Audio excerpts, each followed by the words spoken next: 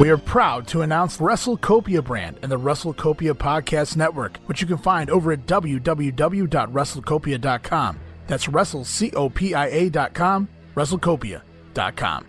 You may have heard me mention the WrestleCopia brand in passing on a variety of our shows. You might be asking, what is WrestleCopia?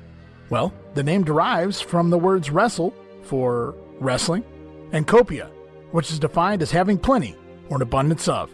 It's abundance of wrestling history over at WrestleCopia.com as the podcast network continues to grow with a variety of podcasts.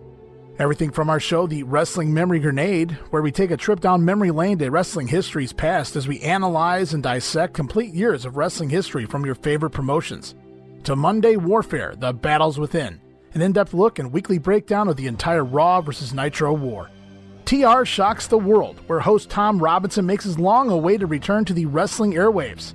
Tom does everything from break down the current product to share inside stories and memories from years gone by. It's discretion advised as TR shocks the world with his strong opinions, hilarious impressions, and so much more. The WrestleCopia News Network is a special feature podcast. You can expect more late-breaking news, timely discussions, and tributes to the fallen legends on future episodes of WCNN. We've also got other podcasts being prepped for their debuts, including a territory-based show we like to call The Money and the Miles. There's an old saying in the world of professional wrestling that nothing in this business is real except the money made and the miles traveled.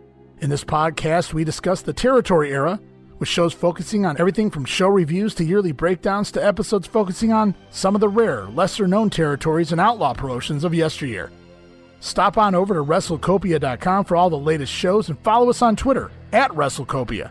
That's on Twitter at WrestleCopia for all the latest news and information on the podcast network.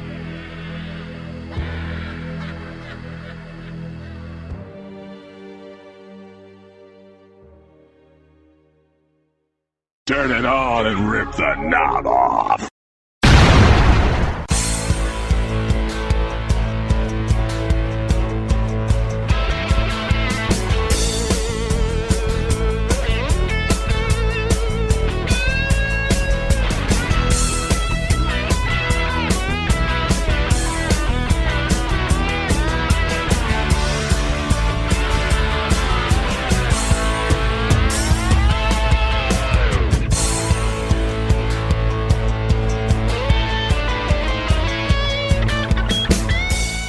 Hey guys, welcome back to the Wrestling Memory Grenade. We're at a milestone this week, guys. It's episode number 50. Can you believe it? We've made it all the way to episode number 50 here on the Grenade. I got to thank you guys for being a part of the show each and every week, our loyal listeners out there.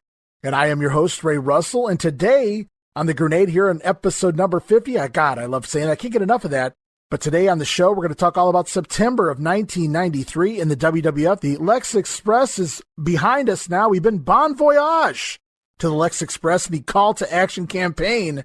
And we might as well have been bon voyage to Lex Luger's career, or at least his push here as well. I get what Vince was going for, but I don't necessarily agree with it. We'll talk all about that in this episode of The Grenade, though. But before we do that, let's talk social media, guys. You can listen to the Wrestling Memory Grenade, all of our past episodes and all of our future episodes as part of the WrestleCopia Podcast Network over at WrestleCopia.com and all of your favorite podcast streaming apps from Apple to Spotify, Google Pod, Pocket Cast, Stitcher, TuneIn, Audible on Amazon, iHeartRadio, so many more. And now also on the Facebook app here in the States under our RSS feed. We're everywhere, guys, and our shows are coming to our YouTube channel very soon. You can follow us. You can follow us on Twitter at Wrestling Grenade. That's at RASSLIN Grenade, home of the free prize giveaway. Also follow and like us on Facebook, now also home of the free prize giveaway. Be sure to follow us on Twitter, follow and like us on Facebook for your chance to enter each and every future free prize giveaway. There's more to come very soon. We gave away 2 prizes last week as part of the SummerSlam watch-along edition of the show, and more to come very, very soon. And speaking of YouTube, I brought that up just a moment ago. You can now find us on YouTube at youtube.com/Wrestling Grenade. Make sure you subscribe to us there. I've already added over 50 new videos in just the last couple weeks, and more to come soon. I had a few people ask me, can you create a playlist for the USWA versus WWF feud? Absolutely, no problem. I've already done so. So you can go over to youtube.com/Wrestling Grenade, and find the playlists if you guys want to see everything going on in the USWA versus WWF feud without getting confused with the other WWF videos that'll be going up there from 1993 as well. And with the Lex Express behind us with SummerSlam now in the rearview mirror, it's time to move on to September. We're moving into the fall, and it's September news time. As we talk about Doink the Clown. We're going to talk about Doink the Clown, all right. But first, let's talk about the babyface turn coming up for Doink the Clown. Post-SummerSlam TV tapings beginning, an apparent turn for Doink the Clown, says DeMeltz. Post-SummerSlam TV tapings would suggest that Doink the Clown planning on making a babyface turn as he has issues with Luna Vachon and Bam Bam Bigelow. We'll see in the coming weeks here. Also, Jerry Lawler on commentary claims that Doink the Clown was the reason that they lost to Bret Hart at SummerSlam. So Lawler giving Doink the business as well as Bam Bam and Luna. It looks like Doink the Clown headed for a babyface turn. It was evident from TV, says DeMeltz this weekend, that Doink the Clown is going babyface to feud with Jerry Lawler. Now we know that doesn't happen, but Lawler does blame Doink for losing the match to Bret Hart. Doink threw a bucket of water on Lawler during a King's Court segment we'll see upcoming as well. Doink, at the first night of TV tapings after SummerSlam, threw a bucket of water also on Luna Vachon, as I just mentioned. Bam Bam Bigelow went after Doink, which caused the Clown to set up a wire that tripped Bigelow. Remember when he did that to the Boss Man? And then Doink nails Bam Bam Bigelow with a broomstick. We'll have to see if that one airs or not. We'll have to just wait and see. There's a new radio show in town, Radio WWF, led by Jim Ross. Jim Ross's old wrestling show, that's Wrestling with Jim Ross on WSB, was canceled, and rightfully so, as he now has a new gig here in the WWF. Tribune Broadcasting is syndicating Jim Ross's new Radio WWF show as a bargaining chip. Any station that picks up the talk show gets radio broadcasts of all pay-per-views, with Gorilla Monsoon and Jim Ross doing the announcing on those pay-per-views. Now, that's true in the short term. Perhaps they have the option, but I can tell you firsthand, just because these radio stations had the option to pick up the pay-per-views, they didn't do that in my market. DeMeltz makes a good point here. He says with Jim Ross having to do the pay-per-views on the radio, that means he won't be doing any more play-by-play on the pay-per-view shows for TV. And speaking of the Jim Ross show, the new Radio WWF show, the very first week on the air, only 6 stations had picked up the Radio WWF program. Those cities include Minneapolis, Minnesota, Portland, Maine, La Crosse, Wisconsin, Albuquerque, New Mexico, Springfield, Massachusetts, and Hudson, New York. Interesting. A memo was sent to Titan employees encouraging them to call the show so as to make sure the right types of questions are asked, and more importantly, the wrong kinds were not asked. And as of the end of September, guys, it looks like about 9 stations have picked up Radio WWF. One of those stations being Norfolk, Virginia, on a 50,000-watt radio station. Unbelievable. What a start for Radio WWF here. Last month, in the early part of August, we talked about all of the talent leaving the company. 16 names were listed. Well, some of those talents aren't necessarily gone. They're getting a second chance of sort. A lot of the wrestlers who thought they were being let go are getting a reprieve of sorts because Titan is planning on restarting, quote-unquote, B-team shows as early as October, says DeMeltz. Unlike in the past, they won't be running split evenly with balanced crews. All the major stars will be on the A shows. Major markets will get the big stars. Leftover guys will work the 1,800 to 2,500 seat high school gyms, the local school boosters, the charity shows, the fairs, and things of that nature. Meltzer also hypothesizes that the Steiners must be losing their belts sometime soon because on August 31st and September 1st at the TV tapings, the Steiners both nights without the tag team belts. And that's when I noted here, this could have been a really scary situation had this been just a few months back. There were really no teams, maybe other than the Headshrinkers, that you could give these belts to if the Steiners are yanked off TV here. But now we do have the Headshrinkers, but we also have the Heavenly Bodies, if need be, and the Quebecers. And that's not the only issues the WWF is having right now. The WWF has canceled their future dates, their house shows, in St. Louis, Missouri after losing KPLR TV. Their TV is gone in St. Louis effective in September. WWF also losing WCCO in Minneapolis. So the WWF losing major markets, Minneapolis and St. Louis, big territories. Once upon a time here in 93, it's a no-go. And I should note, I've noticed this a lot lately. In fact, it happened in my market as well back in this time period. All of the shows, the syndicated shows, the time slots that they were given back when it was in the peak with the Hulk Hogan, the Hulkamania era of the late 80s, very early 90s. All of those great time slots they had back in those days, they seem to be changing. So not only are some cities canceling their deal with the WWF, other cities and other markets, they're moving the show around. They're putting it on at night. They're putting it on later in the day when less people are watching. So not doing well here in syndication. And not only are there issues in syndication, but there's issues apparently on the USA Network as there are serious rating issues as we head here into the month of September. Remember, Raw's been off the air. Our last real Raw that we got was way back on August 16th. And of course, August 22nd Raw was a condensed 1 hour version of the SummerSlam Spectacular. Raw's been off the air for 2 weeks due to the US Open. And when they return, you would expect a large crowd, everybody waiting to get back into their wrestling habits on Monday night. That's not exactly the case here. On the September 13th Monday Night Raw here this month, the show does a 1.8 rating and featured a tag team title match between the Steiner brothers and Quebecers. And for those who know, yes, it's that title match, but only a 1.8 rating, which DeMelt says was by far the lowest rating in the history of Monday Night Raw up until this point. Wait until 2022, Meltz. Meltzer then says whether this was a fluke or an indication of something more, it'll become more obvious when the ratings come in for the following show, September 20th. Well, here are those ratings as well. Monday Night Raw, following the 1.8 rating, does a 2.1, the second lowest in the history of Monday Night Raw. So 2 weeks in a row, the two lowest ratings in the entire 9-month run of Monday Night Raw. Let's hope things turn around here heading into the fall. Another segment I've titled Bad Investments.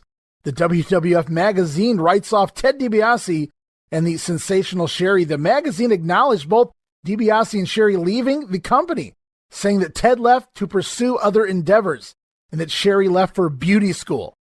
It wished both of them luck in their future endeavors. Wow, all the way back in 93. And also pretty much closed the book on the $1 Million Man gimmick, at least for now, saying that DiBiase had lost most of his money due to bad investments, I guess paving the way for an eventual face turn, says the Melts, which that would have made sense. DiBiase loses all his money. It's time to grovel. But that's only if he decides to come back. We know DiBiase will be back by Royal Rumble 94, although they completely ignored this whole bad investments deal. In the past, WWF has never acknowledged wrestlers when they leave the company.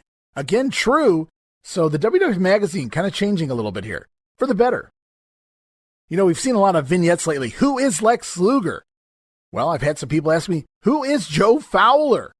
Joe Fowler! Joe Fowler previously worked on Channel 10 in Philadelphia prior to his run here with the WWF, but he also appeared as the announcer for the Screaming Eagles on the sitcom Coach, where I recognized him from. I didn't watch Coach when it initially aired, but in later syndication in the later 90s, I said, oh my God, that's Joe Fowler.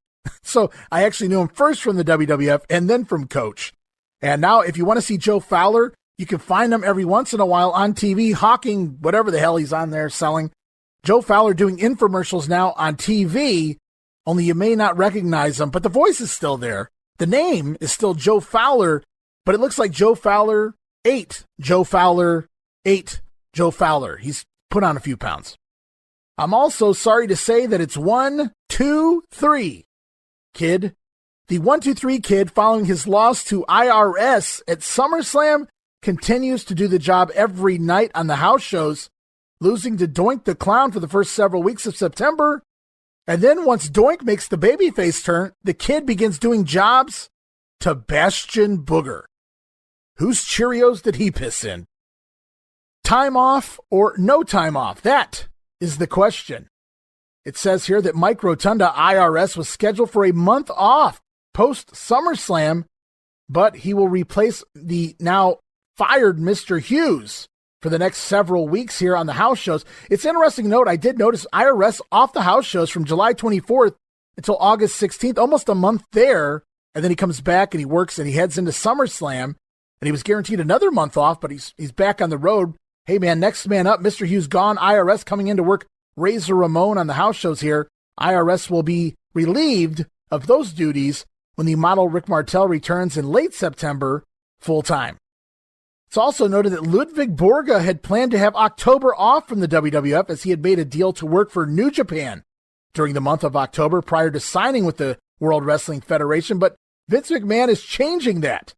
Vince smoothing it over with New Japan, and Ludwig Borga will not leave to go work for Antonio Inoki's company. Funny enough, Borga is off this month, all of September. If you go and look at the house show results, Ludwig Borga does not wrestle for the entire duration of September until like the last couple of days of the month. So it's funny that he expected to get October off, and he doesn't get that, but he expected to work September, and Vince gives him that off. But there's a very good reason for that. It involves Lex Luger and an injury. We're going to get to that in just a little bit. DeMeltz also notes that Bret Hart was asked to take 3 months off following the Survivor Series. Now, we know that doesn't actually happen, but it's interesting to see what the initial plans were here before Jerry Lawler has to go. But DeMeltz says expect a big angle to take place at Survivor Series to write Bret Hart off for 3 months. I wonder what that would have been. Could it have been what they actually do at the Royal Rumble with Bret and Owen? It's really interesting to think about that for a moment. That was the plan here. Obviously, we know that doesn't happen. Should Hart have been taken out at Survivor Series, been out for 3 months, he would have returned after the Royal Rumble and leading into WrestleMania. Harvey Whippleman has nobody cares for Harvey Whippleman here. We know that Giant Gonzalez turned babyface at SummerSlam, and he'll be gone here in less than a month. Also, Mr. Hughes canned from the company, so as of right now, Harvey Whippleman has nobody, but do not fear, at the TV tapings following SummerSlam, he's already gifted the tag team of Well Done. That's right, Timothy Well and Stephen Dunn, now managed by Harvey Whippleman. So he goes from guys feuding with The Undertaker to Well Done. Well done, Harvey. Harvey will also be gifted another wrestler. We'll talk about that later in the month here of September. And now comes all of the big news. I titled this, Where Have All the Talent Gone? Or Where Has All the Talent Gone? 16 talents released from full-time contracts released outright last month in August, with Vince McMahon on the verge of the steroid trial indictment. The WWF has cracked down on drug use, and especially steroids here in the WWF. And that leads us to all of these new pieces of news here for September. Post SummerSlam, we have major suspensions, including most of the WWF champions. First Intercontinental Champion Shawn Michaels is reportedly test positive for steroids and suspended by the WWF. Shawn Michaels denies those allegations then, and he denies them today. And it's at this point, back here in September of '93, that Shawn Michaels quits the World Wrestling Federation.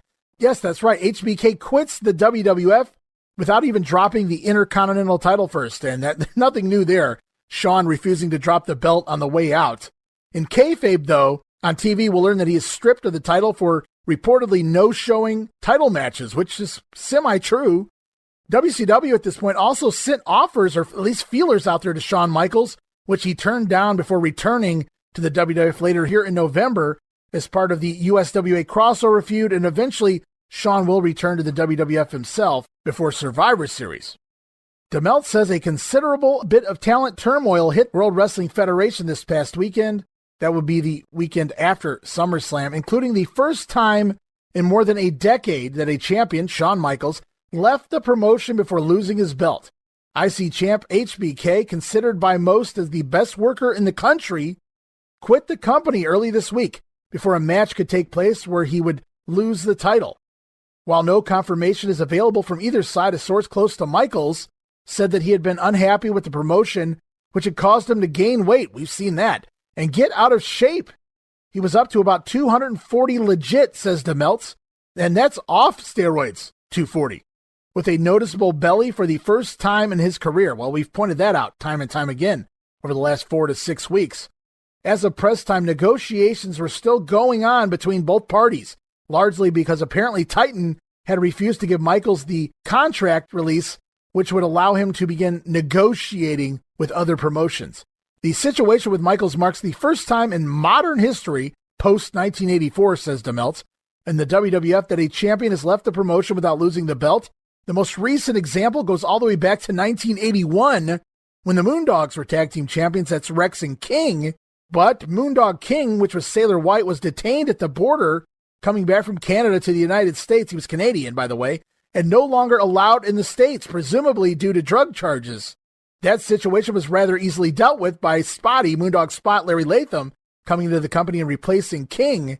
back in 1981. The last time, though, a champion quit the promotion was all the way back in 1975 when the tag team champions, then Dominic DeNucci and Victor Rivera quit the WWF to join the new rival Eddie Einhorn IWA.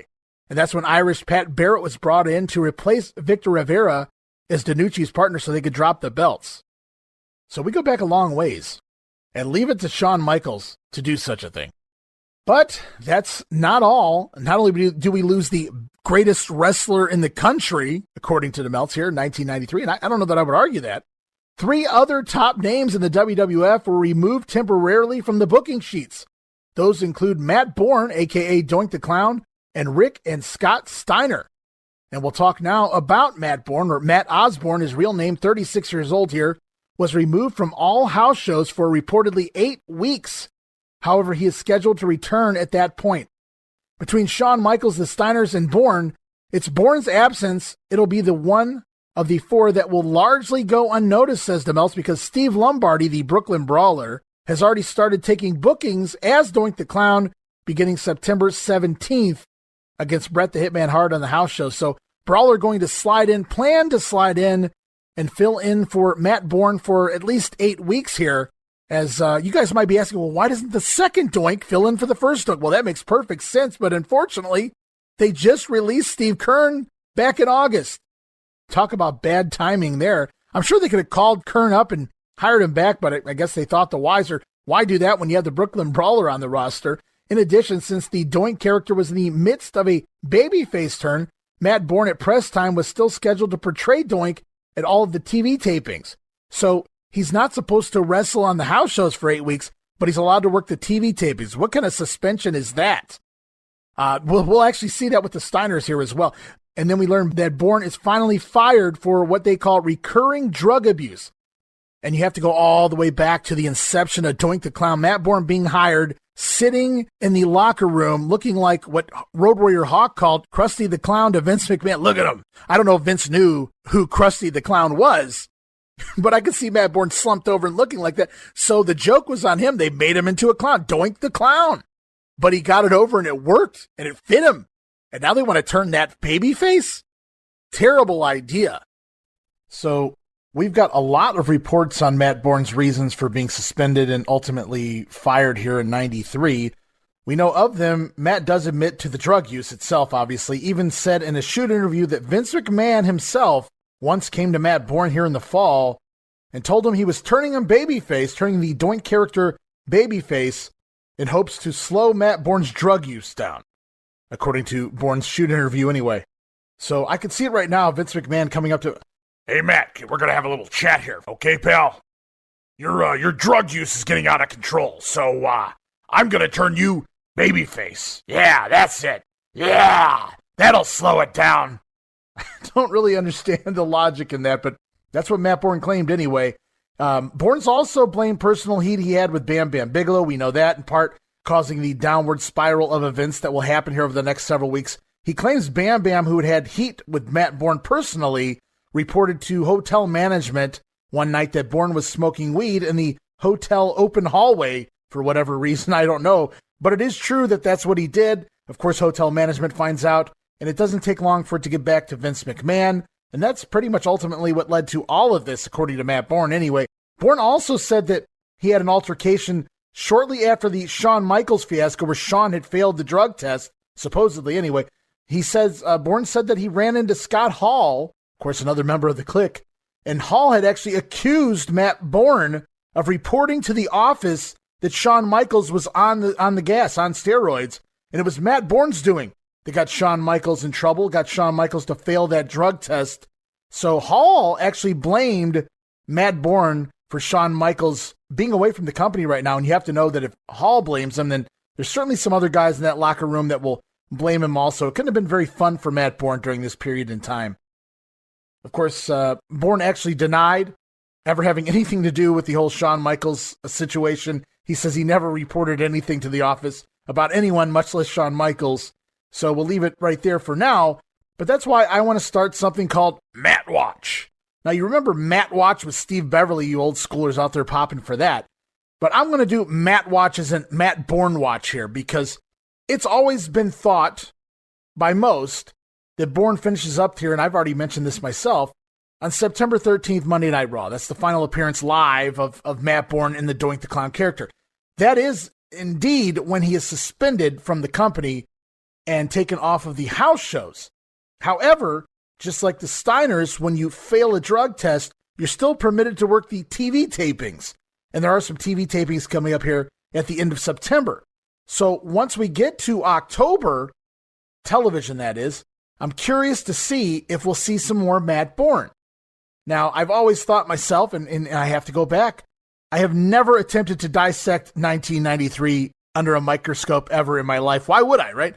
But I'm doing it now, and I'm having a lot of fun doing it. So I'm very curious to see if Matt Borne does return for more future TV tapings, because when you hit the internet, when you start Googling this, there's people reporting that Borne's with the company all the way up till Survivor Series, all the way through Survivor Series. So it's going to be very interesting to see where Matt Borne, the actual original Doink, disappears from television. We know Steve Lombardi will take over on the house shows here immediately after September 13th, and eventually Ray Apollo will come in and replace Doink permanently, at least until 95, when the Doink character is finally written out of its misery. But yeah, so I'm just very curious to see Matt Watch. We're going to start Matt Borne Watch, if you will. And I'm just very curious over the next couple episodes to see when it is that Matt Borne officially disappears from WWF programming. So just a little fun note to stick out there. We're going to get to the bottom of this, guys, I promise. And we've talked HBK quitting the company because of being accused of taking steroids. We've talked about Matt Borne, Doink, being fired from the company due to recurring drug abuse. And now we're going to talk about Scott Steiner, who has also reportedly tested positive for steroids, and he's simply suspended from the company. But with him, Rick Steiner suspended along with his brother, or at least he's being sent home at the very least. So the Steiner brothers, who are the tag team champions, are pulled off TV here in September. It's reported that the Steiners will also be pulled off of the house shows for 8 weeks, but work some of the TVs. They do work TVs, but they are not suspended anywhere near 8 weeks. I can assure you that. Jim Cornette, in past interviews, and a couple of others as well, have stated the Steiner brothers were very unhappy with the promises given to them by Vince McMahon here in 93, and also not really happy with having to adapt to the WWF style, the talent here in the WWF. So the Steiner brothers not really happy as it is. Scott Steiner's done interviews himself and didn't really necessarily completely complain about the situation, but did mention that Vince McMahon was not very hands-on during this period. He was more concerned about the upcoming steroid trial, so the Steiners were kind of left there to linger. And we will see the Steiner brothers go off the road on September 19th. Once they drop the tag team titles, they will return for TV tapings, and they'll continue to work down in Jim Cornette's Smoky Mountain Wrestling, as was already promised to Jim Cornette as a favor. DeMelt says the Steiners, who lost the WWF tag team titles on September 13th on Raw, appears now to have a decision made largely because of things happening behind the scenes rather than a booking decision based on drawing dollars to the gate. Word the Meltz is getting is that the Steiners are still going to make their scheduled October 7th and October 10th dates for Smoky Mountain Wrestling, which they do, but are uncertain about whether they'll be returning to the WWF. And they kind of do.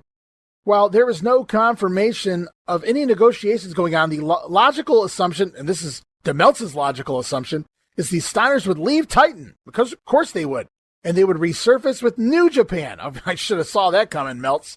The Steiners will be replaced on all house shows during that period by the Quebecers.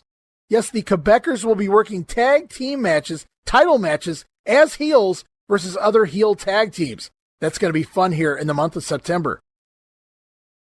And one of those teams taking on the Quebecers throughout the month include the team of Adam Bomb and Bam Bam Bigelow. But let's remember, Johnny Polo manages Adam Bomb, and Johnny Polo may have interest in the Quebecers as well before this month is over.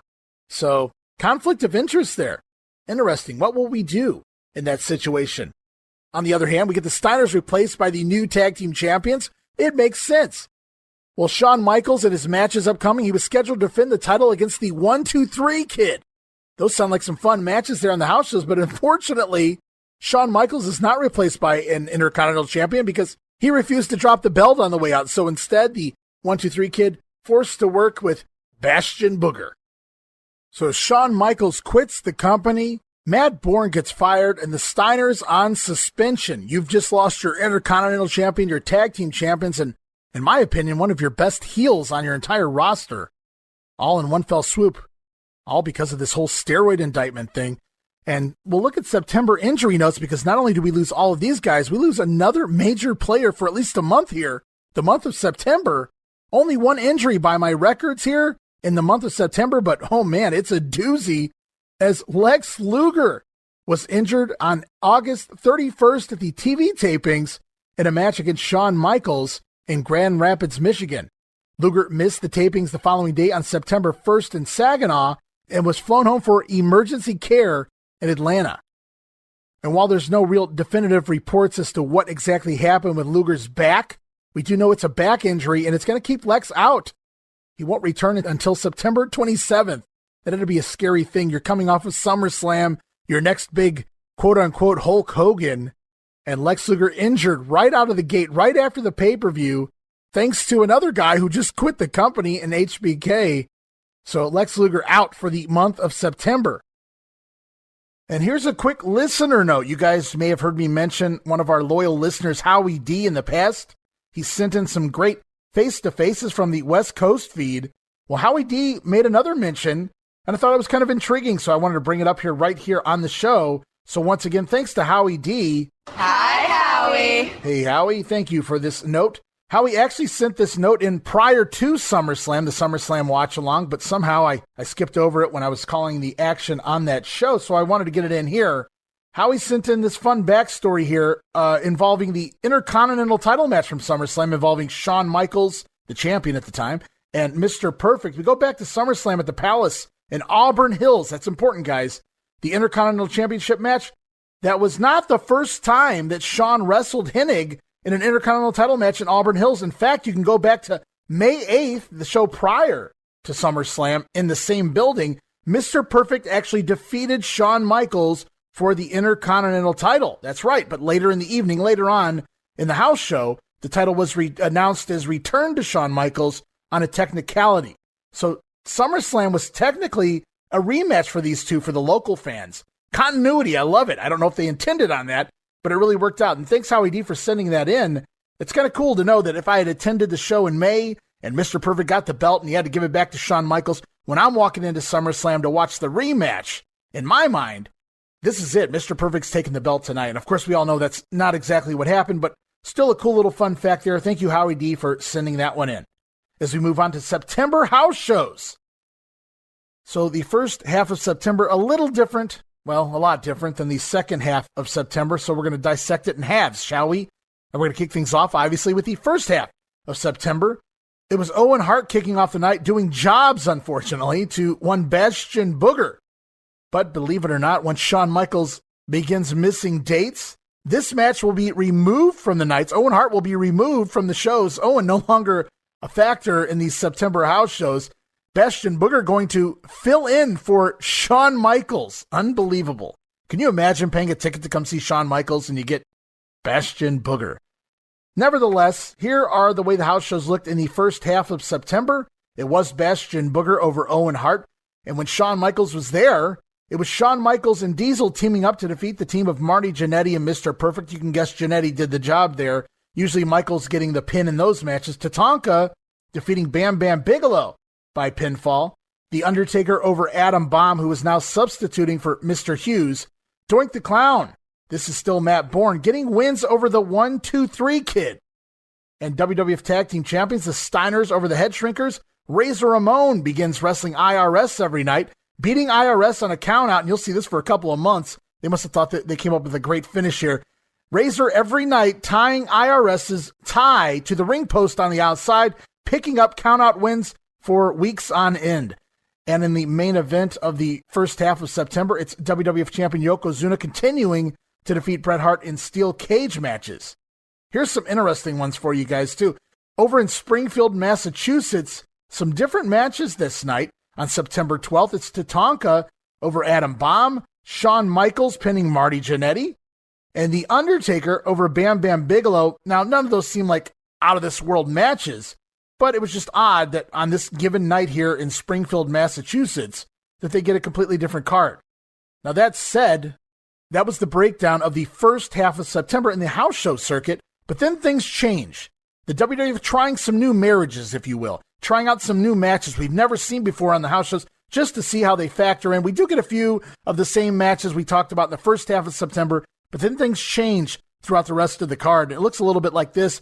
We still see The Undertaker over Adam Bomb, who's basically subbing for Mr. Hughes. Razor Ramon continues to do the count-out deal with the tie and IRS. The 1-2-3 Kid now going over on Bastion Booger to keep the fans happy. This was originally scheduled to start seeing Intercontinental Champion Shawn Michaels defending his title against the 1-2-3 Kid. Instead, we get the 1-2-3 Kid wrestling Bastion Booger. Now, I did point out that the Kid beats Booger, but that's only for the initial weekend that they begin working together. After that, it's Bastion Booger over the 1-2-3 Kid each and every night. Unbelievable. Then the rest of the card looks like this. Mr. Perfect now in a feud with Diesel. Mr. Perfect getting the win over Diesel here. We see flip-flop between the Guns and the Shrinkers. Some nights it's the Guns over the Headshrinkers. The other nights it's the Shrinkers over the Guns. Doesn't really matter. It's all interchangeable to Vince McMahon. Bret Hart on the loop of the September 17th through the 19th gets a crack at Doink the Clown. That sounds like a fun match, but you got to remember, Matt Borne went on suspension on the 13th. That means we see Bret Hart over Steve Lombardi, the Brooklyn Brawler, as Doink the Clown from September 17th through the 19th. And the main events of September 17th through the 19th, listen to this, tag team title match. Woo! The Steiner brothers defeating the tag team of Yokozuna and Bam Bam Bigelow. Wow, that had to be quite a sight to see. I'm curious to see if any of that's out there on a handheld. I'd love to get my hands on that match. And then, of course, we conclude the tour with the final couple weeks of September. Some nights we see Bastion Booger over the 1-2-3 Kid. And this is where we begin seeing Bastion Booger pinning the 1-2-3 Kid. Some nights they have Johnny Polo for no real reason running to ringside to shove the Kid off the top rope during the match, allowing Bastion Booger to recover and pick up the win. So it looked like maybe they were pivoting from Shawn Michaels, who's now under suspension or quit or whatever you want to call it. And it's like, well, maybe we can go to a Kid and Johnny Polo feud. I got nothing against John. That would have actually been pretty damn fun. I don't know if the Kid could have held his own in a verbal joust, but I don't know. We'll see. The 1-2-3 Kid possibly being lined up for a feud with the manager. And also, this is pretty much where the WWF begins working in time limit draws. And it's basically their way of extending shows without giving you too much real wrestling. And we get a ton of 20-minute time limit draws, all of them involving IRS. And no shocker there. We're going to see IRS battling Tatanka to a 20-minute time limit draw, Razor Ramon, Mr. Perfect. It's really just a way of killing the clock every night. IRS, shove them out there for 20 minutes.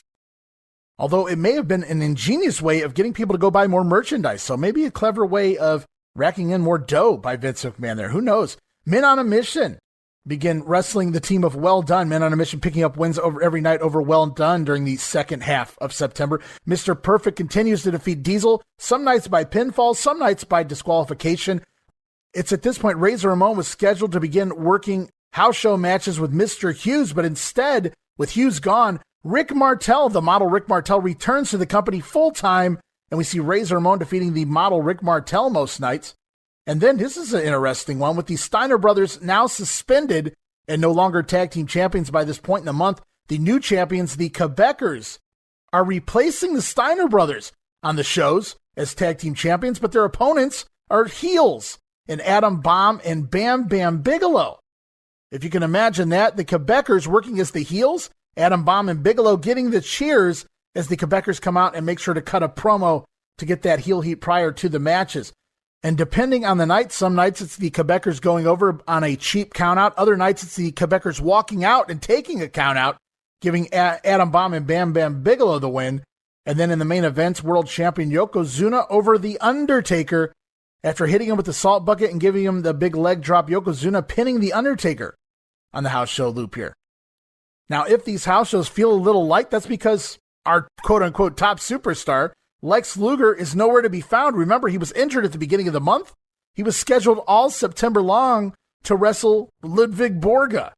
But because Luger was out injured, they just simply sent Ludwig Borga home, I guess, or just on the road doing absolutely nothing. I'm not really sure where Ludwig Borga was for the month of September, but he wasn't on the road other than the TV tapings.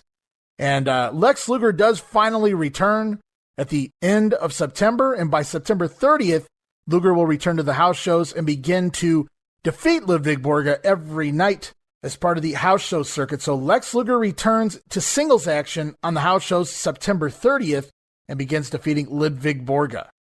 Now, here's some interesting randomosities that took place over the course of September on some house shows, some TV tapings. We'll go back to New York in the Manhattan Center. September 13th is part of a Raw taping. Dark match after Raw saw Bret Hart team with the Macho Man, who was actually subbing for an injured Lex Luger. So it's Bret Hart and the Macho Man over Yokozuna and Bam Bam Bigelow, albeit by disqualification, could have made for an interesting match. We go down to North Charleston, South Carolina. September 17th, the WWF.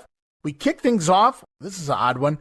A fellow by the name of Johnny Z defeating the future Mortis, Chris Kanyon.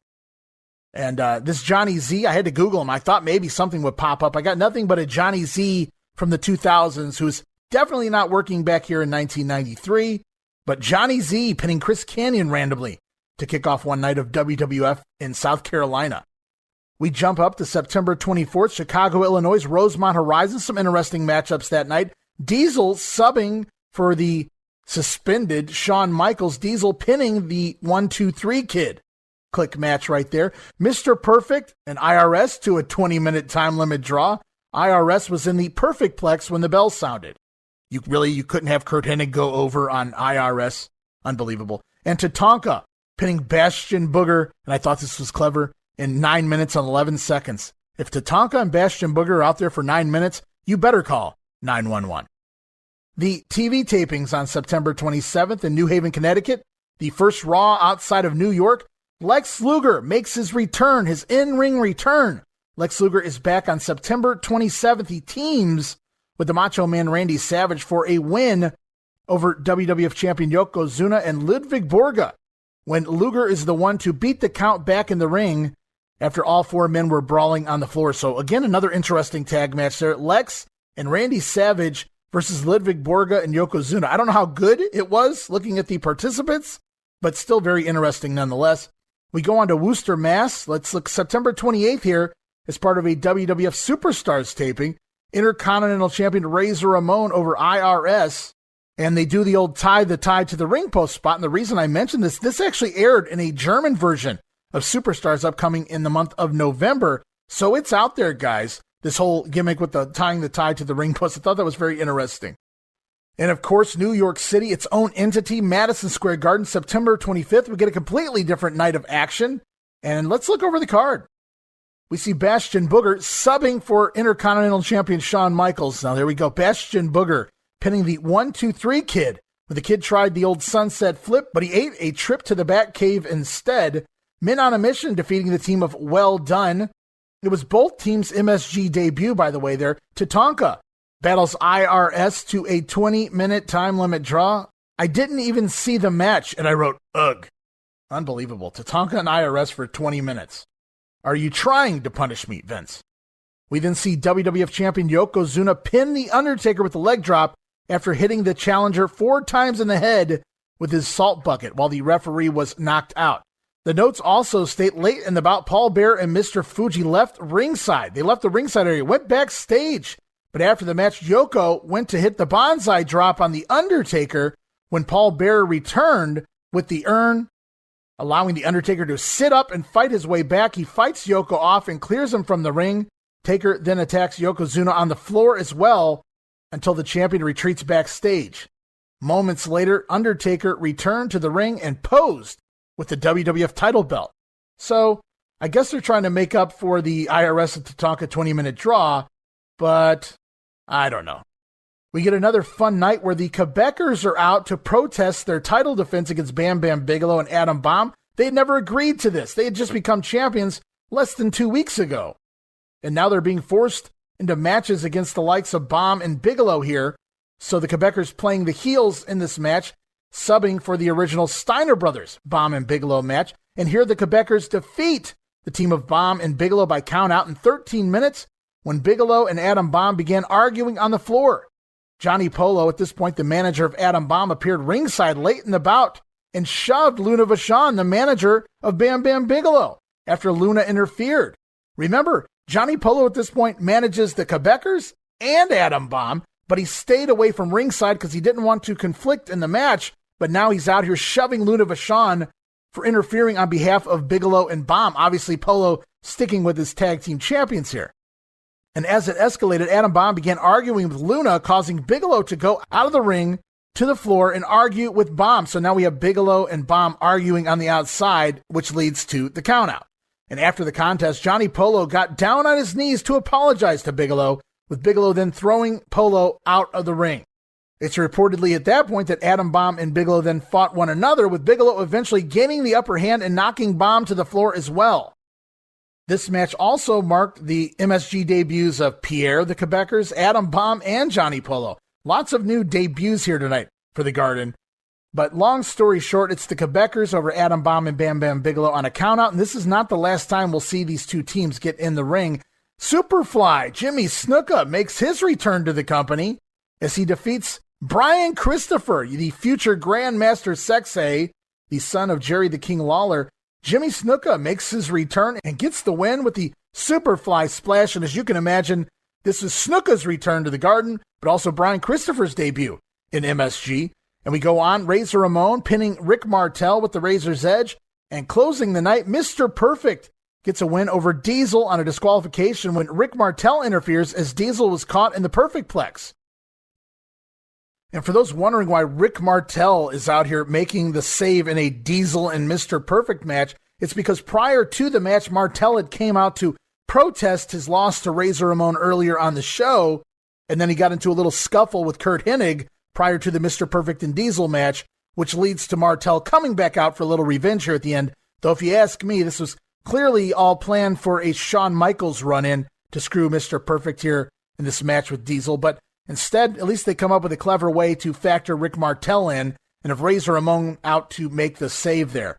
So, looks like we could have been leading towards a Hennig and Razor versus Diesel and Martel type of tag team match in the future, which may have been good. Also should point out that prior to the Hennig and Diesel match here on the house show, Paul Bearer returned to ringside and announced that there would be a return match between The Undertaker and Yokozuna, but this time it would be in a casket match. Wow. But we finally move away from the house shows and we look at who is gone in September.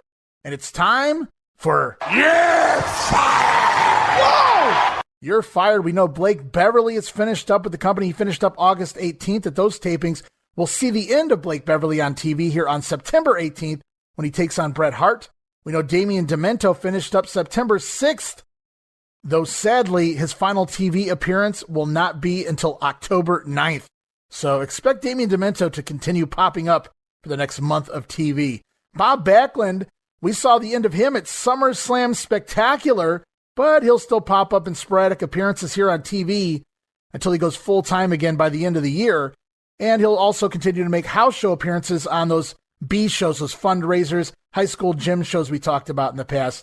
Virgil, his final full-time night was September 1st at a TV taping. Virgil will continue to make sporadic appearances on TV, though, in late October. He'll even work some of the lower-end B house shows against the likes of Bastion, Booger, and Johnny Polo to fill out some cards at the end of the year.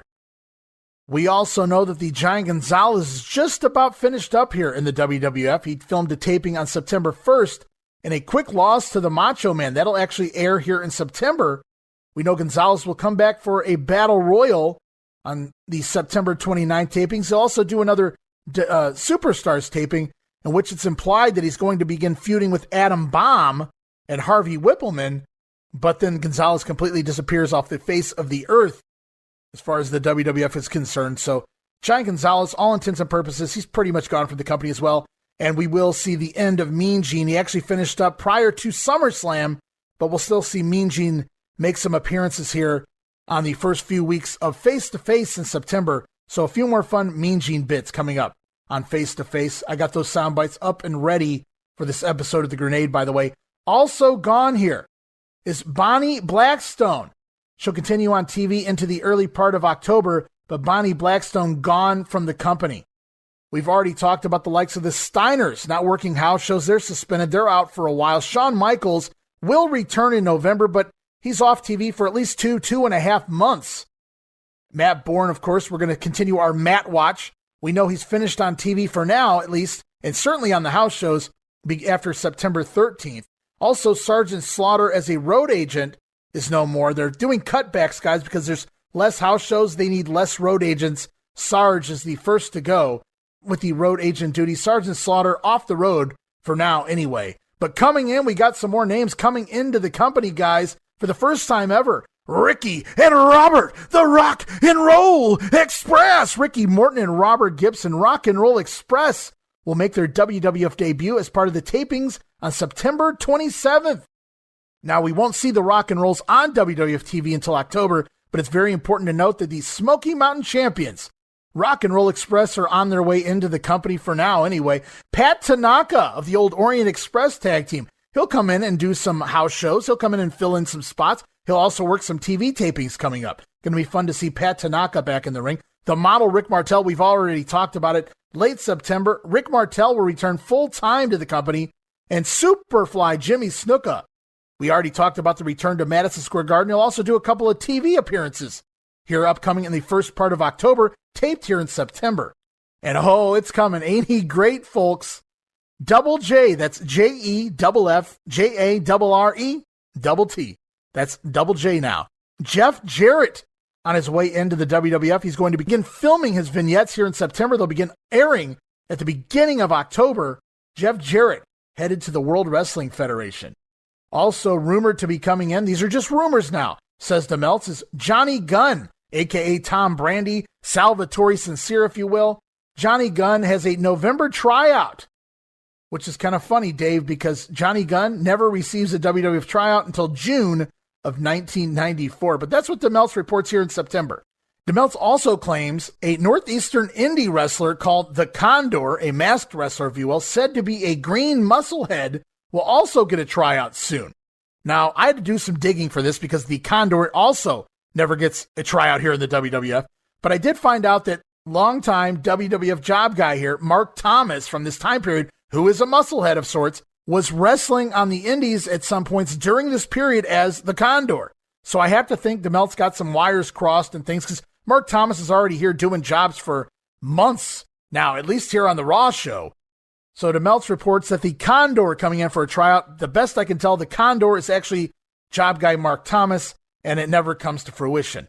Also, it's reported that Medusa has been talked to about starting with the company in November to feud with Luna Vachon, but Meltzer reports no deal is definite at this time. We know Medusa will pop up before the end of the year as Alundra Blaze. Also, this is always a fun story. Terry Funk was talked to about coming in, but that's also not a definite. Funk claims he was promised to replace Pat Patterson as head booker here, alongside Vince McMahon. Of course, we know the story. Terry Funk's told this one himself. Terry Funk had all but agreed to come in as one of the new head bookers for the company, and obviously also likely some sort of TV character of sorts, I would have to imagine. But the story goes, Terry Funk, it's the 11th hour, it's the final minutes before Funk's supposed to come in and do his thing here with the WWF, and he has cold feet. He decides, you know what, I just want to stay back at home. I don't really want to do this anymore. And Funk had already actually been pegged as one of Jerry Lawler's knights as well at the Survivor Series. And we get right up to the point in time, and Funk just backs out, and he leaves a message. He tells Vince McMahon, my horse got sick. So Funker had to go back home and take care of that sick horse. And of course, the story goes, when he returns years later, Vince asks him, the first thing Vince asks him is, how's your horse? So Vince never forgot, never forgets. And Terry Funk here, though, my horse got sick. And he goes back home. We never see the Funker arrive here in the WWF in 1993, but he'll do some good things in ECW and eventually return Chainsaw Charlie and all that jazz much later on in the WWF as well. September tryouts, not a whole lot here at all in the month of September. Brooklyn Brawler, Steve Lombardi, continues to do some tryouts here in the MVP character, but we know he'll move over to do the Doink fill-in for a while here. So this is pretty much the end of MVP before it really ever gets started. We will see him as part of the upcoming Raw Battle Royal But other than that, the MVP, he's already gone. At least for the time being, we know Abe Knuckleball Schwartz to return next year. Also, jobber Gary Jackson. Remember I referred to him as Little Coco before? Not the midget wrestler Little Coco, but like a smaller version of Coco Beware, which is not saying a lot because Coco already probably the shortest guy on the roster, so that probably didn't bode well for Gary Jackson. But he gets a tryout here as Freight Train Gary Jackson. And I always liked Gary Jackson. Full of fire, he looked good, he seemed to know what he was doing in the ring, and most of the guys he worked against would give him a few spots before they took over and cleaned his clock. Also, Sabu was reportedly penciled in for a tryout here in September, but he went to Japan instead. Now we will see Sabu come in and do all 3 nights of TV tapings, 3 nights of tryouts for Sabu next month in October. So we'll talk about that in the October edition of The Grenade. As we move on, it's USWA crossover time with the World Wrestling Federation. It's the WWF USWA feud continues on here in September. Now, we most recently saw Bret Hart in town, Owen Hart in town, feuding with the likes of Jerry the King Lawler. Bret and Lawler do the cage match down in Memphis the night before SummerSlam. Then the Giant Gonzalez comes in, turns on Lawler, and we get the Giant Gonzalez and Lawler match here. But this is the thing. None of the stuff involving Vince McMahon, I found this very interesting. It's reported that nothing involving Vince is shown or even alluded to on any of the USWA syndicated shows. Now you might ask, I don't understand. What do you mean? You see, the Memphis version of USWA is a 90-minute show every Saturday morning, 90 minutes live on TV. However, in syndication and all of their other outlets, whether it's Indiana or Louisville, Kentucky, or whatever the case may be, Arkansas, wherever they may go with syndication, it's a 60-minute package. So they have to edit out 30 minutes of the show. And typically they'll edit out anything selling all the matches coming up at the Mid-South Coliseum and other little things that you necessarily wouldn't really miss. But it's really important to note here that anything involving Vince completely edited off these shows for all the other cities because Vince, he ain't working any other town besides Memphis. DeMelt says everything involving McMahon is edited off the syndicated show. In fact, when they aired the clips of Lawler and referee Paul Neighbors doing the stretcher job in syndication, everything involving Vince McMahon during that match was edited from the tape. So you only see the little clips of the Lawler and Paul Neighbors interaction. No Vince McMahon shown, which is kind of hard because Vince was all over that match. Really good stuff there. Also, DeMelt knows with Giant Gonzalez now in town in Memphis here for a few weeks, referee Bill Alfonso, who is also Gonzalez's translator and caretaker. Look it up, guys, if you ever get curious about this. Bill Alfonso talks at length about his time with Giant Gonzalez. He was a great friend with Jorge Gonzalez, and Bill has nothing but nice things to say about him, and he talks about his time with very interesting stuff. If you ever get time to fall down that rabbit hole, pull it up on YouTube or read about it somewhere online. Lots of good stuff out there about that. But since Giant Gonzalez is going down to USWA, Bill Alfonso will follow him and work reportedly as a referee since he's down there already helping the Giant out with translations and taking care of business there for him. DeMeltz also says, and I get a kick out of this, that Vince McMahon's heel interviews are so eerie, they're incredible. He says it's the exact same McMahon, the same voice pattern, the same inflections as we see Vince on shows like Donahue and Larry King. McMahon said that Memphis is the only city left in the country where the fans haven't seen through Jerry Lawler. And in Lawler's recent TV interviews, he's actually been the one blaming Vince McMahon for turning the Giant Gonzalez. Remember, Gonzalez was heel and turned face at SummerSlam up in the WWF, but down here in Memphis, he was a face and turned heel the day before SummerSlam because Memphis is Bizarro World here in 1993. And so it is reported the Giant Gonzalez will be headed to Memphis here for the month of September. We'll see how that goes exactly. Doesn't exactly go as planned, I tell you that much. And we're going to look at TV and Mid-South Coliseum results here for the month of September here in Mempho. On September 4th TV, we go back, we see a clip once again of the August 29th Mid-South Coliseum cage match with Bret Hart and Jerry the King Lawler. We talked about that last episode, or 2 episodes ago, of The Grenade. If you go back to the second half of August in 93 episode of The Grenade, Burt Prentice cuts a promo here. He's going to be managing the Giant Gonzalez, and Gonzalez actually works a squash match in WMC TV5 Studios. I can't begin to tell you what it looks like to watch a 7'7" Giant Gonzalez squash a man in a studio wrestling format. Also, we hear from Jerry Lawler here, and we get our next heel promo from Vince McMahon and he does his best Gomer Pyle impersonation. Vince is proud of himself, turning the Giant Gonzalez on Jerry the King Lawler. Let's listen to what Vince has to say. Can't believe that you people would accuse me of having something to do with the problems Jerry Lawler had last Sunday in his match with the Hitman Bret Hart. I did say that I thought Jerry Lawler was going to be in for a big surprise. But I had no idea just how big that surprise was going to be. I had no idea that a former tag team partner, Giant Gonzalez, would wise up, would smarten up, and recognize Jerry Lawler for what he truly is.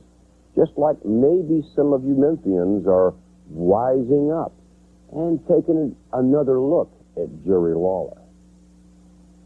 Sort of the realistic view of Jerry Lawler, the way everyone else outside of Memphis views Jerry Lawler. Well, all I can say, Jerry Lawler, is that just like Jim Nabors used to say, and maybe it's more appropriate that I can quote Jim Nabors, and many of you can perhaps understand what I'm saying a little bit more. Surprise, surprise, surprise! No, you don't have a big surprise coming, Jerry Lawler. This Monday night, you and all your fans, you've got a big problem. An 8-foot big problem. And surprise, surprise, surprise. I love it. Vince McMahon having a lot of fun here playing the heel character. It's not just a surprise, it's a big surprise. Get it? Because, he's almost 8 feet tall. So we move on to the Mid-South Coliseum for September 6th. It's supposed to be Lawler taking on Gonzalez. We'll get to that in 1 minute because Colin Scotts, remember the guy that's been getting a tryout here down in USWA, trying to prep him for the World Wrestling Federation. He gets a win here over Reggie B. Fine in the Mid-South Coliseum. And here's the main event. It's Jerry Lawler defeating the Giant Gonzalez on a disqualification. At least that's the reports I have, although I do have it that Jerry Lawler also fireballed the Giant Gonzalez, so I'm not exactly sure how that played out.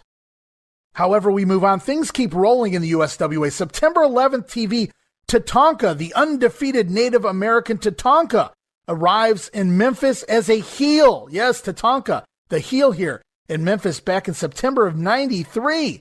And he'll be coming in to challenge one Jerry the King Lawler in a match promoted as the End of the Trail. Sound familiar?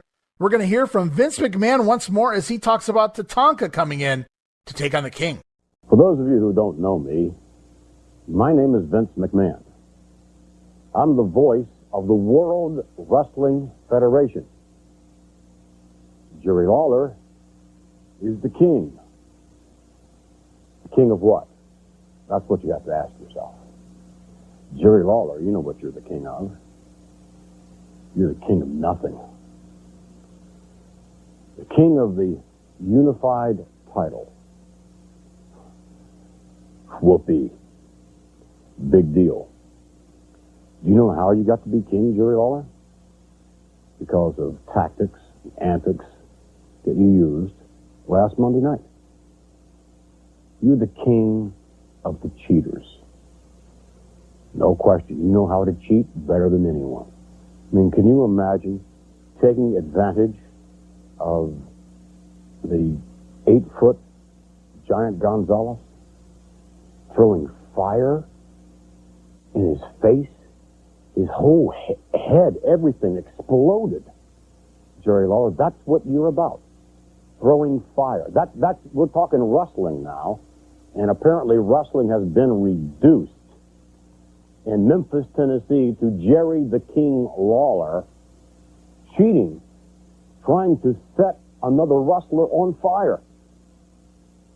Well, you want fire? You've got it.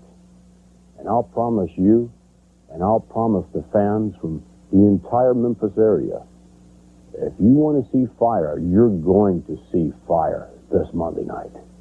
You're going to see a young man run to the ring that is undefeated in the World Wrestling Federation. Now, can you imagine with the lofty standards of the World Wrestling Federation, an individual actually being still undefeated after thousands of matches. That's what you have in the fiery young competitor by the name of Tatanka. He's undefeated, Jerry Lawler. He's going to come to Memphis this Monday night, Jerry Lawler. He's going to show you what fire is all about. He's going to walk into the ring undefeated. He's going to walk out of the ring undefeated. And oh, by the way, why don't you bring your fire, Jerry Lawler? Why don't you bring your fire and bring anything else you want to bring? Tatanka will put the fire out. And the smoke signals that Tatanka will leave after the fire is out is the king is no longer the king. The king has been dethroned. The king has been scalped. Vince McMahon, matter-of-factly there, talking to the king. As we move on to the Mid-South Coliseum, Colin Scotts continues to work the undercard, getting a win over C.W. Bergstrom. But then comes the big match, Tatanka challenging the king for the unified title. It's Tatanka defeating Jerry Lawler to win the belt.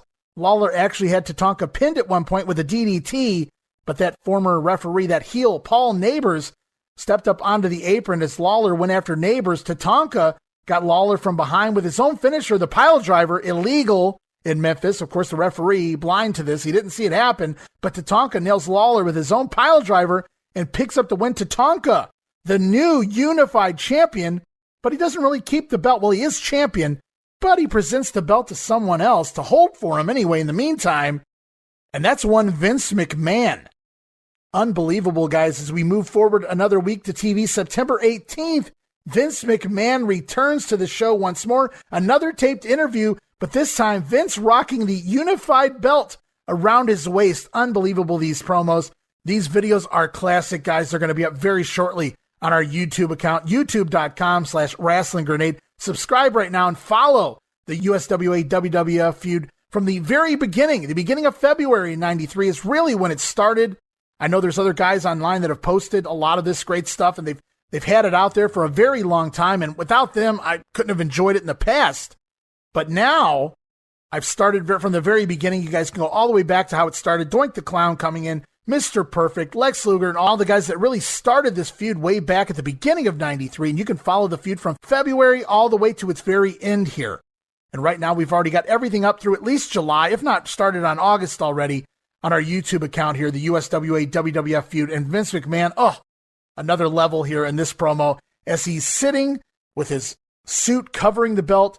He removes the suit. He shows off that, hey, I'm wearing your belt, pal. Talk about pissing a load of fans off, I have to imagine. Let's listen to Vince McMahon gloat as Tatanka is now the unified champion. Well. How about that?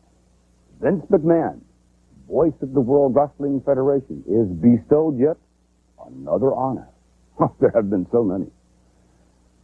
But none any more than the honor that was bestowed upon me last Monday night. Now, for the benefit of those of you in the Memphis area that don't know what that honor was, well, you see, what happened was that, you don't know what happened? You don't know what this is? Why, the last time you saw this belt, it was around the waist of your king. It was around the waist of Jerry Lawler. But it's no longer around the waist of Jerry Lawler. Get a good look at it. And by the way, don't you think this belt looks much better around my slivet waist than it does around the rather rotund midsection of Jerry Lawler? But it looked best around the waist of Tatanka, the Native American that walked into Memphis Monday night undefeated and walked out of the ring undefeated and with the United Championship. And what are you going to do about it, Jerry Lawler? Nothing. You're not going to do one thing about it. I mean, Vince McMahon, right here, with this in my hands, Jerry Lawler, your championship belt. Yeah, it's yours. That's right. You can get close up of it. See that? That's right. It's Jerry Lawler's, or I should say, it used to be Jerry Lawler. So no longer. And Mr. Lawler, I'd like to remind you that this Monday night in the rematch with Tatanka, you've got one shot, and one shot only to regain it. And we're gracious enough to give you that. And you think you're going to win? Well, let me just say that in history, there was something known as Custer's Last Stand this Monday night. Jerry Lawler, it's your last stand.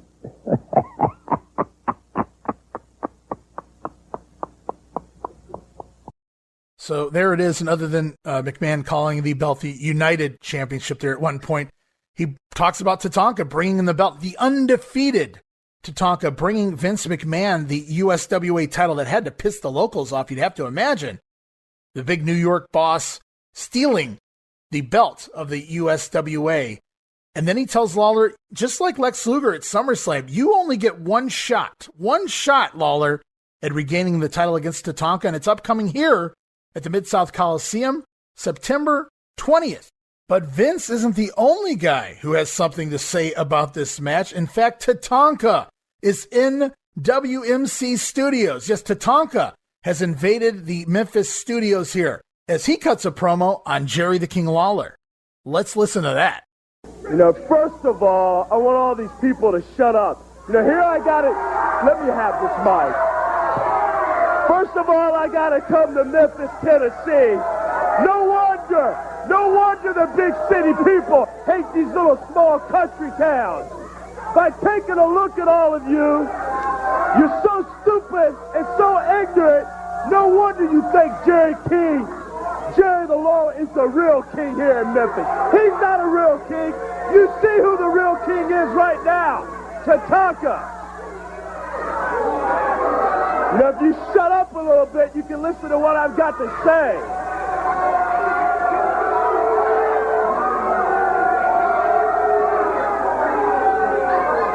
You know, the real kings right here today are the kings of the World Wrestling Federation.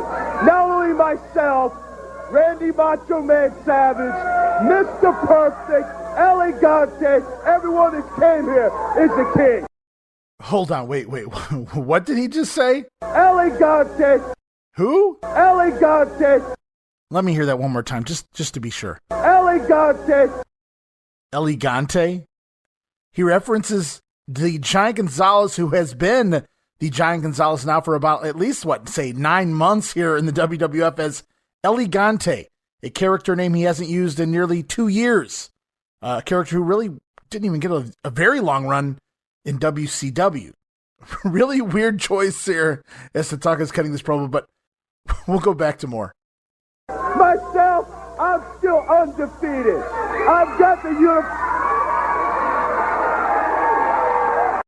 Okay, and what happens from there is Jerry Lawler comes out, he confronts Tatanka, and then he kind of runs down the Survivor Series pay-per-view.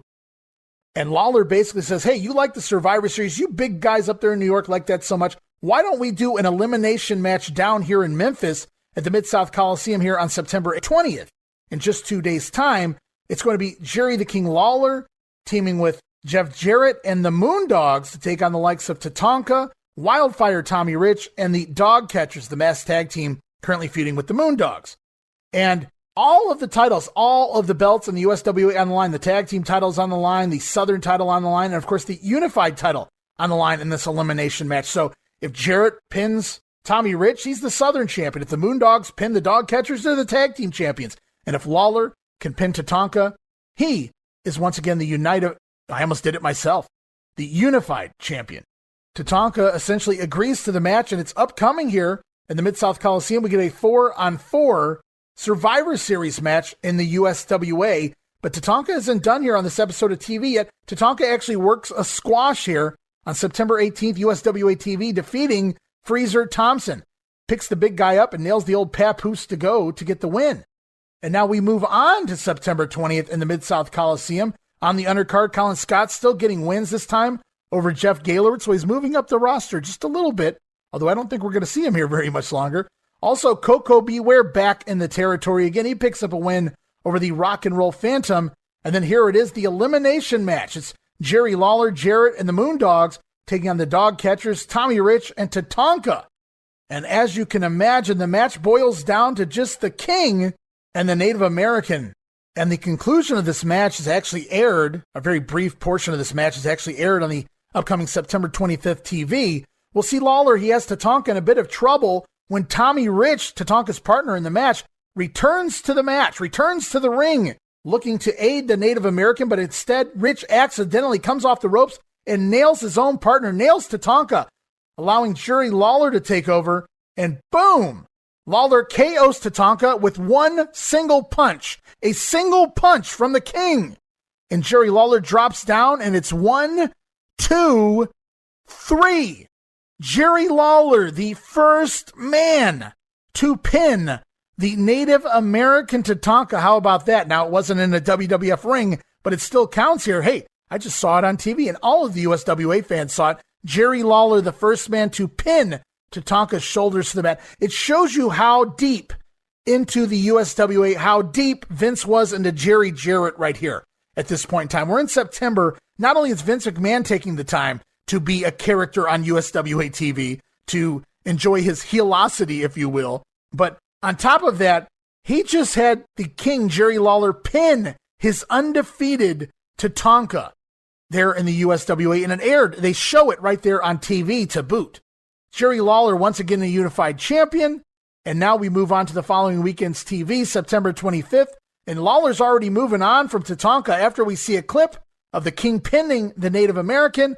Lawler's already on to his next opponent. It's the Macho Man, Randy Savage. Returning to the Mid-South Coliseum. Upcoming October 4th, the Macho Man going to return to go after the unified title, and Jerry the King Lawler, all on behalf of the WWF. DeMeltz notes that Vince McMahon was scheduled to record a TV promo for September 25th, but it didn't happen, so Jerry Lawler actually went on TV and claimed that McMahon didn't have enough guts to send a tape in after Lawler defeated the undefeated Tonto, as Lawler continued to refer to Tatanka throughout the entire promo. And if you're wondering why they're cutting promos on September 25th between Savage and Lawler for a match at the Mid-South Coliseum on October 4th, it's because the Mid-South Coliseum will not have any wrestling this Monday night, September 27th, due to the fair being in town, the county fair in town, and thus no wrestling this coming Monday at the Coliseum here, September 27th. However, we will be back next week with October of 93 in the WWF, and we're going to talk all about what happens between the Macho Man and Jerry the King Lawler in the month of October in the USWA. And as we move on, the WWF not only partnering now with the USWA, but also partnering with Smoky Mountain Wrestling. And in fact, here in September, Smoky Mountain, Jim Cornette's Smoky Mountain Wrestling, aired a Steiner Brothers angle from the WWF. It was just a short angle involving the Steiners and the Heavenly Bodies. And these were originally scheduled to be tag team title matches coming into the Smoky Mountain. This was Vince's promise going into SummerSlam was, hey, Cornette, you come in, you manage your Heavenly Bodies. We're going to put the Steiners over on you at the pay-per-view at SummerSlam, but we're going to get you back. We're going to bring the Steiners to Smoky Mountain Wrestling and let them do a little 4-night tour through Smoky Mountain defending their tag team title against the Heavenly Bodies later on in early October. That was the initial agreement. Of course, at the time, we didn't know the Steiners were going to fail a drug test. They had to drop the belts to the Quebecers. The Steiners no longer champions, so they can no longer come to Smoky Mountain to defend their titles. So instead, they're bringing Arnold the Dog. Yes, the Steiners pit bull. That's the selling point, that they're going to bring Arnold the Dog to ringside to counteract Jim Cornette in the Heavenly Bodies corner. Now, I'm not going to lie, that does sound a little fun. Corny knows how to sell just about anything. However, at the same time, going from a tag team title match, a WWF tag team title match down in Knoxville to Arnold the Dog, well, that's a little unfortunate. Now, remember Sherry Martel, Sensational Sherry, she quit the WWF. She was working the USWA a little bit too while she was with the WWF. Well, she's no longer part of the WWF, but she does appear here in Smoky Mountain this time for a very brief, fun feud with Tammy Fitch, a.k.a. Tammy Sitch, a.k.a. Sunny. And it's here on TV in September that Tammy Fitch verbally runs down sensational Sherri before she even makes it to the company, referring to Sherri as a man in drag. I don't know if you would say that to her face, Tammy, but well, we'll see what happens when Sherri arrives in Smoky Mountain Wrestling. We're going to talk about the Steiners and Sherri here in Smoky Mountain in October. That's next week's Grenade here in 1993. But for right now, it's time for the Virgil of the Week. And we gave Verge a week off last week when we did episode 49.5. And I hope you guys enjoyed that episode of our Monday Warfare podcast. Had a lot of fun doing that, and I wanted to get it out there for you guys. So Virgil of the Week on hiatus last week, but he is back, and it's a doozy. Another fun one. 2 more promos from Virgil, and since we're coming off of SummerSlam 93, I figured no better time than to come off of SummerSlam 91, Virgil riding high. He had just defeated the $1 Million Man, Ted DiBiase, for that $1 Million title. Let's listen to old Verge. DiBiase, I look on my $1 Million belt and I can see fingerprints from garbage men, fingerprints from pizza carriers, fingerprints from auto workers, fingerprints from secretaries, and all kind of little fingerprints from little small kids. Like, you should eat your heart out. I know you want to come get it. Now what's holding you back?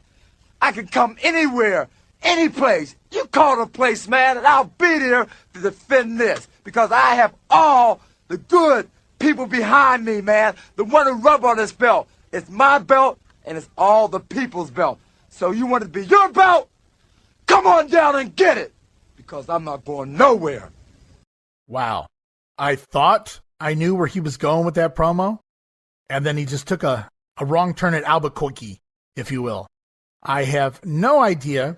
I think I have an idea, but I also have no idea where the hell he was going with that. He talks about all these fingerprints from the common men and the common ladies and the common children. Fingerprints all over the belt, and I thought I knew where he was going with it, that he was sharing it with everyone, and maybe that's where he was going with it. But then there were some things in the middle there that just kind of confused me. And it was almost as if he was saying DiBiase used to let people touch it and then pull it back away.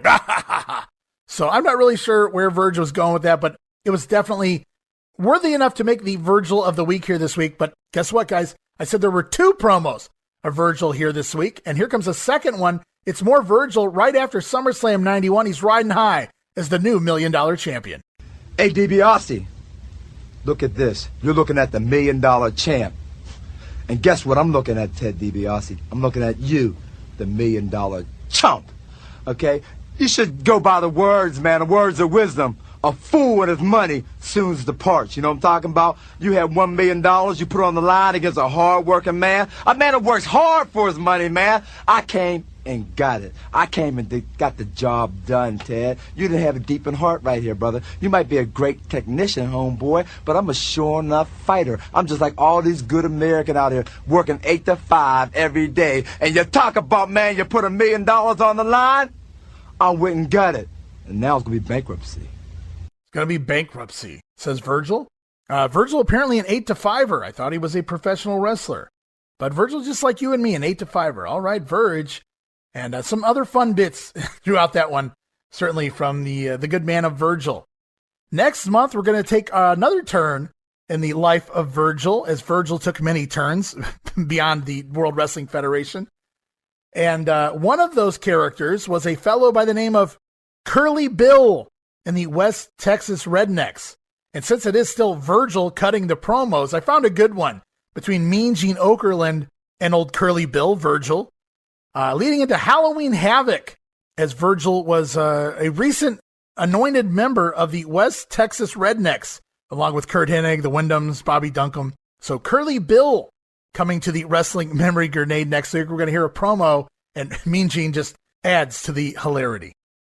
But want to thank you once again, Virgil. You did not let us down this week as we move on to TV. Finally, this week, we talked WWF Superstars September 4th, taped back August 17th in White Plains, New York at the Westchester County Civic Center. And it's Labor Day weekend, guys, as Vince McMahon, the Macho Man, and Jerry Lawler on crutches host the show. Remember, Lawler got that automobile accident, and then Bret Hart at SummerSlam. Oh, terrible thing that happened to the King. And we kick things off right away, supposedly a Japanese news piece as it was presented to us here in America with American translation across the bottom of the screen. Scrolling across the bottom of the screen, this Japanese news piece stated Lex Luger hip-tossed Yokozuna on the 4th of July and began going across the United States begging for a title shot at Yokozuna for simply hip-tossing him on the 4th of July. It's stated that the match was signed for SummerSlam with Luger asking for only one opportunity. And after SummerSlam, Lex Luger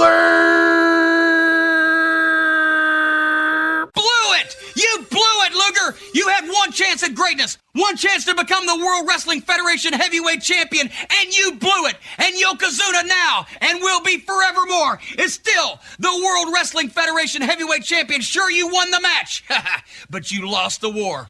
And Lex Luger, you may think back, rev your pea brain up a little bit. Think back when you said, I only need one chance, I only need one opportunity. Well, that's what you got, because thanks to the clause that I inserted in the contract on behalf of Mr. Fuji, there's no return match. There's no rematch. No matter how much you want it, Lex Luger, no matter how much you want to get a hold of Yokozuna again, no matter how much the outcry comes from all of your public, no matter how much Jack Tunney wants to sign the match, his hands are tied. Because the contract is legal and binding, and you signed your name to it, Luger. And that's the great thing about America. Contracts are legal. And thank God there will be no rematch. Thank God. Because if I did make one mistake, if Mr. Fuji did make one mistake, and we're not admitting that we did, but if we did, it was underestimating you, Lex Luger, because you see, we thought that we were going to be facing a mere mortal man. We thought we were going to be facing one guy, Lex Luger, coming into that ring to try to take the beast down. But Luger, when you got in that ring and I looked at your face, I could see the adrenaline rushing through your veins. It was pumping right out in front of me. I could see the look in your eye. I could see the fact that you showed no fear. And then when you threw your arms up and you came at Yokozuna, it was like you were drawing from the energy of all those people you met across this country, all those people you met on the Lex Express, the auto workers in Detroit, the farmers in Kansas, all the people across the country that dream of accomplishing something, of getting their goal, of being somebody. You were drawing their spirit. You were drawing their power, Luger.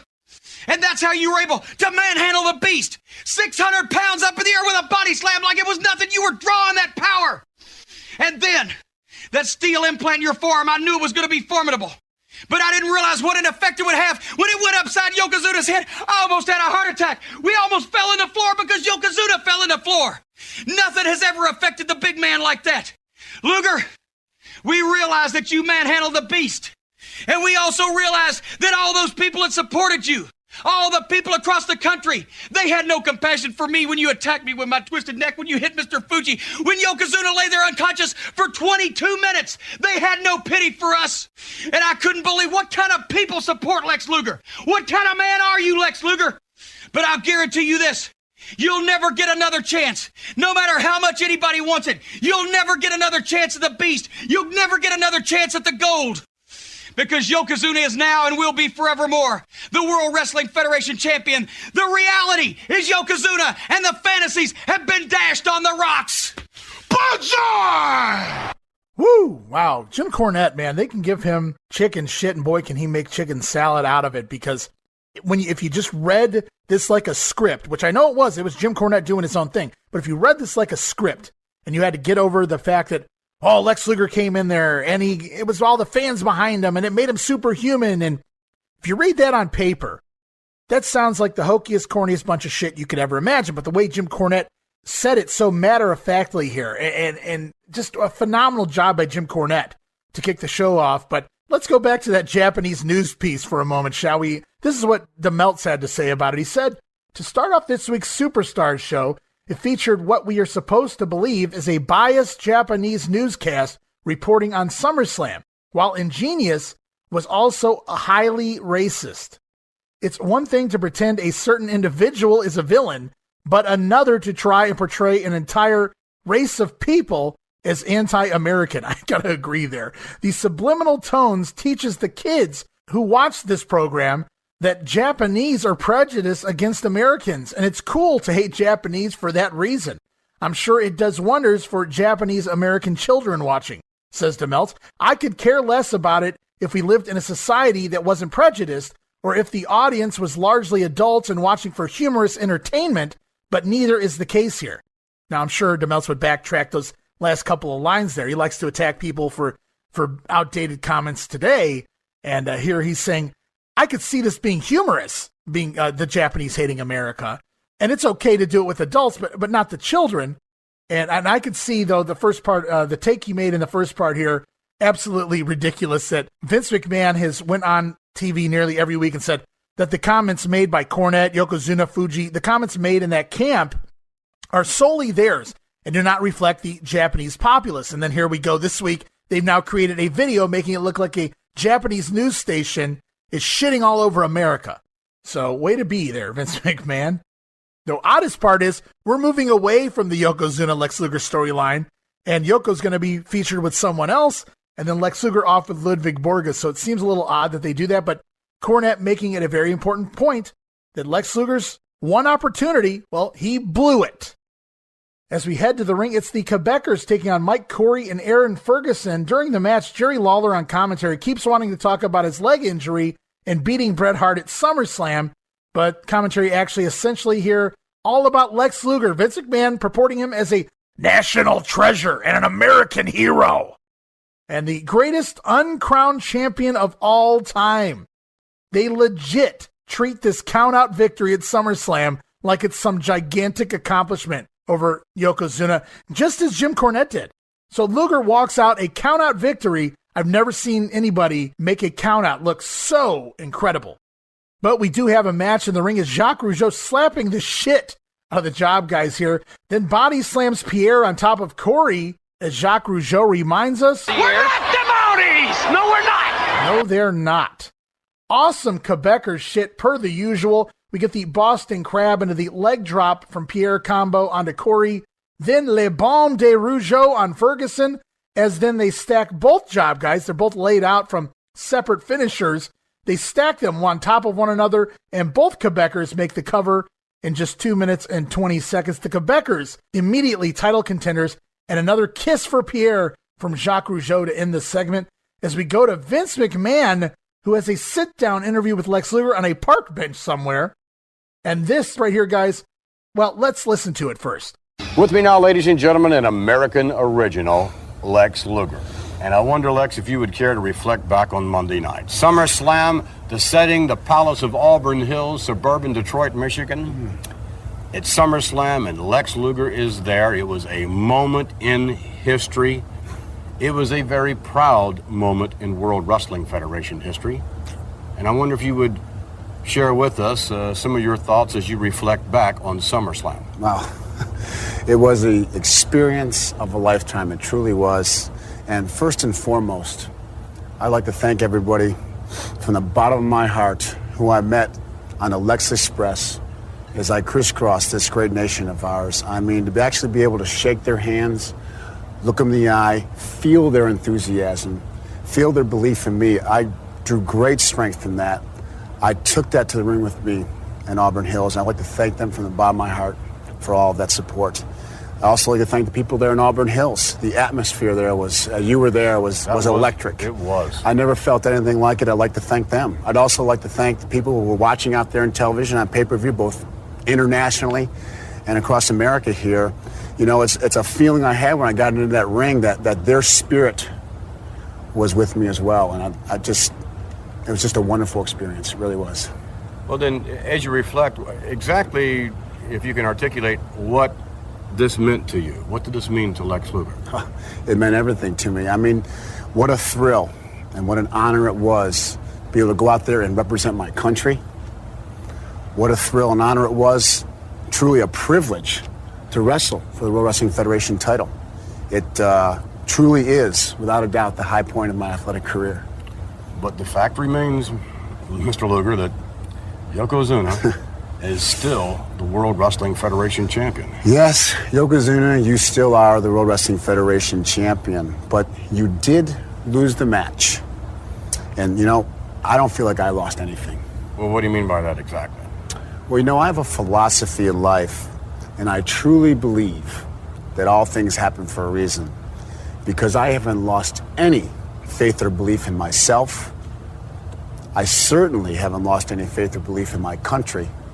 And most of all, I haven't lost any faith or belief in God. And I certainly hope out there that none of you have lost any faith in me. Because I know that deep down in my soul somewhere, somehow, someplace, that someday I will be the World Wrestling Federation champion. Lex Luger, you're a good man. Thank you very much.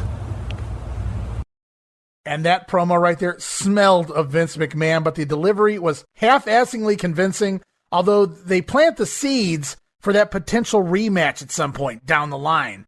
Seriously, though, your only opportunity, supposedly your only opportunity at the WWF title, ends in a shit countout. But seriously here, and I'll put the video up too so you guys can actually watch it, or you can actually go on the Peacock and watch it for yourself. But Lex Luger sitting here just calmly and humble. He's just sitting there relaxed on a bench and he's really just acting like some old dude on a porch swing after retirement. Lex Luger just happy with life, couldn't care less, go on about your day. Unbelievable. There was just absolutely no emotion here beyond he's floating around in the clouds like an episode of the fucking Brady Bunch here. Just, life is great. Yeah, I didn't get the belt, but I did win by countout and it's okay. And how the fuck does this help anyone get over? At the very least, he should be clamoring for a way to try and get a return match. Oh, it'll happen if it's meant to be. Get the fuck out of here. Back to the ring, it's Doink the Clown. That's still Matt Borne taking on Mike Moraldo, the future ace darling. A darling on the indie scene. On commentary here, Jerry Lawler retells the story of his injury about the car accident with the old blue-haired lady. Then he blasts Doink on commentary as well, calling him an idiot, amongst other things, blaming Doink for the loss to Bret Hart in the SummerSlam. And all throughout the match on commentary, it's just Jerry Lawler trashing Bret Hart, trashing Doink the Clown, but he does put over beating Bret Hart in the SummerSlam. Doink, impressive as always in the ring, and still a heel as well, I should note.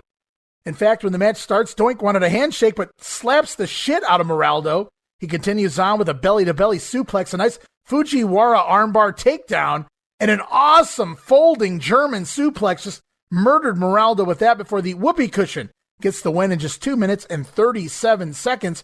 And we're off to face-to-face. It's Mean Gene Okerlund still here on the Peacock, and he talks with Razor Ramon and Bam Bam Bigelow about some potential upcoming matches between those two. Joining me face-to-face this week, a couple of very prominent superstars. As a matter of fact, they played very prominent roles at SummerSlam. Right.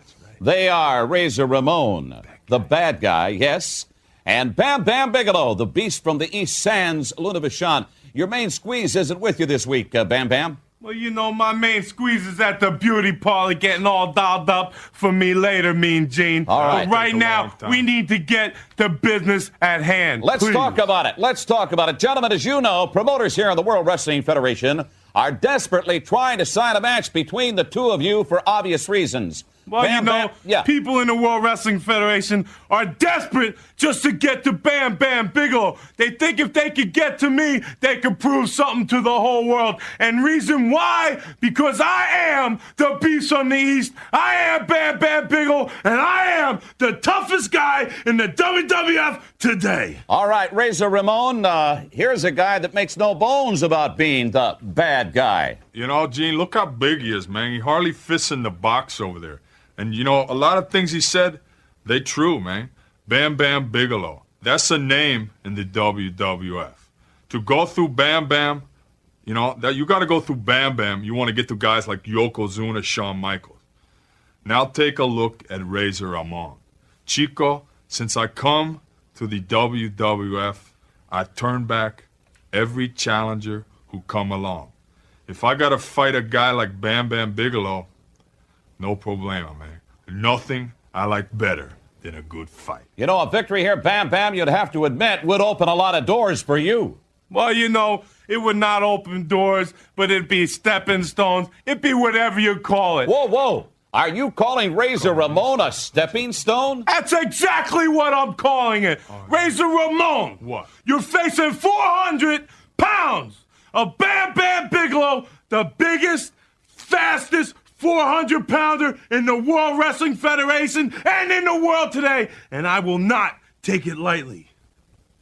All right. I'm so scared. Look at me shaking. Your talk is cheap, Chico. You want the bad guy, man. Don't sing it. Gentlemen, I'm sorry. I'm going to have to cut you short. When that match comes down, I want to be ringside to see it. I wouldn't miss that one for the world between Bam Bam and the Razor. So I don't recall any upcoming matches between Razor and Bigelow in the next couple of months here on the house shows. I don't know if it was potentially planned and it just didn't happen, or if they just said, hey, we need a couple guys up here to film for their generic version of Face to Face. But we move on. It's New York and the WWF returning to Madison Square Garden on September 25th. Mr. Perfect scheduled to take on Diesel. Shawn Michaels at this point scheduled to defend the Intercontinental title against the 1-2-3 Kid. Here we're going to hear from Kurt Hennig, Diesel, and HBK. All right, joining me face to face right now, Mr. Perfect. And of course, across from him, joining us by satellite, is Diesel, the bodyguard for the, yes, reigning Intercontinental Champion, Shawn Michaels, with a big smile on your face. What's that all about? Don't want to brag, don't want to boast, but Shawn Michaels is the cat with the most. Still, the World Wrestling Federation Intercontinental Champion.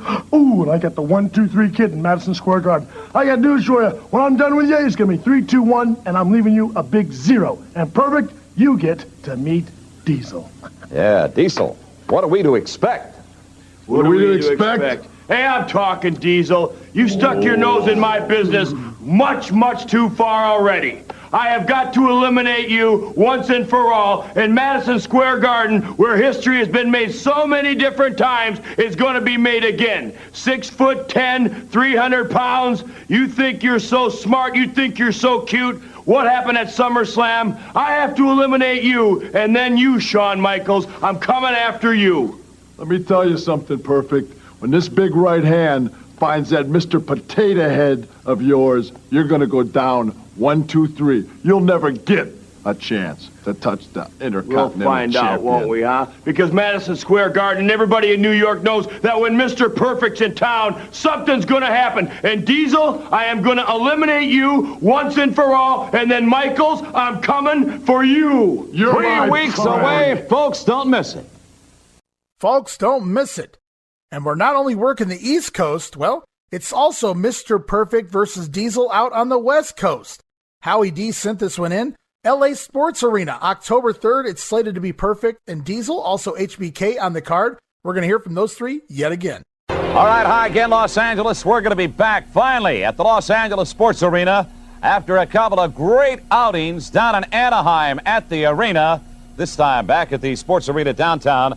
Sunday night, October the 3rd, about a month away. We've got a 7:30 p.m. start, and get this, a super card that includes 4 main events with all 3 World Wrestling Federation titles to be decided.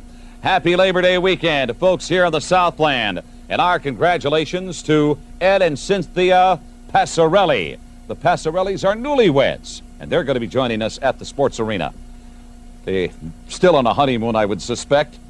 Oh, please, give me a break. All right, fans, joining me face to face. Not a big smile on Mr. Perfect's face. Across from him, we have the bodyguard Diesel. Certainly a factor in the match on Monday night at SummerSlam.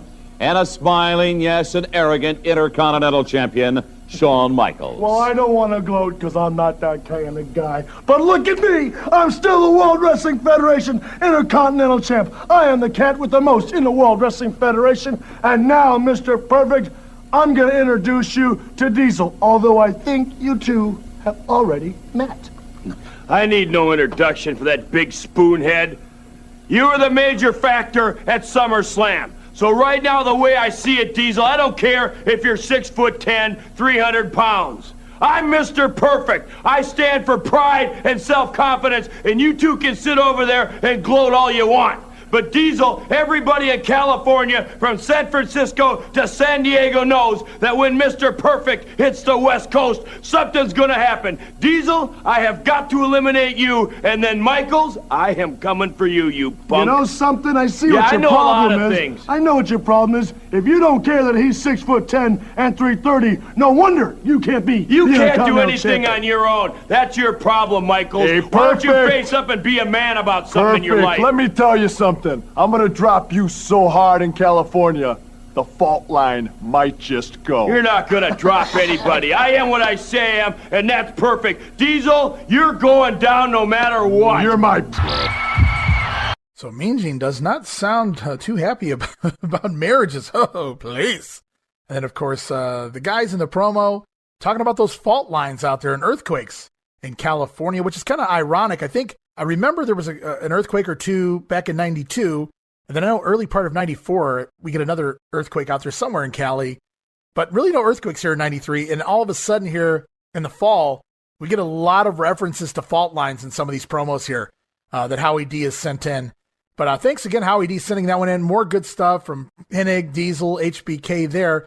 And the WWF also begins its Unbelievable campaign. Remember that one, not only does Vince McMahon shout it every other sentence, but we get all of these little fun videos of unbelievable things happening. And usually they have something to do with the WWF, and it all starts right here. We get a WWF live video. It's actually matches. We see clips from the MSG show back on August 13th. As we see live action from the house show, it ends with a Unbelievable logo. The WWF Unbelievable. And the campaign is a go. Back to the ring. Men on a mission with Oscar taking on Russ Greenberg and Mark Thomas. No, that doesn't look like Russ Greenberg nor Mark Thomas. I'm not sure who these two guys are. Oscar, of course, rapping to the ring, so their opponents don't get announced. I thought maybe one of them kind of looked a little bit like John Reckner. Remember, he's worked here before as the future Balls Mahoney. They never really got a good face shot of him, so I'm not sold on that either. I'm not sure who these two guys are. I can verify they're not the muscle-bound Mark Thomas nor Russ Greenberg, however. This match, I'm pleased to say, is all Mabel with a big backdrop and a drop kick from Mabel, the splash, an avalanche in the corner, and a spinning heel kick. Yes, Mo did tag in, but all of the big moves, all Mabel here, picking up the win. Men on a mission, 2 minutes, 28 seconds. More Unbelievable as we get a little micro Macho Man, not the Macho Midget, even smaller than him, if you will. It's like a CGI Macho Man. Ooh, yeah, dig it. WWF, Unbelievable. And back to the ring, more Unbelievable action with Bastion Booger taking on Ralph Mosca. And Bastion Booger also debuts his new theme music. And as Booger heads to the ring, he actually steals a fan's Mr. Perfect ice cream bar. The lady, though, clearly holding it out for Booger to snatch. She's not didn't do a very good job of acting there. As he gets to the ring, he rips the head off of the Mr. Perfect ice cream bar prior to the match and stuffs it in the jobber's face. Ralph Mosca, by the way, no relation to Angelo Mosca, I should point out, as Vince McMahon might suggest here. The Karachi Crunch by Booger into the ring post on the outside, and then back in the ring, a trip to the Batcave gets Booger the win in 2 minutes and 28 seconds, as Vince McMahon once again refers to him as the quintessential endomorph, adipose tissue and all. And then post-match, Bastion Booger takes what's left of the ice cream bar, which has been laying in the corner for the duration of the match, and heads backstage with it, though I did notice he never takes a bite. So even though he may be a slob, at least he's not eating filthy things off the floor. And I should point out, because I haven't mentioned this, but this goes on for a bit here, Vince McMahon really hawking these WWF fundraisers. If you can use them in a fundraiser, contact the World Wrestling Federation. They'll send you guys like Bob Backlund and Virgil and nothing but the best for the WWF fundraisers here. At this point, we also see the return of the Undertaker's "There's no hope with dope" promo. There's no hope with dope, says the Undertaker. Back to the ring, Razor Ramon taking on Reno Riggins. Reno, once again, wearing trunks 2 sizes too small here. Razor with the fall-away slam, a back superplex. Razor's Edge picks up the win, 2 minutes and 8 seconds. And then we're off to a Ludwig Borga vignette where he talks about Labor Day here in the United States. Labor Day is nothing. America is crumbling like the houses standing behind Borga. And he says, just like the houses are crumbling, just like America is crumbling, the wrestlers in the WWF will crumble when they step in the ring with Ludwig Borga. Happy Labor Day. Choke on it. What an awesome character this Ludwig Borga was. We go back to the ring. The Steiner brothers, still tag team champions, taking on Fred Williams, that's Lloyd Anoa'i, and the Brooklyn Brawler here. We see a rolling belly-to-belly from Scotty on the Brawler. Rick Steiner with a Steiner liner, as Vince McMahon likes to call it, on Williams. Then it's the Doomsday DDT off the top rope onto Fred Williams. Have you guys seen Fred Williams? 300 plus easy pounds of Fred Williams getting driven off of the shoulders of Rick Steiner in a top rope DDT. The guy lands on his head, 350 pounds easy on the top of his head here. Why? As the Steiners get the win, 2 minutes and 33 seconds. And yes, I pointed this out before, Fred Williams, a member of the famous Samoan dynasty. You'd think Samu and Fatu, maybe even Afa, would come to the Steiners and say, really, dude? But it is the Steiners, and they'll defend against the Quebecers on the September 13th edition of Raw, we learn here. On commentary, as Vince McMahon says, the WWF is getting more unbelievable. You got that right. As we head off again to face Mean Gene on the Peacock. We heard from Razor and Bigelow earlier randomly, right? Well, now we get two more randoms here as we hear from the undefeated Native American Tatanka and Doink the Clown. Joining us right now, face to face, a couple of great superstars. The undefeated Native American, representing all Native Americans, Tatanka. And also joining us this week, clowning around as usual, Doink the Clown. You know, you were involved in SummerSlam in a little controversy with Jerry Lawler. Is that still affecting you, Doink?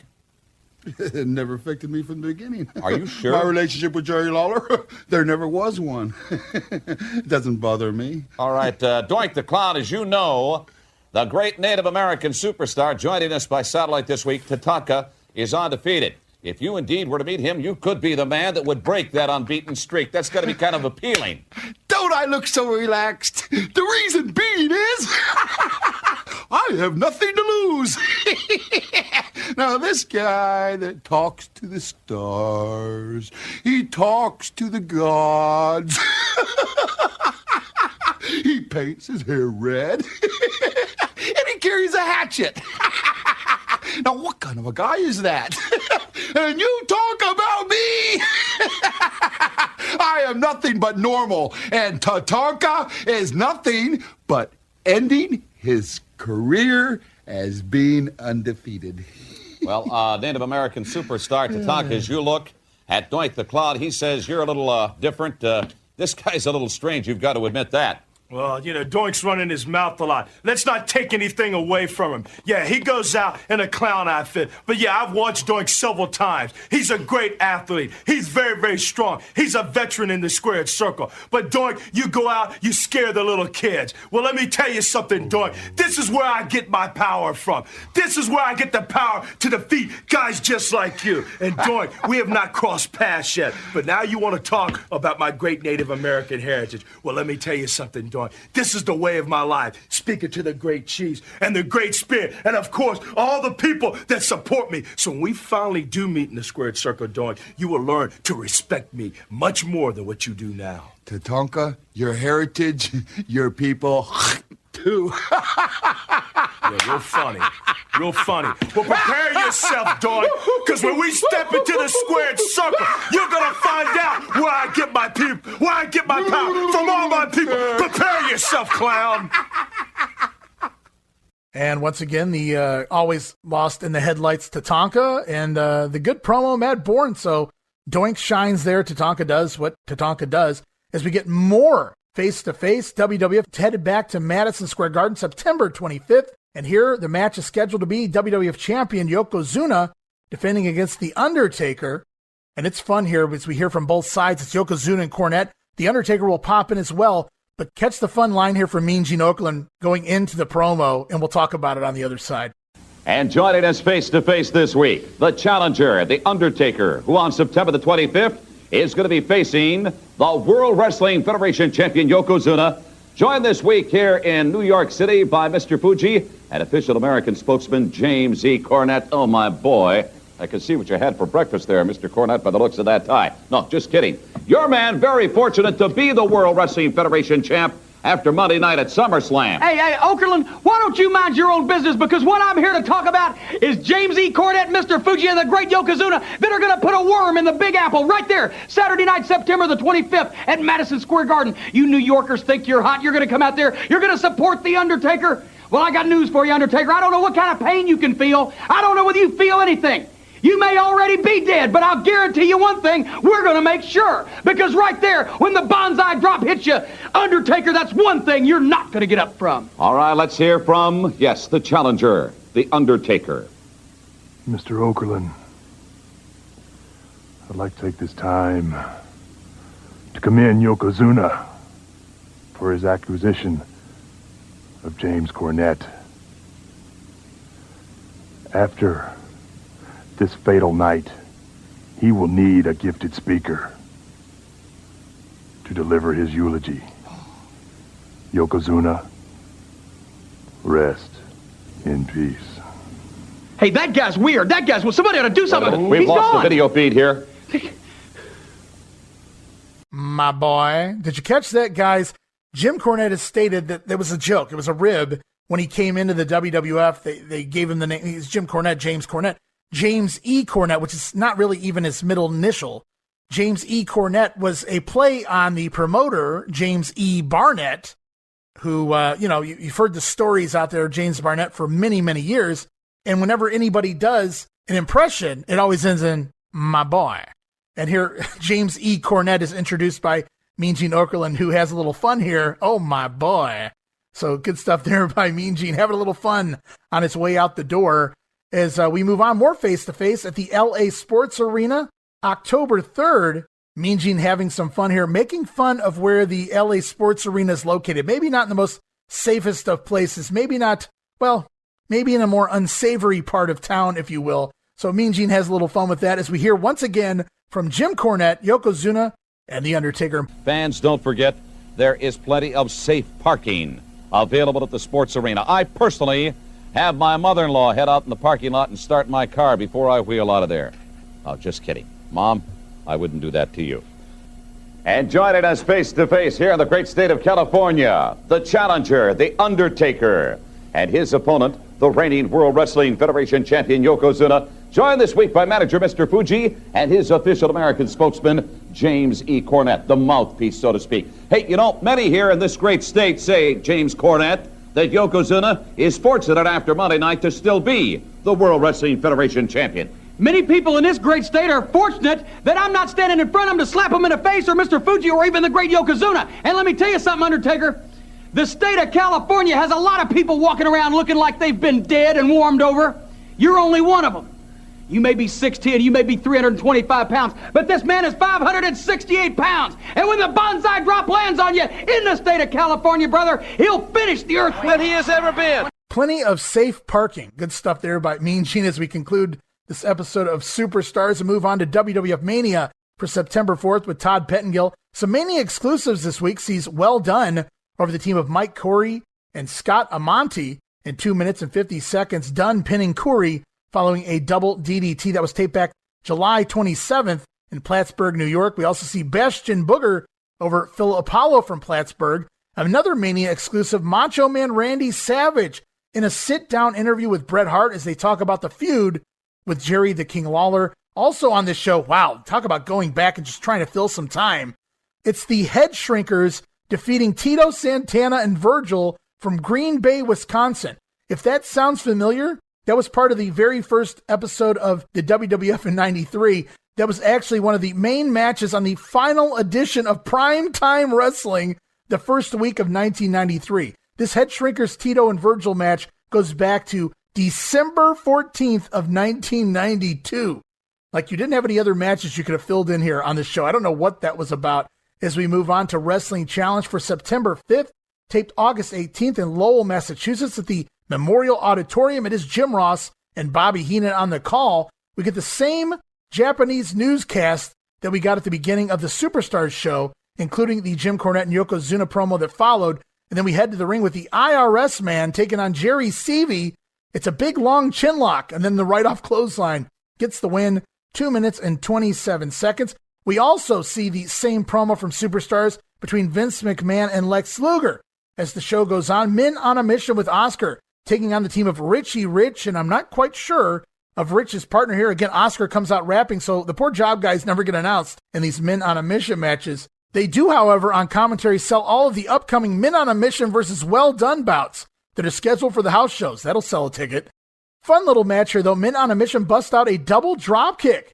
So they found a way to work Uncle Mo into the offense finally. Speaking of Uncle Mo, he's off the top rope, lands into Mabel, and sends Mabel down splashing.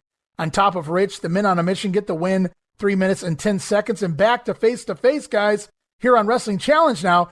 Mean Gene talking about Madison Square Garden, September 25th. The Steiner brothers at this point scheduled to defend the tag team titles against Adam Bomb and Bam Bam Bigelow. We're going to hear from the Steiners and the managers of said Bomb and Bigelow. It's Johnny Polo and Luna Vachon. All right, folks, joining us this week, the representatives for Bam Bam Bigelow and Adam Bomb. Main squeeze, Luna Vachon for Bam Bam. Johnny Polo, is it agent or manager? Manager, yes. Manager, Gene. Thank you for Adam Bomb. Program. Also joining us, the World Wrestling Federation Tag Team Champions, and they still are after SummerSlam. Rick and Scott, the Steiner brothers. First of all, guys, congratulations. But what about the future? And September the 25th, a couple of unknowns as far as a team in Bam Bam and his partner Adam Bomb. That's right, Mean Gene. We've seen him wrestle as individuals, but never as a team. Right. But our strategy has always been, have no strategy. When we come down, our background has always been wrestling. But if they want to fight, we can fight. Well, we got a Bammer and we got a Bomber. Oh, what a great feeling to be to suplex a couple of big guys in the dog pound. Wait a minute, Stars. I know if you can lock your wrists around anybody, you can suplex them. But what are you going to do when they get up and laugh in your face? You see, we have devised a strategy to take the Steiners apart and win the World Wrestling Federation belts. Tell them. Personally, championships and pinfalls mean nothing to me. But this is what my Bammer wants. And this is what we've devised. And we're predictably unpredictable. And this is what this team is to you. It's too bad you two couldn't get Right. We're all out of time. Madison Square Garden, Saturday night, September the 25th, 3 weeks away. All right, perhaps a little dissension there between Polo and Luna. We'll have to see how that plays out on TV here anyway. Also, WWF headed back to the LA Sports Arena October 3rd. We've talked about it. Hey, safe parking in LA. Here we are again. It's Rick Steiner talking to Bam Bam Bigelow about yet another tag team title match between the Steiners, Bigelow, and Bomb. Between Lex Luger, so very popular here in Southern California, Luger will be meeting Ludwig Borga. I wonder if he's any relation to the piano player from Denmark. What was that guy's name? Victor Borga. Could tell a good joke, too. All right, we have tag team action here. The Golden State Steiner brothers, represented by big brother Rick Steiner. And they are the World Wrestling Federation Tag Team Champions. They're going to be facing Adam Bomb, who's represented here today by Bam Bam Bigelow and Luna Vachon. Rick, big test for you and your brother. These two guys are rough and tough, and Adam Bomb is undefeated. Yeah, you know, Gene, way I said, we got a Bammer and a Bomber. A couple of duds. When we come to California, my brother and I, the big dog pound, you boys show up, we'll find out what goes on in our little backyard jungle, boys. We'll make you famous. Hoo, hoo, hoo, hoo. You don't even have to try to make him famous. He's already famous. This is the Beast from the East. This is the most dominant force in the World Wrestling Federation. And together with Johnny Polo's most explosive force in the World Wrestling Federation, your titles will leave the arena in California. And these boys on the West Coast will be out all night long. Bam Bam Bigelow. Well, you know, it comes down to this.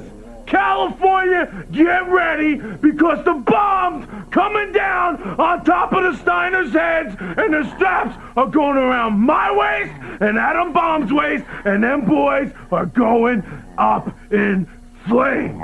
Oh, they go around your waist, my brother's arms, my arms are suplex. Crazy to think that Luna sometimes is the best promo of the lot in these face-to-faces when involving Bigelow and his opponents.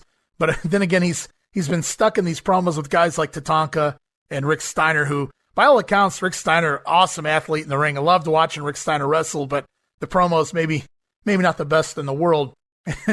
Mean Gene having a little more fun there, getting in the Victor Borga reference. Wow, is that old school, guys?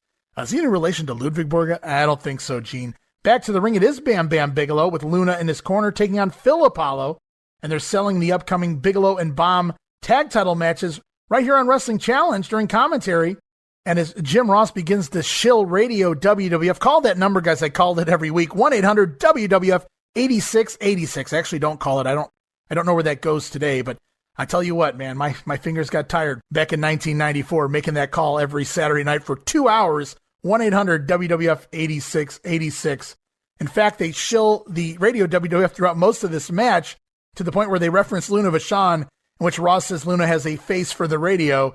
Bigelow gets the win here, diving headbutt, 2 minutes, 42 seconds, and it's back to another Ludwig Borga vignette. It's yet another Labor Day vignette, in fact, but a completely different Labor Day vignette, as Borga is now getting to show us what America is really like. The places Lex Luger forgot to stop. I love that line. Ludwig Borga, some of the shit he says, just so awesome here. And this time Borga in front of an abandoned, boarded up factory. Borga says American workers have changed their tools for pens to cash their welfare checks. This is what happens when you have too many Labor Days. Borga says American factories are crumbling down like America itself, and all American athletes will be destroyed. Have a happy Labor Day and choke on it. Hey, I may not have the best Ludwig Borga impression, but it's hella fun. The delivery here, just good shit by Ludwig Borga. Back to the ring, Mr. Perfect taking on Paul Van Dale. That's Paul Van Dale at times. You may know him as the father of the current WWE wrestler, superstar, Carmella. Yes, the father of Carmella, Paul Van Dale here, taking on Mr. Perfect. Commentary during this match begins to hype up a feud between Hennig and Diesel, so we know that's coming up, as Mr. Perfect lands a shot so loud that in my mind I wrote gunshot chop, and then the very moment later, Jim Ross described it as the sound of a gunshot. It was that loud. Nasty chops here by Curt Hennig as he continues with the rolling neck snap, the knee lift, a standing drop kick, and the perfect plex picks up the win, 3 minutes and 25 seconds. Van Dale not quite as successful as his daughter would be here in the WWF. And it's time for a pre-recorded King's Court featuring Jerry Lawler sitting somewhere on a throne as he talks about SummerSlam and his leg injury. Lawler wants to tell the truth about what happened leading into SummerSlam. He couldn't wait to get his hands on Bret Hart. But that old lady that caused the 10-car accident, that 10-car pileup, and how did that happen? Because the lady was driving a good old American Detroit-made automobile. But all the King had on his mind was the Hitman, and he wanted to continue to the arena to take on Bret Hart. But the doctors stopped Lawler because his leg was mangled. Lawler refused a cast because he had a date with destiny, a mission to accomplish and take out Bret Hart. Lawler was told by doctors, though, not to wrestle. So, as a king, he appointed his royal court jester, Doink, to replace him in the match. He then refers to Doink as an imbecilic idiot. He says that Doink didn't keep his promise. He didn't get the job done. He didn't protect the King. He didn't take out the Hitman. So that's when the King had to do what he had to do. He had to enter the ring himself and lay the Hitman out with the crutch. Lawler then asks, what kind of man is Bret to do what he did to a crippled man, a handicapped person like Jerry Lawler? Lawler even has a handicap sticker on his car now because of that leg injury. And here the Hitman taking advantage of that poor defenseless Jerry Lawler during their match at SummerSlam. He says Bret tried to end his career, pointing out that even Owen and Bruce Hart came in later. He said the entire Hart family tried to end the career of the King here. Lawler is not sure what kind of man Bret is, but he does know Bret is not a king. Lawler heard the announcer proclaim the winner and undisputed king, Jerry the King Lawler.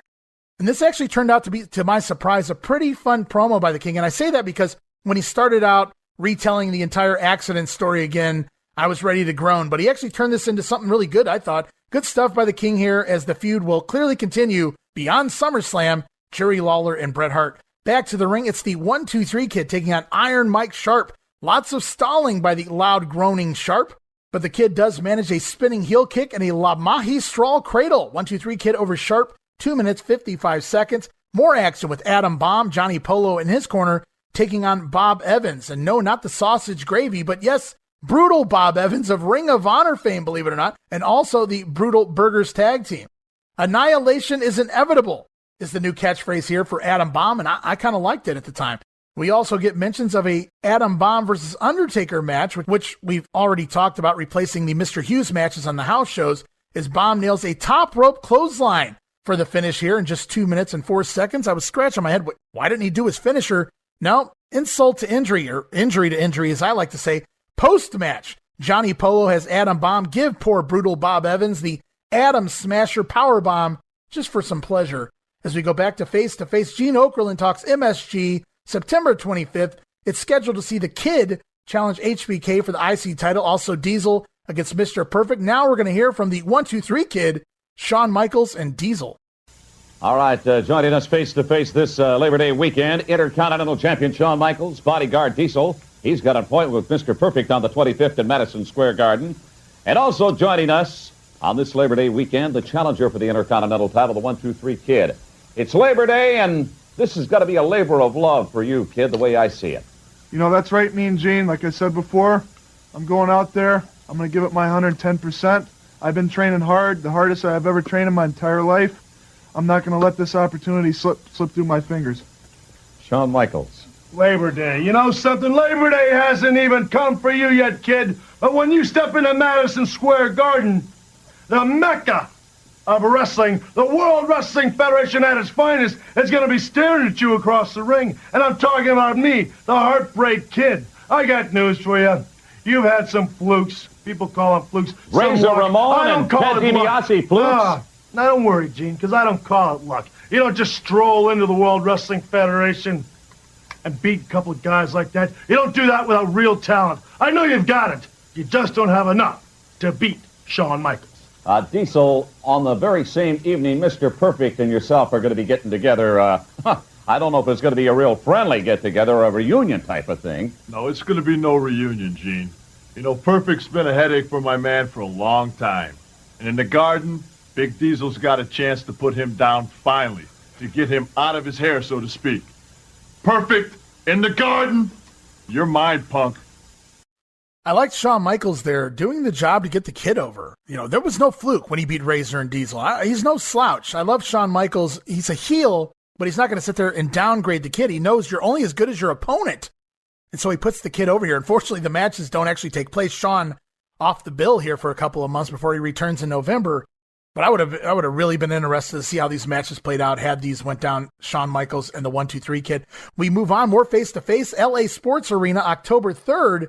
The main event, it's Yokozuna defending against The Undertaker. Here we're going to hear more from Cornette, Yokozuna, The Undertaker, and Paul Bearer. And remember, guys, safe parking.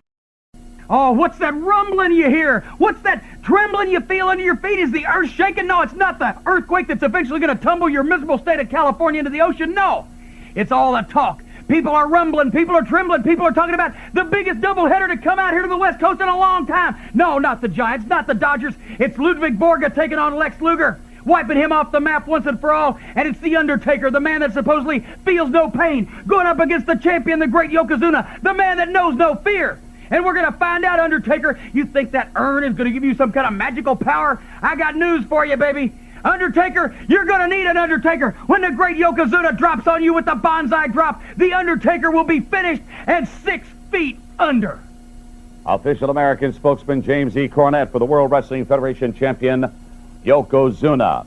As you know, the challenger is standing by. He is The Undertaker. At SummerSlam, all of a sudden, a couple of missing pieces to the puzzle returning in place. Manager Paul Bearer is back, and also, gentlemen, the return of that urn. It makes it complete. Oh, isn't it wonderful to see that everything is together again? California, the dark side is on the way. Yokozuna, Fuji, Cornette, be prepared. As the ground busts open in California and the Undertaker rises from the depths, understand this, Yokozuna, that when I return to the dark side... Your miserable state of California tumble into the ocean. Jim Cornette promises an earthquake. Oh, man. Damn, Jimmy. That concludes this episode of Wrestling Challenge. We move on to All-American for September 5th. Now, I have no records of an All-American for September 5th. I don't know if one aired or not. I don't remember it being advertised. And remember, Raw's been off the air, so they typically advertise All-American on there, so we don't know through that. Now, it may have aired internationally. I'm not sure. Remember, this is Labor Day weekend. Perhaps USA had a different lineup. I have seen reports of the Razor over Damien Demento match airing this day on All-American, but I got no other information as far as that goes. But I do find it slightly important here because it may be one of the last pieces of Mean Gene here on WWF television, should it actually exist, though again, I'm not so sure that it does. I'm not so sure anything aired on that day here, at least inside the United States. And we will move outside of the United States up to Canada in WWF Supercard for September 5th. And this is kind of the reason why I'm curious if there was a September 5th All-American, because it would have marked Mean Gene's final appearance on the show, I would imagine, although they seem to sell it like we talked about at the end of August as Mean Gene's last episode of All-American. But here it is. It's Mean Gene and Bobby. They also hosted Supercard, which was like the Canadian version of All-American technically. And Mean Gene and Bobby say goodbye again in their own little way. So here it is, Mean Gene Okerlund, Bobby Heenan, ending the episode of Supercard here for September 5th. It's Mean Gene's final appearance on the show. Backing into that one. On what? On the boat. Take a look at that. Hey, I've about had it up to here with boats, water, fog, lighthouses. How about these Get me wonderful inland homes? someplace. What about these wonderful homes, huh? They gotta tear them all down and build a slum. Very good. Well, Bobby Heenan, that wraps up another exciting edition of Supercard. It has been a great one. Of course, so much news coming out of SummerSlam. It truly was one of the greatest SummerSlams ever. It was the greatest SummerSlam I've ever been a part of. How about that Yokozuna? Still the World Wrestling Federation champion. Is there an echo in here? Please, give me a break. All right, for the brain, Bobby Heenan, Gene Okerlund saying... Well, you always say goodbye to me. Why can't you say goodbye for you? Go ahead, say goodbye. Hit the road. I think I will. Go ahead. I don't need you. Of course you don't. I'll see you later. Don't call me either. I'll call you. Is it the end of the show or what? What do I throw to? Come on! Oh, hey, same to you! Bobby tells Gene to hit the road, and he thinks he will. The end of Mean Gene Okerlund here on Supercard. He's also gone from All-American at this point, so no more Mean Gene outside of the face-to-faces here for the next couple of weeks. As we move on, more Canadian goodness, WWF on TSN for September 5th. We get a lazy face-to-face here, as I call it, because they're selling an upcoming event in Fredericton, New Brunswick at the Aitken Center, but instead we get a promo from a week or two ago. We actually played this here on the show, if I remember correctly. It's a match coming up between Razor Ramon and IRS, but they repeatedly talk about coming to Moncton instead. So a lazy promo there. I'll save you the time. I won't play it again. We've listened to that before here in August of 93 in the WWF. But more face-to-face heading to the Aitken Center. It's Mr. Perfect scheduled to team with Tatanka to take on Shawn Michaels and Diesel in tag team action. Here we're going to hear more from Mr. Perfect, HBK, and Diesel. All right, joining us right now, my guest, Mr. Perfect, representing the team of Mr. Perfect and Tatanka. On the other hand, you have Intercontinental Champion Shawn Michaels and his bodyguard Diesel. Shawn Michaels, everyone has seen Diesel as a bodyguard at ringside. He is great, but there is some speculation as to his wrestling ability. That's right. You know, as if this card couldn't be more exciting, now you get a chance to see what the 6'10", 330-pound bodyguard Diesel is all about. And everybody wants to know, can he wrestle? And you know something? He doesn't have to wrestle. He's with the Intercontinental Champion. I'm the wrestler. Diesel, he does whatever he wants. He does whatever he wants, but he doesn't do it around Tatanka and Mr. Perfect. Sure, he's 6'10" or 7 foot tall and 300 pounds, and I'm sure if he got his hands around someone's neck that he could do the damage. But when Tatanka gets on the warpath, he's an awful hard guy to get your hands on. You remember that. And you, Shawn Michaels, want to talk about you're such a great wrestler. I'll take you on in any kind of wrestling match you want. You know in the bottom of your heart, and everybody throughout Canada knows, that I am the greatest wrestler in the World Wrestling Federation, and that Intercontinental Championship belt will be off your waist within the next 6 months. Boy, it's a shame that they don't give the greatest wrestlers in the World Wrestling Federation one of these. They give them to guys like me, guys that earn them. I got news for you. I'm going to take care of you, belt. and Tatanka is going to suffer his first loss at the hands of my bodyguard, Diesel. All righty.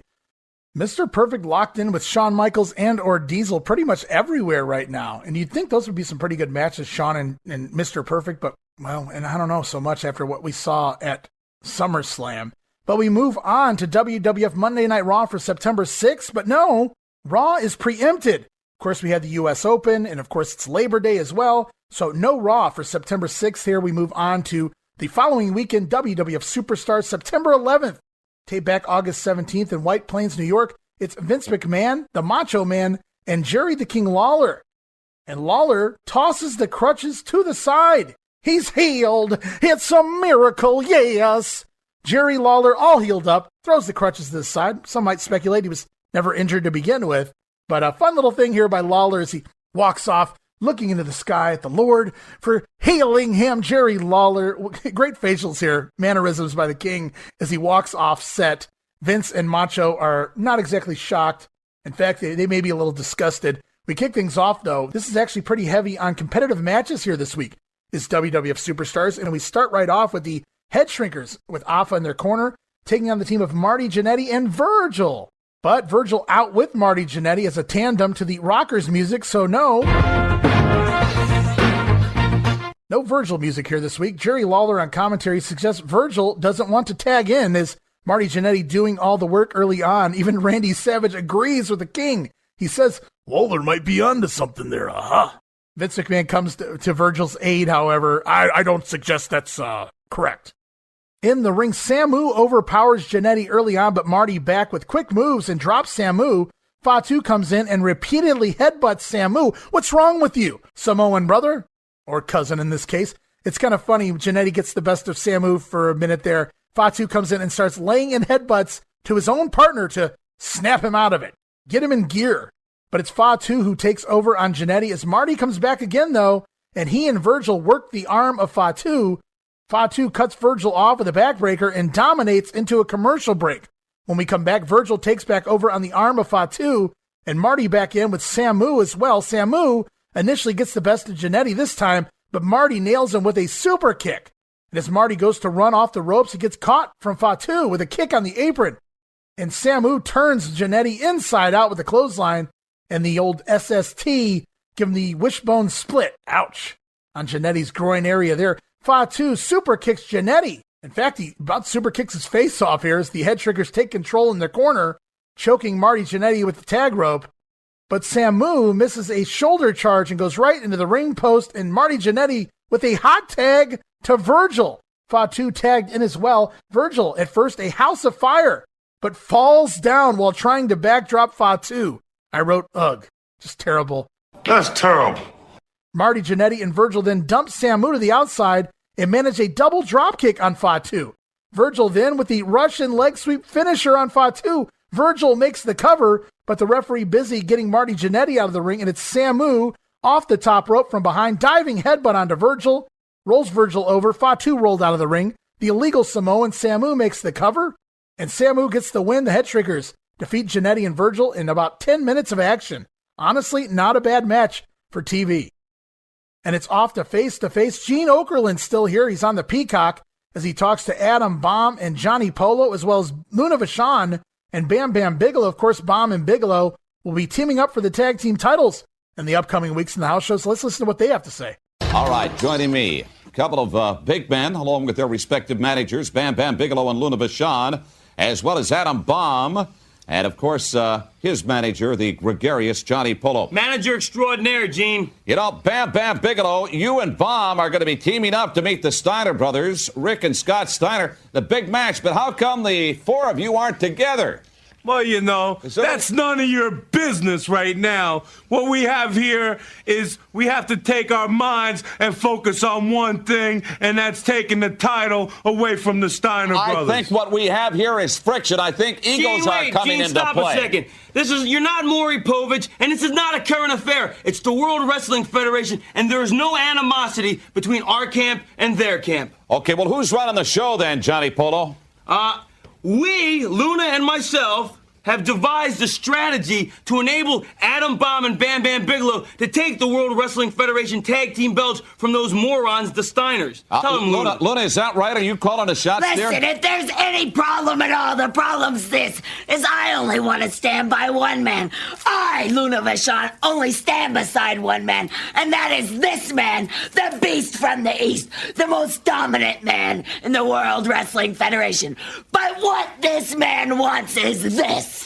And that is to get together with Adam Bomb to go against the mightiest tag team force in the world. Hey, can I ask you a question? Anybody can feel this one.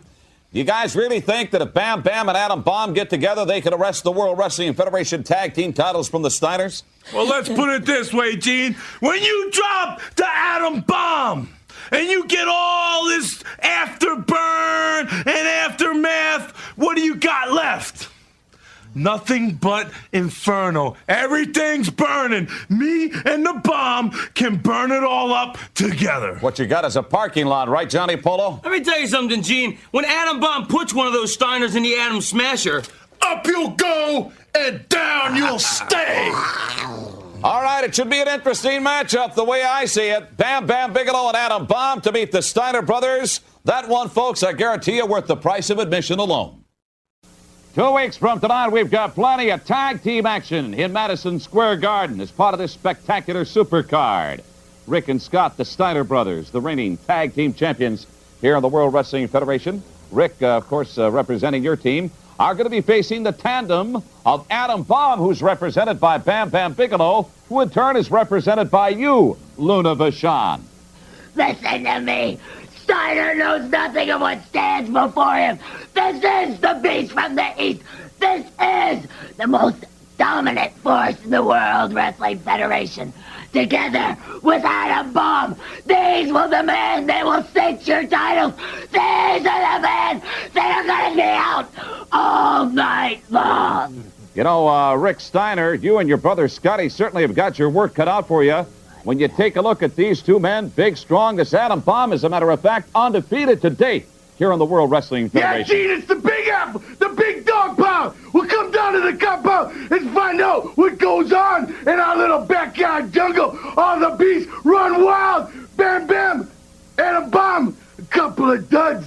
Come on down, boys. We'll make you famous. Ha ha! Bam Bam Bigelow. I heard you and your little dogs running around. Let me tell you this. At Madison Square Garden, my backyard, the bomb's gonna fall on you, Steiners, and you're going down in flames. Supercard Saturday night, September the 25th. We'll see you in the Garden.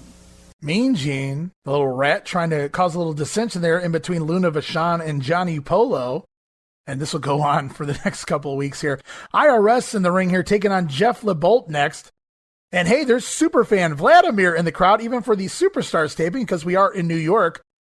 And I wrote here this week for IRS's theme music is a promo. Actually, IRS cutting a promo from the back all the way to ringside as he talks about the tax cheats. Did any of you own the old Nintendo, the NES game, Steel Cage Challenge? One of the worst wrestling games in history, yes. But IRS actually had theme music on there. It was of a typewriter. Ding. Actually, I don't even know if there was a ding involved, but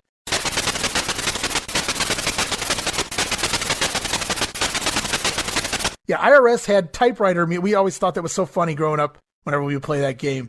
And Mike Rotunda, so boring here, even uses the ropes for leverage in an abdominal stretch against the job guy because it's all he really knows how to do in this character. It's the right-off lariat getting the win, 1 minute and 45 seconds.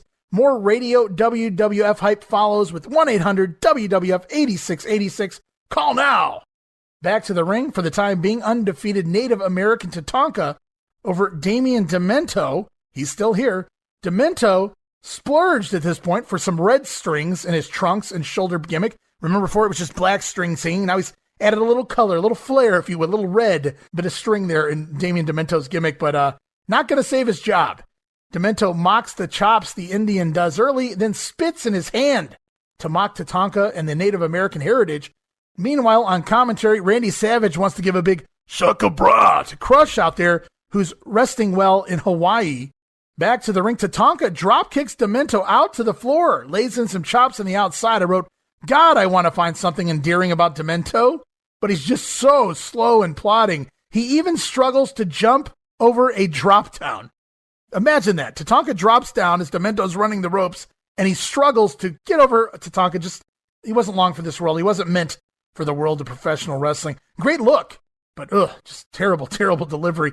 Damian Demento actually takes over with some generic offense late in the match and a crap DDT where he continues to refuse to take bumps on his back and actually lands on his ass here. Demento dropping Tatanka with a DDT, but landing on his ass while doing so.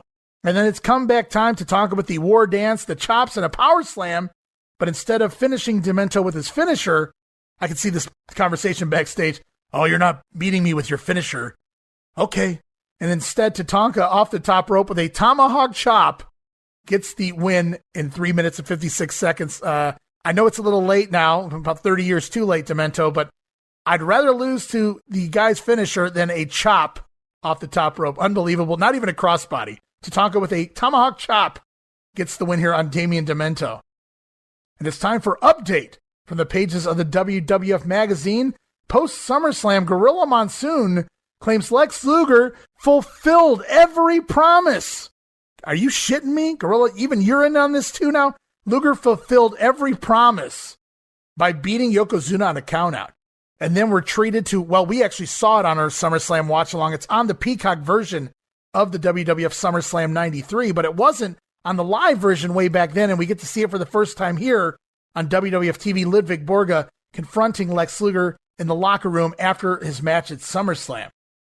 We go back to the ring. It's more competitive action as Bastion Booger takes on the 1-2-3 Kid. Actually, this segment of the show was a Mr. Hughes squash originally, but with Hughes gone from the company, they took a match from Wrestling Challenge between Booger and the 1-2-3 Kid and placed it here on Superstars instead as well. And if you're wondering, this match taped in Lowell, Massachusetts, August 18th, and it'll air, yes, like I said, tomorrow on Wrestling Challenge. So we hear Jim Ross and Bobby Heenan on commentary here. As the match gets started, Booger throws the Kid high into the air and then drops a big leg across the throat of the 1-2-3 Kid. Even a double underhook throw by Bastion Booger here early makes him look almost competent. Of course, the 1-2-3 Kid makes everyone look almost competent. Booger goes for the big avalanche in the corner, the Karachi Crunch, if you will, but the Kid out of the way and a schoolboy for a near fall. The Kid comes back with an enziguri to Booger's face, sends him outside of the ring, and things pick up here. The 1-2-3 Kid with a somersault plancha off the top rope, down onto Bastion Booger on the floor, but he's not done yet. The Kid back in the ring, slingshot plancha over the top, back to the floor onto Booger, and this is already better than the IRS match at SummerSlam. Man, I can't believe I'm saying this, but why didn't we get the Kid and Bastion Booger at SummerSlam? And with both men on the outside of the ring, Booger reverses an Irish whip, sends the Kid into the ring post hard, and nails the Karachi Crunch right into the post on the outside. But as Booger goes for a second one, as Gorilla would say, going to the well once too often, the Kid out of the way, and Booger misses the second splash into the ring post, and the Kid grabs a pitcher of water and douses it on Booger. As Booger begins to slip all over the place and fall, the Kid beats the count back in the ring, beats Bastion Booger on a count out, 3 minutes, 55 seconds. Post-match, the Kid exits the ring while Booger continues to comically slip on the water on the outside. And honestly, guys, it really wasn't bad for what it was. As we head off to the Tower of Power, too sweet to be sour, funky like a monkey, yeah. It's the Macho Man, speaking from the heart. The Tower of Power, too sweet to be sour, funky like a monkey, ooh yeah.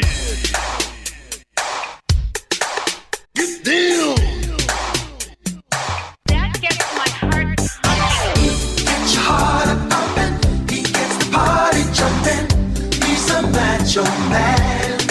Ooh. And everybody's saying he's really quite amazing. He's a Macho Man. Soaring with the eagles and slithering with the snakes, I've been everywhere in between. I am your friend. I am the Macho Man, Randy Savage. Speaking from the heart is the Macho Man, talking to you right now. Let's rock. Dig it, dig it. Oh, freak out, freak out. Oh, yeah, I am the man, and I will be there with you when it happens. The past, the present, and the future, all at one time. We're all going to climb that mountain together, and we are together forever. Oh, yeah. Don't ask, guys. I spent a lot of afternoons after school with my cousin listening to the WrestleMania album back in 1993. Fun times. As we move on with the show, Adam Bomb with Johnny Polo in his corner, taking on Ron Neal. And Polo out here this week in a bathrobe and a glass of wine, penguin house slippers. And Vince doesn't even know what kind of bird it is, as he keeps referring to it as a duck, even calling them Huey and Louie on his feet. Wrong birds, Vince, but I'm actually shocked that he even knew the reference to Huey, Louie, and Dewey. So props there to Vince McMahon. As the match goes on, its annihilation is inevitable when Adam Bomb steps in the ring, because up you'll go and down you'll stay.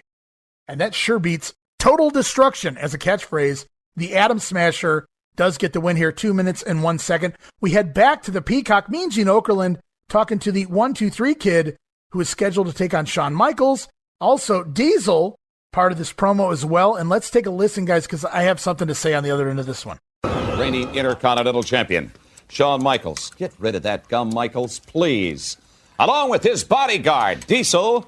And also joining us, a young man who many say is deserving of a shot at the Intercontinental title after recent victories over Razor Ramon and the $1 Million Man, Ted DiBiase. If that were to happen, kid, you know that'd be the opportunity of a lifetime for you. Boy, Intercontinental title shot, me and Gene. That's a once-in-a-lifetime opportunity for me. Kid, you a little nervous right now? You know, I got to admit it, I'm very nervous to step into the ring with Shawn Michaels being Intercontinental Champion. God, it's actually just an honor for me to be in the ring with him. Well, as you know, promoters are working on that match. That is a potential matchup. But if that were etched in granite, Shawn Michaels, I got to believe that you'd have your work cut out for you. Well, you know something? I can understand why he'd be a little nervous. Hey, he's getting a chance to wrestle not only for the Intercontinental Championship, but the wrestler of the 90s, the greatest wrestler to ever grace the rings of the World Wrestling Federation. But you know something? Guys like Razor Ramon, guys like the $1 Million Man, they treated this guy like he was a pushover. I got news for you. This is the World Wrestling Federation. We don't have pushovers in the World Wrestling Federation. This guy is ready to throw caution to the wind. He'll do anything. He'll stand on that top turnbuckle. He'll throw his body off right on top of you. Whether he hits you, whether he misses you, he doesn't care. He is ready to do anything. Anything to climb to the top of the World Wrestling Federation. And you know something? I got to admit, I sort of like that. Because that reminds me of another young man. Yes. And we call him the Heartbreak Kid. We call him the Champ for short. And for long, we call him the World Wrestling Federation Intercontinental Champion, Shawn Michaels. What? 1, 2, 3, kid, if you ever get a chance at me, your streak is gonna be over. All right, word on the street, Diesel, and I want you to address this. Word on the street is that if Mr. Perfect after SummerSlam gets his hand on you, you could be a hurting unit. You know, at my size, I have an advantage because I can attack, then respond. You know, Perfect, you want some of me? I don't think so. I'm going to put you down, Perfect, wherever it be. You've been in his hair a long time. You don't want none of me. You're going down. And once this promo concluded, and you guys might be thinking, what's the big deal? Actually, we've heard some of this before. And you guys might have noticed in some of these recent promos between the Kid, Shawn, and Diesel, it's some of the same verbiage. In fact, it's some of the same promo, and then they edit in other parts of promos to localize it. So we're getting partial promos that are the same we've already heard, and then we're getting new parts of the promo as well. Very weird, right? But this one right here, I wrote, holy shit, I popped for it. This promo actually aired in my market, and sadly, I remember it, and I think I remember it because it was on a tape that I played out at the time, because I actually wound up recording some of the upcoming Raws on it, including the Intercontinental Battle Royal and things like that. And I watched the shit out of it back in those days. So I saw this promo quite a bit, this face-to-face here. And it stuck out to me because you hear Diesel at the end, and it's quite hilarious. It's like they told him, you got 3 seconds, wrap it up. And Diesel tries to get out anything he can. He doesn't even know what to say. And then he shouts out 3 sound bites in a matter of like 2 seconds. And it all sounds so comically stupid.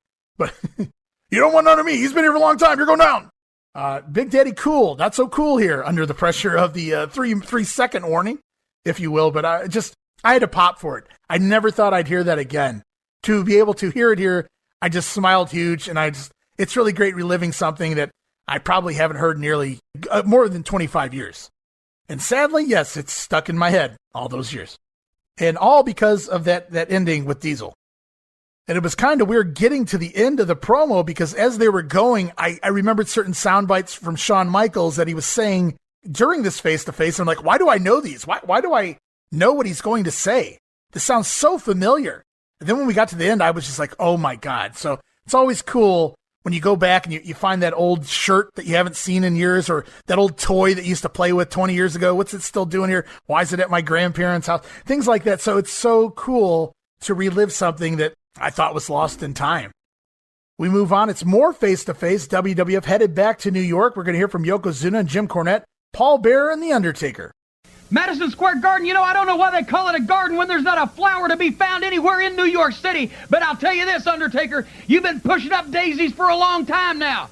I'm fixing to send you back there because Yokozuna, the World Wrestling Federation Heavyweight Champion, is going to take The Undertaker and show him who the man who can't feel pain, who the man who can't feel fear really is. It's not you, Undertaker. Sure, you're 6 feet 10. You're 325 pounds. Paul Bearer has emerged again, and you've got your urn back.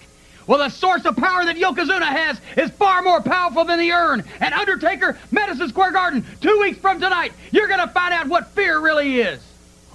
All right, there you have it from the official mouthpiece, the American spokesman for Japanese superstar and World Wrestling Federation champion Yokozuna. A couple of things happen at SummerSlam. First of all, returning to ringside, Paul Bearer at the side of the Undertaker. All of a sudden, the urn is back in their possession. And now, Paul Bearer, your Undertaker, is going to be challenging Yokozuna for the World Wrestling Federation title. Perhaps a missing piece of the puzzle back in place. Oh, isn't it wonderful to see that all things are together again? Yokozuna, Fuji, Cornette, bring the title. You'll leave without it because we'll have it on the dark side. We'll be sure to bring your title. But most of all, Yokozuna, make sure you have your soul, because that's what I come for. Rest in peace. Always good to hear from Jim Cornette, and the Undertaker, now the big challenger of Yokozuna. I'm sure Taker is so happy he's no longer in the ring with the Giant Gonzalez or Mr. Hughes, for that matter. And that'll wrap up this episode of Superstars as we go on to Mania. Nothing to report here on September 11th on Mania, so let's go on to Wrestling Challenge, September 12th, taped August 18th, Lowell, Massachusetts, Memorial Auditorium. It's Jim Ross and Bobby Heenan on commentary. Straight to the ring tag team champions, the Steiner brothers, taking on the team of Tony Ulysses and Blake Beverly. And Blake's chest appears to have found the missing mustache that his face has lost. Is Blake Beverly growing out the chest hair here, getting a completely different look. Scott Steiner early on in the match, overhead belly to belly on Blake Beverly, and he tags out and never tags back in. Tony Ulysses in for the duration of this one. Blake, no fool. And this is where I noted the crowd noise, at least here in the early part of the show, must be piped in because it's actually louder than the commentary, which is recorded after the match. So they have the ability to lower or raise the audio of the fans all they want. And here you can actually barely hear Jim Ross and Bobby Heenan over the fan noise that they have for this match, as it's the Doomsday Bulldog on Ulysses ends this 3 minutes and 44 seconds. And I should have known we'd get one final Blake loss to the Steiners here before he's out the door. Although he wisely stayed on the apron for most of the match. And we're treated to yet another pre-taped King's Court this week with Jerry the King Lawler. He thinks his thousands of supporters, come on, King, you're being modest, only thousands? King thinks his thousands of supporters here. People have lost sleep. Children have been crying about the King's injured knee. Well, he's got good news. It's almost 100%. It's almost a miracle. Lawler then turns his attention briefly to Doink the Clown, who didn't keep his word at SummerSlam. He didn't take care of a Bret Hart, nor did he protect the King. Lawler's still upset with Doink. Lawler even understands that Doink was upset about the King's comments he made about the Clown last week. Well, Lawler doubles down. He says Doink is an idiot. He is merely a court jester, and not a very good one at that. Doink needs to know his place and then stay in it. Wow. Interesting words from Jerry Lawler there on Doink the Clown. And a final warning to Bret Hart, says Lawler. King says he beat Hart on crutches. So when he's 100%, Bret Hart will truly find out who the undisputed King is. As we head back to the ring, it's the 1-2-3 Kid over Bastion Booger match by countout. We saw that on Superstars. So we move on to face in the New York market. Razor Ramon talks about his upcoming match with the model Rick Martel at Madison Square Garden. Joining us this week, a guy that now is starting to get stopped on the streets of New York City, stopped and asked for autographs. Razor Ramon, welcome back, Madison Square Garden on the 25th. You've got an appointment with the fashion model Rick Martel, returning after quite a long absence. You know what Gene mean? MSG. That ain't no Chinese food additive, Chico. That stands for Madison Square Garden. The big time. That's as high as you can go in the WWF. The bad guy, he undefeated in the Garden. Now Rick Martel, the model, he comes back from out of nowhere. Why? To try to go through Razor Ramon?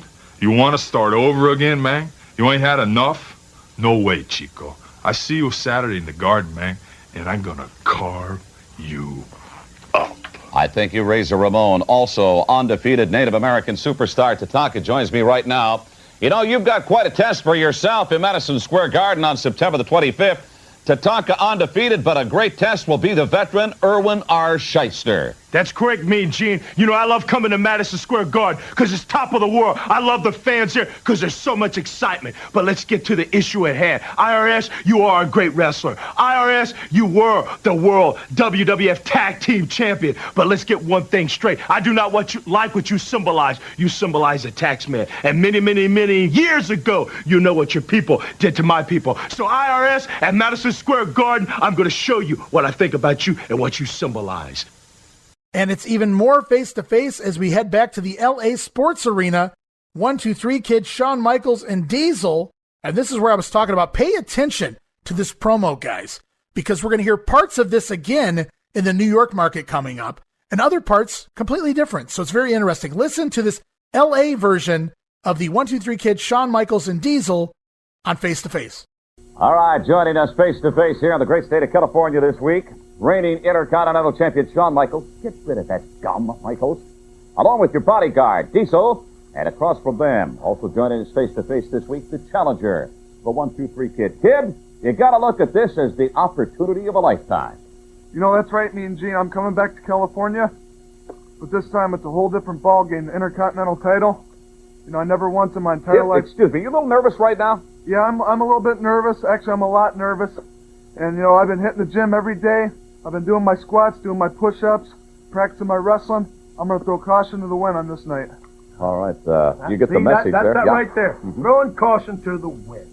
See, Razor Ramon didn't think that that's what this young man had. The $1 Million Man didn't know that, but I know that. 1, 2, 3 Kid, whatever your name is, throwing caution to the wind. I know you'll do anything. And that is what's making you a real competitor here in the World Wrestling Federation. Well, I want to introduce you to somebody. That's the Heartbreak Kid, the Intercontinental Champion. He, too, lives by the same rules that you do. That is throwing caution to the wind. That is doing whatever it takes. 1, 2, 3 Kid, I will not make the same mistake that they did and take you lightly. All right, Diesel, Mr. Perfect looking forward after SummerSlam to meeting you. All I gotta say is you need to stand in the doorways, people, because when Big Diesel takes Mr. Perfect up over his head and slams him down, please don't be living on the fault line. Perfect, you're going down. You too, 1, 2, 3 Kid. See ya. All right, guys, and keep that promo in your memory banks for a little later in this episode. We go back to a vignette. It's WWF Unbelievable. Yet again, this time it's Yokozuna as Godzilla destroying a Japanese town. Dear God. Unbelievable is right. Wow. Fun shit, though. I enjoyed it. And we are back to the ring. Razor Ramon taking on Chris Duffy. Razor with the choke slam, but Duffy doesn't bump after the spinning Razor punch, so Razor has a word with him. He leans in, says something to him, and delivers a second one, which Duffy made sure to bump for. I wrote LOL. Meanwhile, on commentary, Bobby Heenan starting his shenanigans. He says, the busiest thing at a Razor Ramon family reunion is jumper cables. Bobby even says he goes to Razor's house every 6 months just to visit his hubcaps. Wow. Back to the action. It's the back superplex and the Razor's Edge. Razor Ramon picks up the win, 4 minutes, 16 seconds. I wrote, Chris Duffy was never the greatest job guy, but he was off here. He didn't bump when he was supposed to. He dead-weighted Razor on some spots. He got up for the Razor's Edge, and it may be the worst Razor's Edge I've ever seen. No fault of Scott Hall's. Duffy was so limber, his arms went straight up instead of straight out, and Razor couldn't even hook him properly for the move. He had to just drop him down as quick as possible. Also on commentary during the match, it was actually announced that Randy Savage would team with Lex Luger to take on Yokozuna and Ludwig Borga on Raw. Unbelievable. Randy Savage and Luger versus Yoko and Borga. I wrote, wow, but obviously this match, this show, this wrestling challenge was pre-recorded. The commentary pre-recorded a few weeks ago, and Luger winds up out for the entire month, so this match does not happen. The match actually does end up happening when Luger returns on September 27th at Raw, but unfortunately it's a dark match there. And speaking of Lex Luger, we go back to SummerSlam. It's the post-match run-in between Borga and Lex Luger in the locker room before we're back to the ring. Doink the Clown taking on Scott Desprez, or Dupree, or Dupre, or whatever you want to call him this week. Matt Borne out to the ring on the unicycle here, always fun, as Doink attacks Desprez with a clothesline, and chokes him with his jacket. Then it's a big belly-to-belly suplex. Doink even toys with Distress and gets drop-kicked over the top rope for his troubles. Doink having a little too much fun, and Distress with a dropkick sending Doink out to the floor, which he did not like. Distress tries a little more offense, but a hard left hand by the southpaw Doink the Clown drops him, and then a German suplex sends Distress right on the top of his head. Oh. I love these Matt Borne Germans. The action continues as Doink with a swinging neck breaker as he continues the full-on mannerisms throughout the match, mocking Distress, crying. He's angry, very much still a heel here. Is Doink the Clown as he mocks Distress and his sorrow and his pain and his tragedy throughout the matchup. Doink, though, with the whoopee cushion, flying ass drop off the top rope, gets the win, 3 minutes and 14 seconds. Action continues with Bret the Hitman Hart taking on Barry Horowitz. And it's not a shock. Bret Hart isn't working just any job guy here. Only the best for the Hitman, Barry Horowitz. And it's kind of shocking to see Bret Hart working a squash match. We don't see that often. Kind of rare at this point. Barry, though, with a cheap shot on Hart, but it's almost all Bret Hart after that. This week's 5 moves of doom are the suplex, the Virgil leg sweep, elbow off the middle rope, backbreaker, and of course the sharpshooter. Bret Hart picks up the win, 3 minutes and 35 seconds. And I wrote at this point, as I'm looking around as they pan out and show the crowd, I wrote, this wrestling challenge arena is so hilarious. There's almost no entrance space. It's like the guys get from the entrance curtain to the ring in about, say 5 seconds. Very small arena here this week at this set of challenge tapings. Back to the ring, it's more action. Quebecers taking on Russ Greenberg and PJ Walker as the Quebecers hit a double press into a hot shot across the top rope on Greenberg, and then Jacques backdrops Pierre in a senton on top of Russ as well. And then Jacques forces Russ to tag in PJ Walker, and Jacques nails Walker with a shoot slap across the face as he's stepping into the ring. I had to write LOL there. Jacques slams Pierre on top of Walker, and then Pierre presses Jacques into a splash on top of Walker as well. I wrote, wow, really good tag stuff here from the Quebecers as they nail the assisted somersault senton of Pierre, the Tower of Quebec, if you will, on PJ Walker, but they pull him up on the 2 count. Jacques then with the old Alabama slam into the Boston Crab on Russ Greenberg, and Pierre off the middle rope with a leg drop to the back of the head. Awesome murder scene here. Both job guys laid out with finishers as they stack them and pin them. 2 minutes, 57 seconds. And then it's more face-to-face to end the show. Remember, I told you to stay tuned for the New York market. It's the Kid, Shawn Michaels, and Diesel yet again. You're going to hear some familiar sound bites from the Los Angeles version, and then some new ones as well as they're heading back to New York. All right, joining us here in New York City, face-to-face, reigning Intercontinental Champion Shawn Michaels. Get rid of that gum. Along with bodyguard Diesel. And also joining us, Mr. Michaels' opponent here on the Big Apple on Saturday night, September the 25th, the 1-2-3 Kid. Kid, what an opportunity for you. That's right. I'm coming back to Madison Square Garden. It was great last time, but this time it's a whole different story. The Intercontinental title, me and Gene. Kid, excuse me, you a little nervous? I'm really nervous, me and Gene. This is a once-in-a-lifetime opportunity for me. I've been hitting the gym every day. I've been doing my squats, my push-ups, getting into good shape. I've been practicing my wrestling.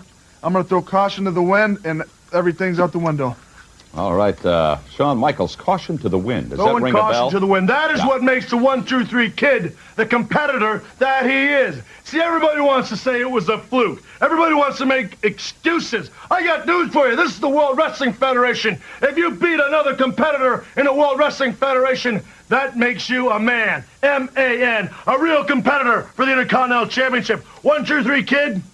Believe it or not, that's exactly what you are. But Shawn Michaels is not, for 1 second, gonna take you lightly. I've seen what you can do, and you, my friend, are very talented. All right. It's just you're not Shawn Michaels. Let me interrupt here because on the very same card, Shawn Michaels, as you know, Mr. Perfect after SummerSlam, can hardly wait to get his hands on your big man Diesel.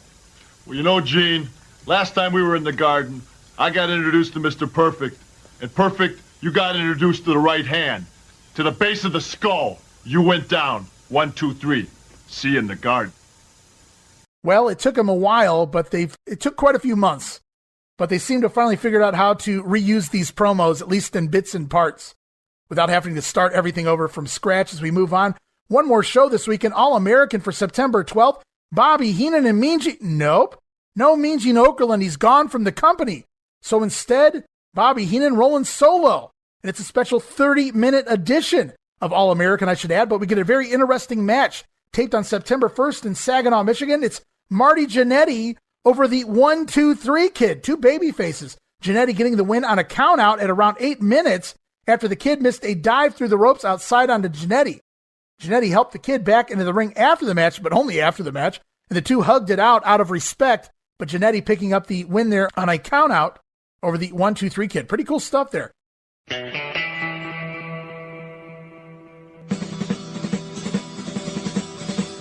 It may not be the showdown at the OK Corral, but it was the WWF versus WCW, Raw versus Nitro, the Monday Night War, the Ratings War, the NWO, the Attitude Era.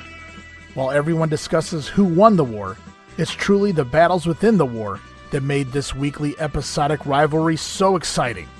We break it all down, from episode reviews to backstage news to those ever-important TV ratings. It's Monday Warfare, the battles within, exclusively as part of the WrestleCopia brand, available on WrestleCopia.com and all of your favorite podcast streaming apps.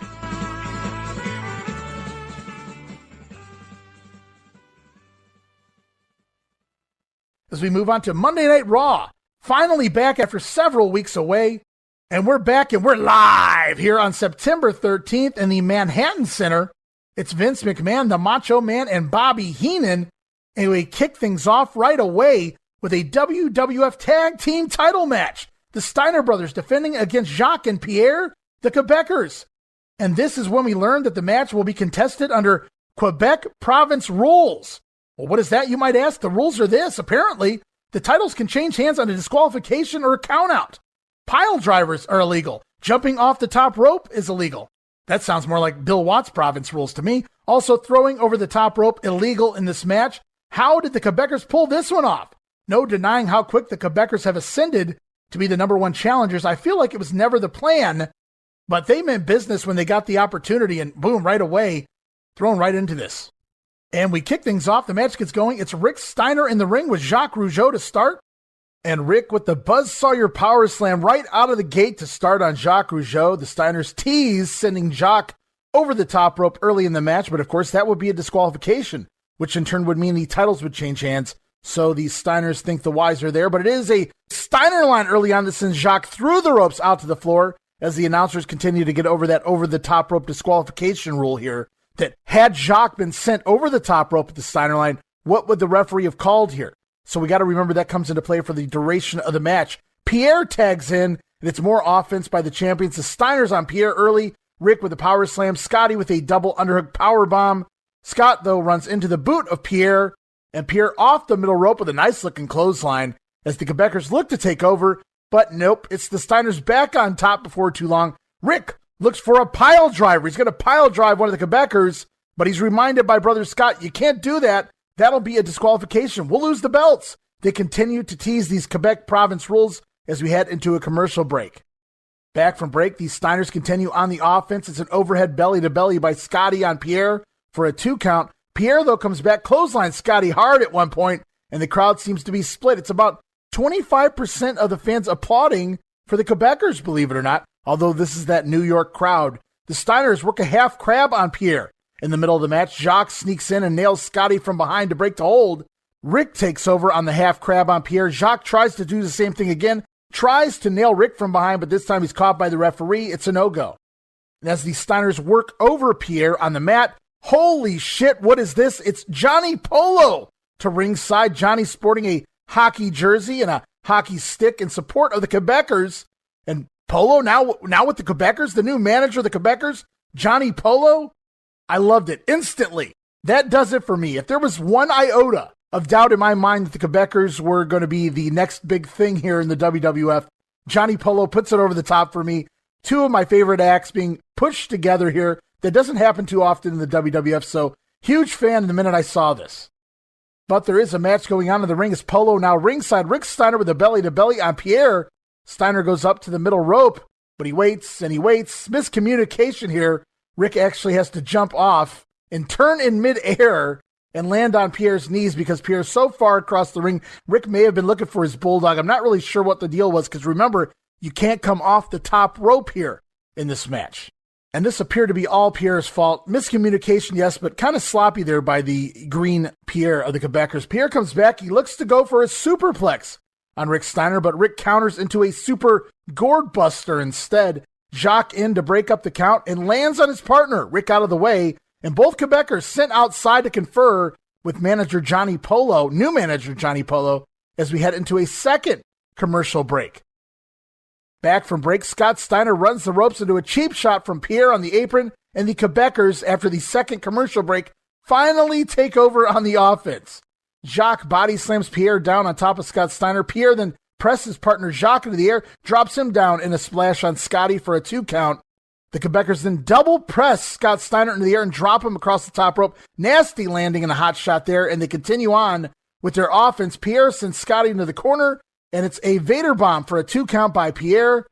The offense continues on. Jacques backdrops Pierre over top into a senton on top of Scott Steiner. Scott Steiner himself finally has enough. He comes fighting back, a DDT on Jacques Rougeau, but Scott Steiner immediately knocked to the floor. Johnny Polo teases getting in a few licks on Scott Steiner before it's Rick Steiner to the rescue. Pierre tries to interfere as well. Ricky takes over on Pierre in the ring. Remember, these guys are not the legal men. The referee has to admonish Rick Steiner, send him back to his corner, and that's when the Quebecers continue on their onslaught on Scott Steiner. It's Jacques Rougeau with the Alabama Slam, and he attempts to roll it over into the Boston Crab. We've seen that so many times here by the Quebecers so far, but Scott Steiner's so strong, he's fighting being rolled over into the Boston Crab, and that's when, well, the Quebecers call an audible, and in an amazing spot, Scott won't turn over for the Boston Crab so that Pierre can come off with a leg drop to the back of the head. Scott basically standing on his head, and Pierre still comes off the middle rope with a leg drop. Oh my God, damn near decapitates Scott Steiner. Great spot there. And the clever commentary during this match, Vince McMahon pointing out that he can't turn him, meaning Scott can't be turned over into the Boston Crab. And then Pierre comes down, boom, with that nasty leg drop across the face of Scott Steiner. And Bobby Heenan says, now he can turn him.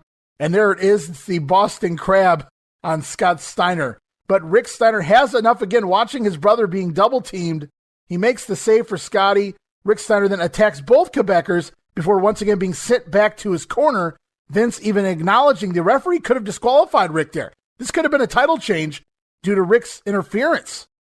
The Quebecers continue to double-team Scott until Scott comes back with a double Steiner line, and it's finally the hot tag to brother Rick. Rick takes it to both challengers. Scott suddenly heals himself. It's a miracle, everybody, as we see the Frankensteiner on Pierre, and somehow Tim White makes a count. Didn't Scott just tag out like 30 seconds ago? He's not legal, Tim White. They do this all the time with the Steiners, if you pay attention.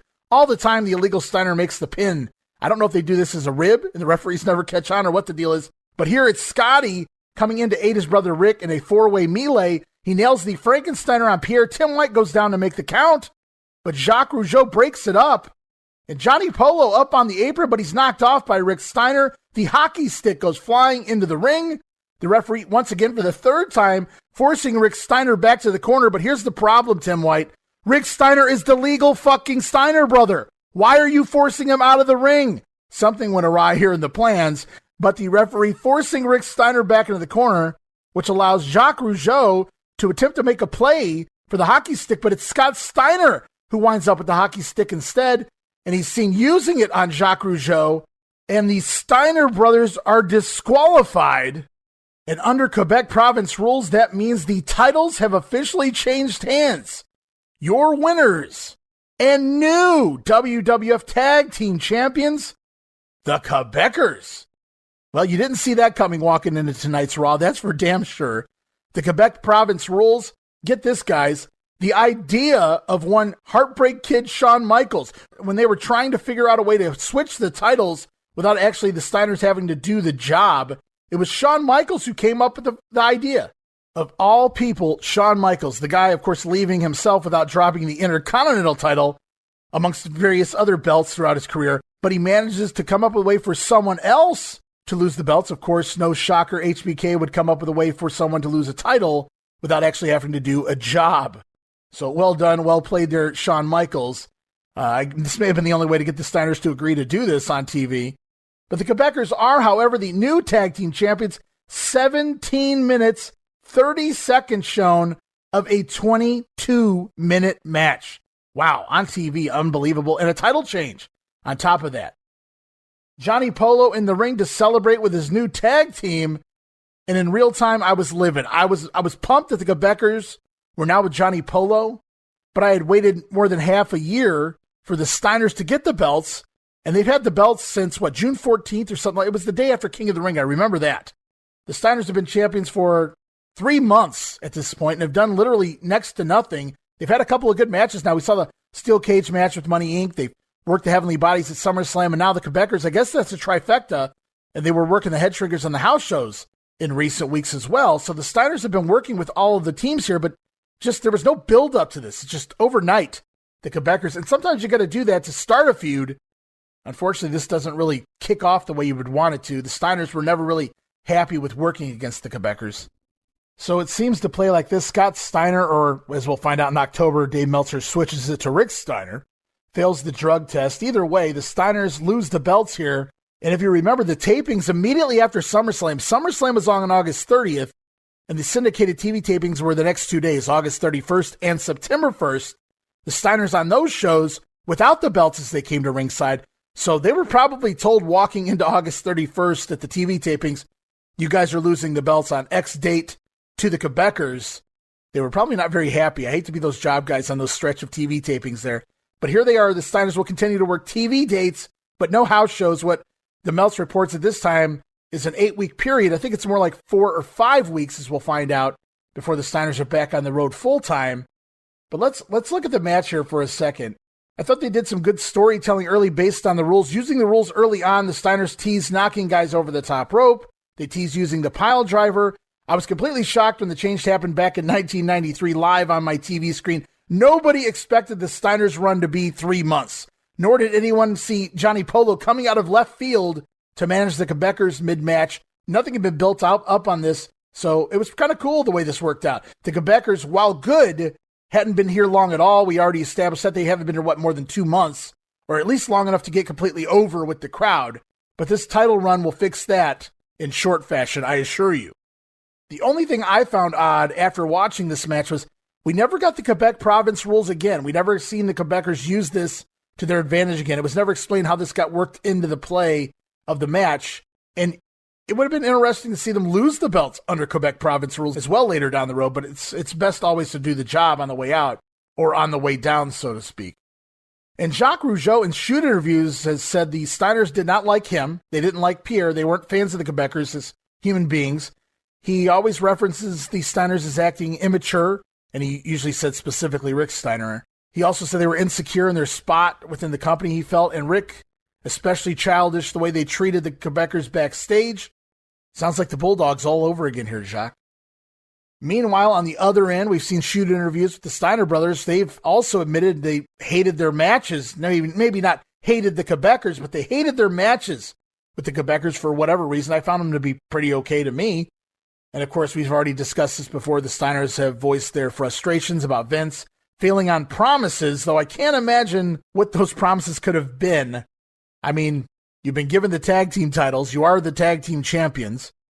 You beat the former champions on USA in a steel cage match. Fast forward a week later, you beat the up-and-coming new tag team of the Heavenly Bodies with Jim Cornette, the manager of the heavyweight champion, the spokesperson of the WWF champion, Yokozuna. On pay-per-view, you're beating the Headshrinkers all along the house show circuit. You beat them at WrestleMania 9. I don't know what more the Steiner brothers were promised here in 93 that they were given, but I'm curious if they ever go deeper into that. Because I'm very curious to see what was promised and what didn't take place here, because the whole point of them losing the belts supposedly was one of the Steiner brothers, depending on what week Meltzer's telling the story, one of the Steiner brothers were suspended on the failure of a drug test. You'd have to presume probably steroids. And I hate to keep flip-flopping around here, but let's go back to the match for a minute and my thoughts during that time period. Because when the title first changed hands, I had never seen a title change hands on a disqualification before, so I kept waiting for something to happen because it just didn't seem real. Scott Steiner, the Steiner brothers, who were world beaters in WCW as I was growing up, who were world beaters here really in the WWF. It's the WWF, it's a little different, but they're beating everyone on TV.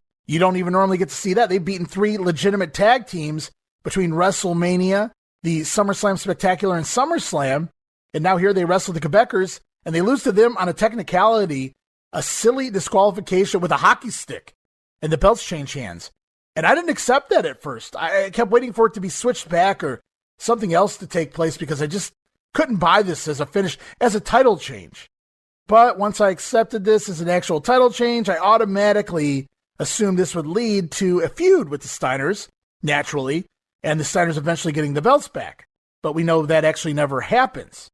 Just an odd time here in the World Wrestling Federation. We move on, more action on Raw. Mr. Perfect taking on Tony DeVito, and DeVito slugs Mr. Perfect, catches him off guard, nails him early, and then DeVito jumps outside the ring to mock Curt Hennig and gloat to the fans that he just took a nice shot on Mr. Perfect, but it doesn't take long for Hennig to hop out of the ring, chase DeVito around ringside into the backstage area. I wrote LOL. You don't see that every week. Job guy running backstage for his life as the big-name superstar chases after him to drag him back to ringside.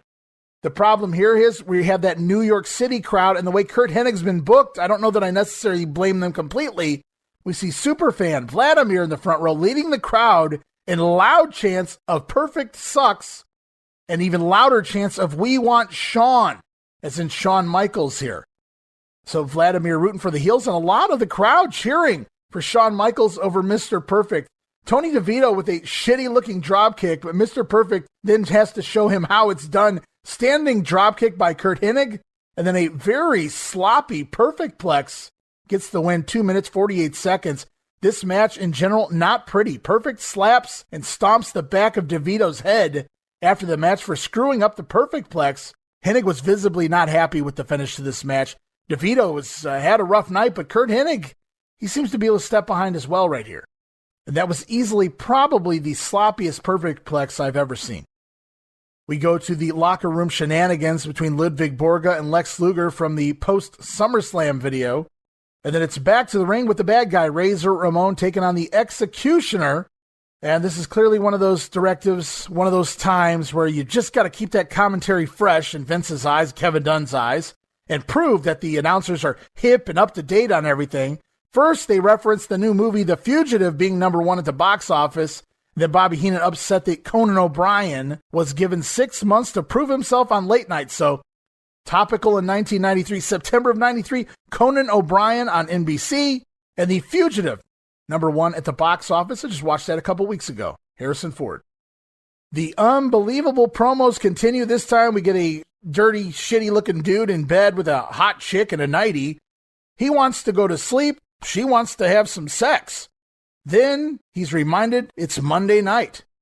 And the man jumps up because Raw is on. He flips on his TV. It's Monday night Raw. Rip it off! So this guy, not interested in his sexy, hot wife in a nightie laying next to him, but he is interested in listening to Vince McMahon scream at the top of his lungs. Take your pick. The WWF. Unbelievable. And it's back to Raw. Vince McMahon in the ring to interview the new tag team champions, the Quebecers, and manager Johnny Polo. Vince calls this a shock. That's an understatement, Vince. Johnny Polo says, no shock at all, because the Quebecers are the best team in the world. The Toronto Blue Jays have made history. The Montreal Canadiens have made history. And now, for the first time ever, 2 French-Canadian wrestlers win the WWF tag team titles. Now the Quebecers have made history. Vince brings up the idea of a rematch for the Steiner brothers. At that point, the heels get into a huddle. They have a conversation, and Polo says that if one of the Steiners can beat one of the Quebecers, they can have their rematch. At which point, Vince McMahon asks him if the match can be held here next week on Monday Night Raw. And the group huddles once more, and Polo isn't so sure about that. But out come the Steiner brothers. They want their rematch, and the referees on the outside have to hold the Steiners back from getting at the Quebecers here. And that's when Jacques gets on the microphone and claims it took the Quebecers 7 years to get to the WWF tag team titles. Well, it took Jacques 7 years. I don't know about Pierre, but straight shooting by Jacques Rougeau. Anyway, it took the Quebecers 7 years in the WWF to get to the tag team titles. So no, Jacques says there will be no rematch next week on Monday Night Raw. But Johnny Polo isn't so sure about that. Polo goes over Jacques Rougeau's head, being pressured by the fans, being pressured by the Steiner brothers at ringside, being pressured by that evil Vince McMahon on the microphone. Johnny Polo finally agrees as Jacques continues to try and get Polo to renege. Unfortunately, though, Johnny Polo agrees that yes, next week on Raw, we will see one of the Quebecers wrestle one of the Steiners. And if that Steiner brother can win that match, the Steiners will be granted that rematch for the championships. I'm pretty sure that the story's always been that any champion, when losing the title, automatically gets a rematch. But it is what it is, and now all of a sudden we got managers and wrestlers making the matches, making the title matches, apparently, here in the WWF. Now, I did watch the Peacock version of this episode of Raw. A lot of bleeping going on throughout this segment near the end with the Steiners on the rings on the outside. I'm sure Scotty had a few choice words out there. Now, I'm not sure if the live version has any bleeps or not. It's being interesting to go back and see. I'm assuming not, but we get a few bleeps here during the showdown on the outside, the Steiners shouting into the ring at the Quebecers as Johnny Polo finally agrees to the match, and he even goes so far as to name Pierre, the brute force of the Quebecers. Pierre will be the one that steps in the ring next week on Raw to challenge one of the Steiner brothers. And again, I didn't know champions, I didn't know managers could just randomly make these type of matches, but okay. So let's give it up for the new WWF Tag Team Champions. Let's hear it one time for the Quebecers. We're not the Mounties. We're handsome, we're brave, we're strong. We're not the Mounties, 'cause we enforce the law. You can try to run, but you can never hide. We're like the Mounties. We always get our man. We're not the Mounties. We're handsome, we're brave, we're strong. We're not the Mounties. Thank you, boys. And one final reminder by Jacques, they're not the Mounties. We're not the Mounties! No, we're not! No, they're not. We see a clip from the recent Jerry Lewis telethon. Remember those guys? The Macho Man and Bobby Heenan invade the Labor Day weekend telethon as Bobby and Randy Savage make their way out to talk with Mr. Jerry Lewis, former actor, comedian, if you will. Bobby says he remembers Lamb Chop. No. He has to be corrected by Jerry that was Sherry Lewis. Bobby then wants Lewis to sing Great Balls of Fire, but that wasn't Jerry Lewis either. That was Jerry Lee Lewis. The brain seems a little confused out here. So Heenan asks Jerry Lewis, well, what do you do? Lewis responds, I'm a Jew in heat, as they cut away and cut back to the WWF ring. Doink the Clown to ringside with a bucket in each hand, both filled with confetti as he throws it on the fans, but Bobby Heenan thinks it would have been better had the buckets contained ice-cold water. Foreshadowing of things to come here tonight, Brain. Before we get to the action, Crush calls in, brother. During a Doink match, no less, Crush is coming back bigger and stronger than ever. Shaka bra. Crush polite to Vince McMahon here during the phone conversation, but then the Macho Man speaks. Savage wishes Crush luck in his recovery. Crush asks if that was the Macho Man speaking to him. When Vince confirms it was indeed Randy Savage, it appears Crush hangs up the phone, although Vince and Savage presume it to be technical difficulties. The seeds are subtly planted here this week between Crush and the Macho Man. Also during this match, Vince McMahon tries to shill the upcoming episode of Silk Stockings. After that, comedy ensues. Let's listen to Vince, Bobby, and the Macho Man. Tonight on Monday Night Raw. By the way, speaking of tonight, here on USA, tonight Rita and Chris are on the trial. How about Trail of a Revenge Killer in the exciting season premiere of Silk Stockings that's coming up next, right after Monday Night. Oh, Raw! My goodness. Would you like me to read that for you? Yeah, why don't you try? I'm going to have to watch it coming up next because I didn't understand it when you said it. Tonight, Rita and Chris are going to be wearing silk stockings. Tune in. That's not what it said. Is that what it said? I'm just abbreviating it. I'd rather watch that. I'd rather watch that too. Good stuff by all three. Obviously, all ad-libbed by Bobby Heenan and Randy Savage. I'd rather watch that. Good stuff by all three. Vince McMahon, imagine if somebody did that today on the air. Vince would have a fit. But here back in 1993, Bobby Heenan and Macho Man having a little laugh at the expense of Vince McMahon. There was a match going on in the ring. Rich Myers and Doink the Clown. Myers actually attacks Doink at the start of the match, but Doink comes right back. Awesome belly-to-belly suplex and a nasty German suplex folds Rich Myers in half as "Let's Go Doink" chants begin throughout the crowd. Doink with a pump handle slam, a big back body drop, and the whoopee cushion gets the quick win, 2 minutes and 10 seconds. Post-match shenanigans with Doink as there's a third bucket underneath the ring at ringside. Bobby Heenan jumps up from commentary as Doink teases that he's going to throw this water on the fans, but Bobby has a better idea. Why don't you douse Vince McMahon or Randy Savage rather than wasting it on the humanoids? So Doink begins to slinker over along with Bobby Heenan at his side towards Vince and Savage on commentary, but then Doink turns around towards the Brain. He teases dousing the Brain with the bucket of water. Bobby Heenan begs off as Doink was only joking. He reassures Heenan, he gives him a big hug, and then he steps back and soaks Bobby Heenan. Doink the Clown drenches Bobby Heenan with the bucket of water. In real time 93, I said, no! Not Bobby Heenan, not one of my favorites of all time, and this is a face thing to do, was going through my mind also here in 93, and I wrote, damn. And I was thinking, damn then, and damn now, but there's nothing we can do about it. Doink the Clown clearly on the babyface turn. If you weren't so sure before, we know it now, and that was what was going through my head the minute he soaked Bobby Heenan. Now, I still needed a little reassurance. I needed a little bit more proof that Doink was going completely heel, because Heenan at this point, even though a heel announcer, was simply just an announcer. So I still need a little more proof that Doink was going full-time babyface, but at this point I was still very upset because the seeds are planted here, and you just don't do that to my guy, the Brain. So we head to commercial, and we come back, and it's Doink the Clown out again, and now he has a fourth bucket, which he pulls out from under the ring. He teases, tossing it on Randy Savage, and Vince McMahon once again. Savage, all of a sudden, it becomes a comedy bit as Savage says, "Hey, brother, let's let bygones be bygones." This guy who had wild feuds over the years with so many, now he's afraid of a bucket of water. He's begging off from Doink the Clown here. Vince says, I've always liked you. So even Vince getting in on the comedy routine. Doink, though, turns to throw the confetti. It's confetti on superfan Vladimir and company around ringside as Vince does his best over-the-top laugh. Ha, ha, ha! That was funny, pal. So now, all of a sudden, Vince McMahon into Doink the Clown. After ridiculing him and watching him try to take the life away from Crush all those months ago and all of the other dirty antics that Doink has done over the last year, now all of a sudden, Vince McMahon having some fun laughing at Doink the Clown. And if that wasn't enough, Randy Savage wanting to let bygones be bygones, make friends with Doink. So if there was ever a question, it's becoming clearer and clearer as this episode comes to a conclusion.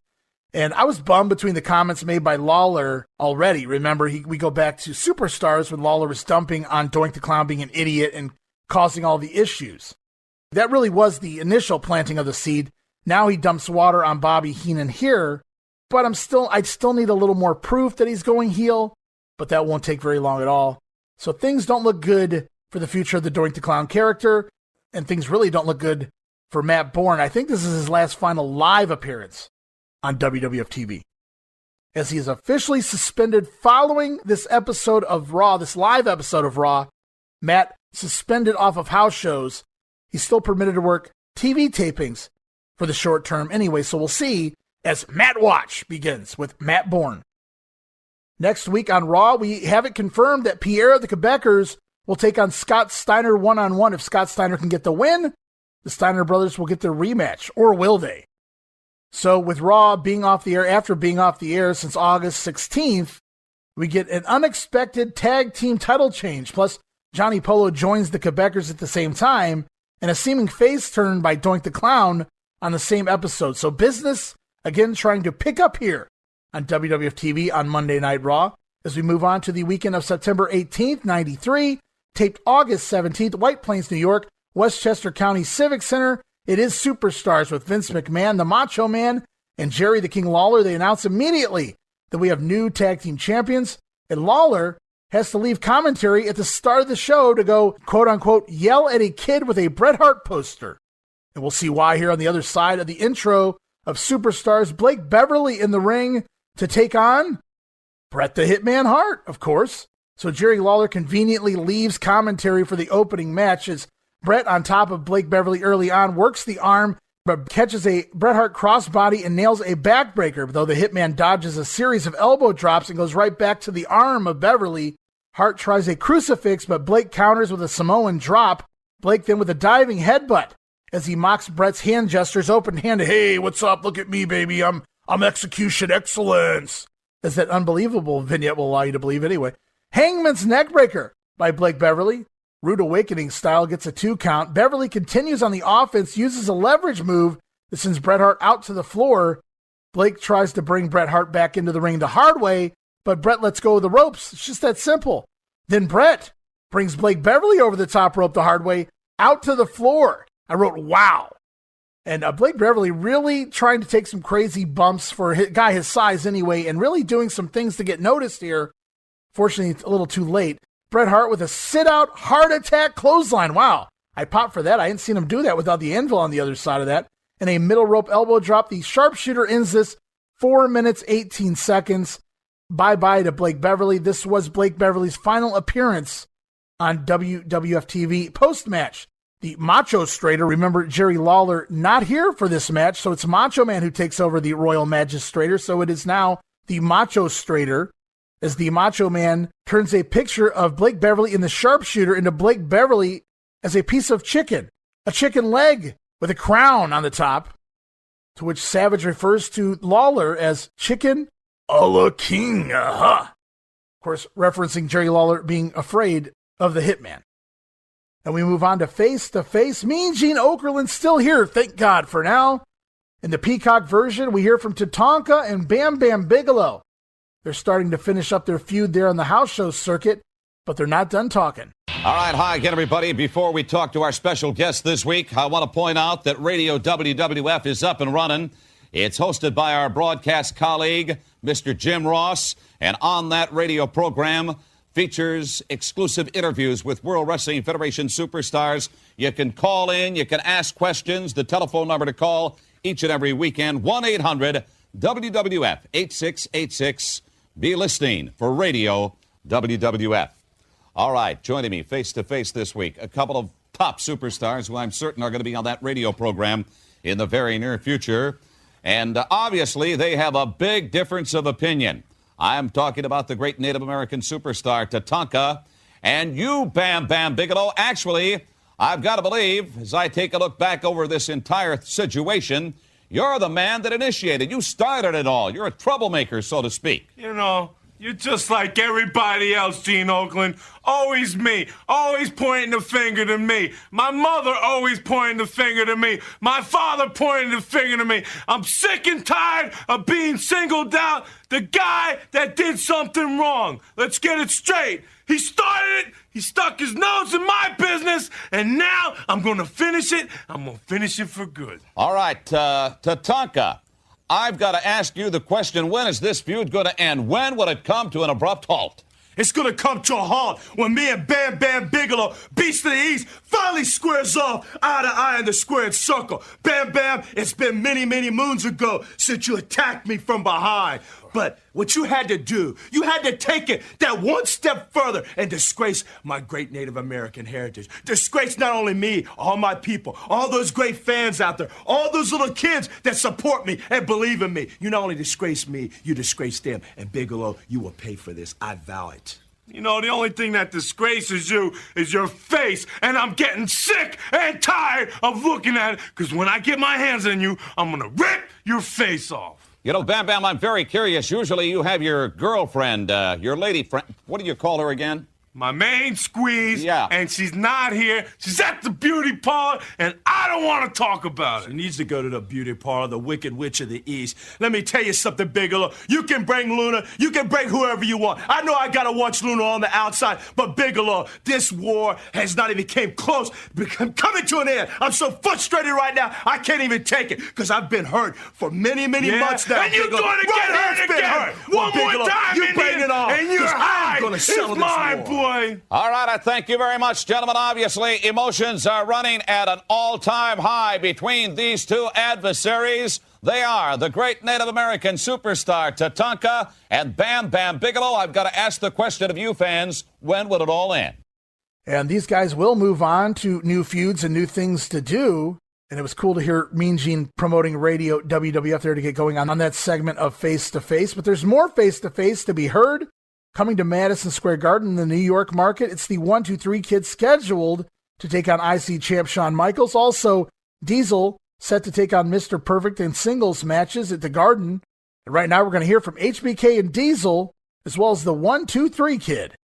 Joining us face to face, a couple of men who are going to be facing each other 1 week from tonight in Madison Square Garden. Reigning Intercontinental Champion Shawn Michaels, welcome, along with bodyguard Diesel. And also, as we talked last week, welcome the 1-2-3 Kid with the opportunity of a lifetime. Kid, you've had another week to think about it. What's going through your mind? It's been 1 week, and there's 1 week left. Madison Square Garden. Mean Gene, that's the most famous sports building in the entire world, you know. And to go in there with the Intercontinental title shot, like I said before, you know, I'm very nervous. But all the fans, they've been behind me. They supported me.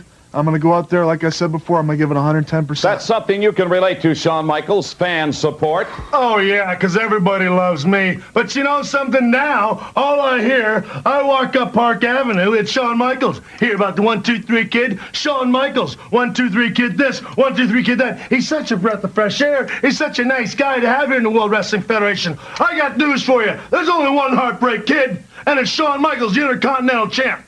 Kid, I'm going to tell you this. This is the World Wrestling Federation, and anything can happen. So in the next week before this Garden show, you and Mr. Perfect should be very, very careful. I heard the same thing at 51st and Lex. Diesel, you're going to have your hands full 1 week from tonight. You've got Mr. Perfect. When he gets a hold of you, well, I can only imagine what's going to happen. You know, the last time we were in the Garden, Gene, Mr. Perfect got introduced to Diesel and to the right hand. You know, he's been a headache for Shawn Michaels for a long time. And in the Garden, Big Diesel, extra strength Tylenol will take care of that headache once and for all. Diesel, Kevin Nash, needs to move away from these extra strength Tylenol jokes because he seems to want to get this in more often than not, and it's really not working. We go back to the ring. It's the relatively new WWF tag team of Timothy Well and Steven Dunn. Collectively, they are known as Well Done, taking on Mark Thomas and Russ Greenberg here as Jerry Lawler conveniently returns to the announce booth. He's sorry he missed the Hitman. I bet you are, King. You know, Well Done, formerly Rex King and Steve Dahl, top stars in Portland. They worked for USWA Dallas. They worked the Memphis territory. Tag team champions pretty much everywhere they worked. But here in the WWF, they're on the bottom rung of the ladder. Not really getting over either. This gimmick isn't doing them any favors. I don't know. Could Well Done have gotten over here with different gear and a little more of a push behind them? It's hard to say because I always enjoyed their work in the other territories. And they do try something different here this week as one half of Well Done hooks one of the job guys up in an inverted DDT. The other member of Well Done scoops up the job guy by his ankles. So an elevated assisted inverted DDT. I wrote, bleh. It might have sounded cool, but watching it play out, there's a reason why nobody really does that. Not very pretty.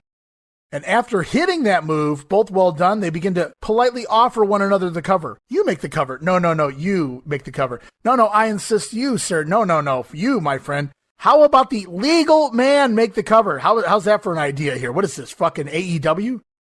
And finally, Steven Dunn makes the cover, gets the win. Well Done, pick it up, 3 minutes and 4 seconds. I wrote, that match was anything but well done. And see, even now, I'm getting in on the puns. Back to the ring for Razor Ramon taking on, I'm not quite sure this fellow's name. I know the last name is McShane. I think I might have heard Ray. Ray McShane is a possibility here. However, online it's reported as Max Shane. I can see where the confusion is. His last name is clearly McShane, like McMahon. And I like to do these guys justice. I like to give even the enhancement talent their props. So this guy, not Max Shane, but rather I think maybe Ray McShane or some form of McShane.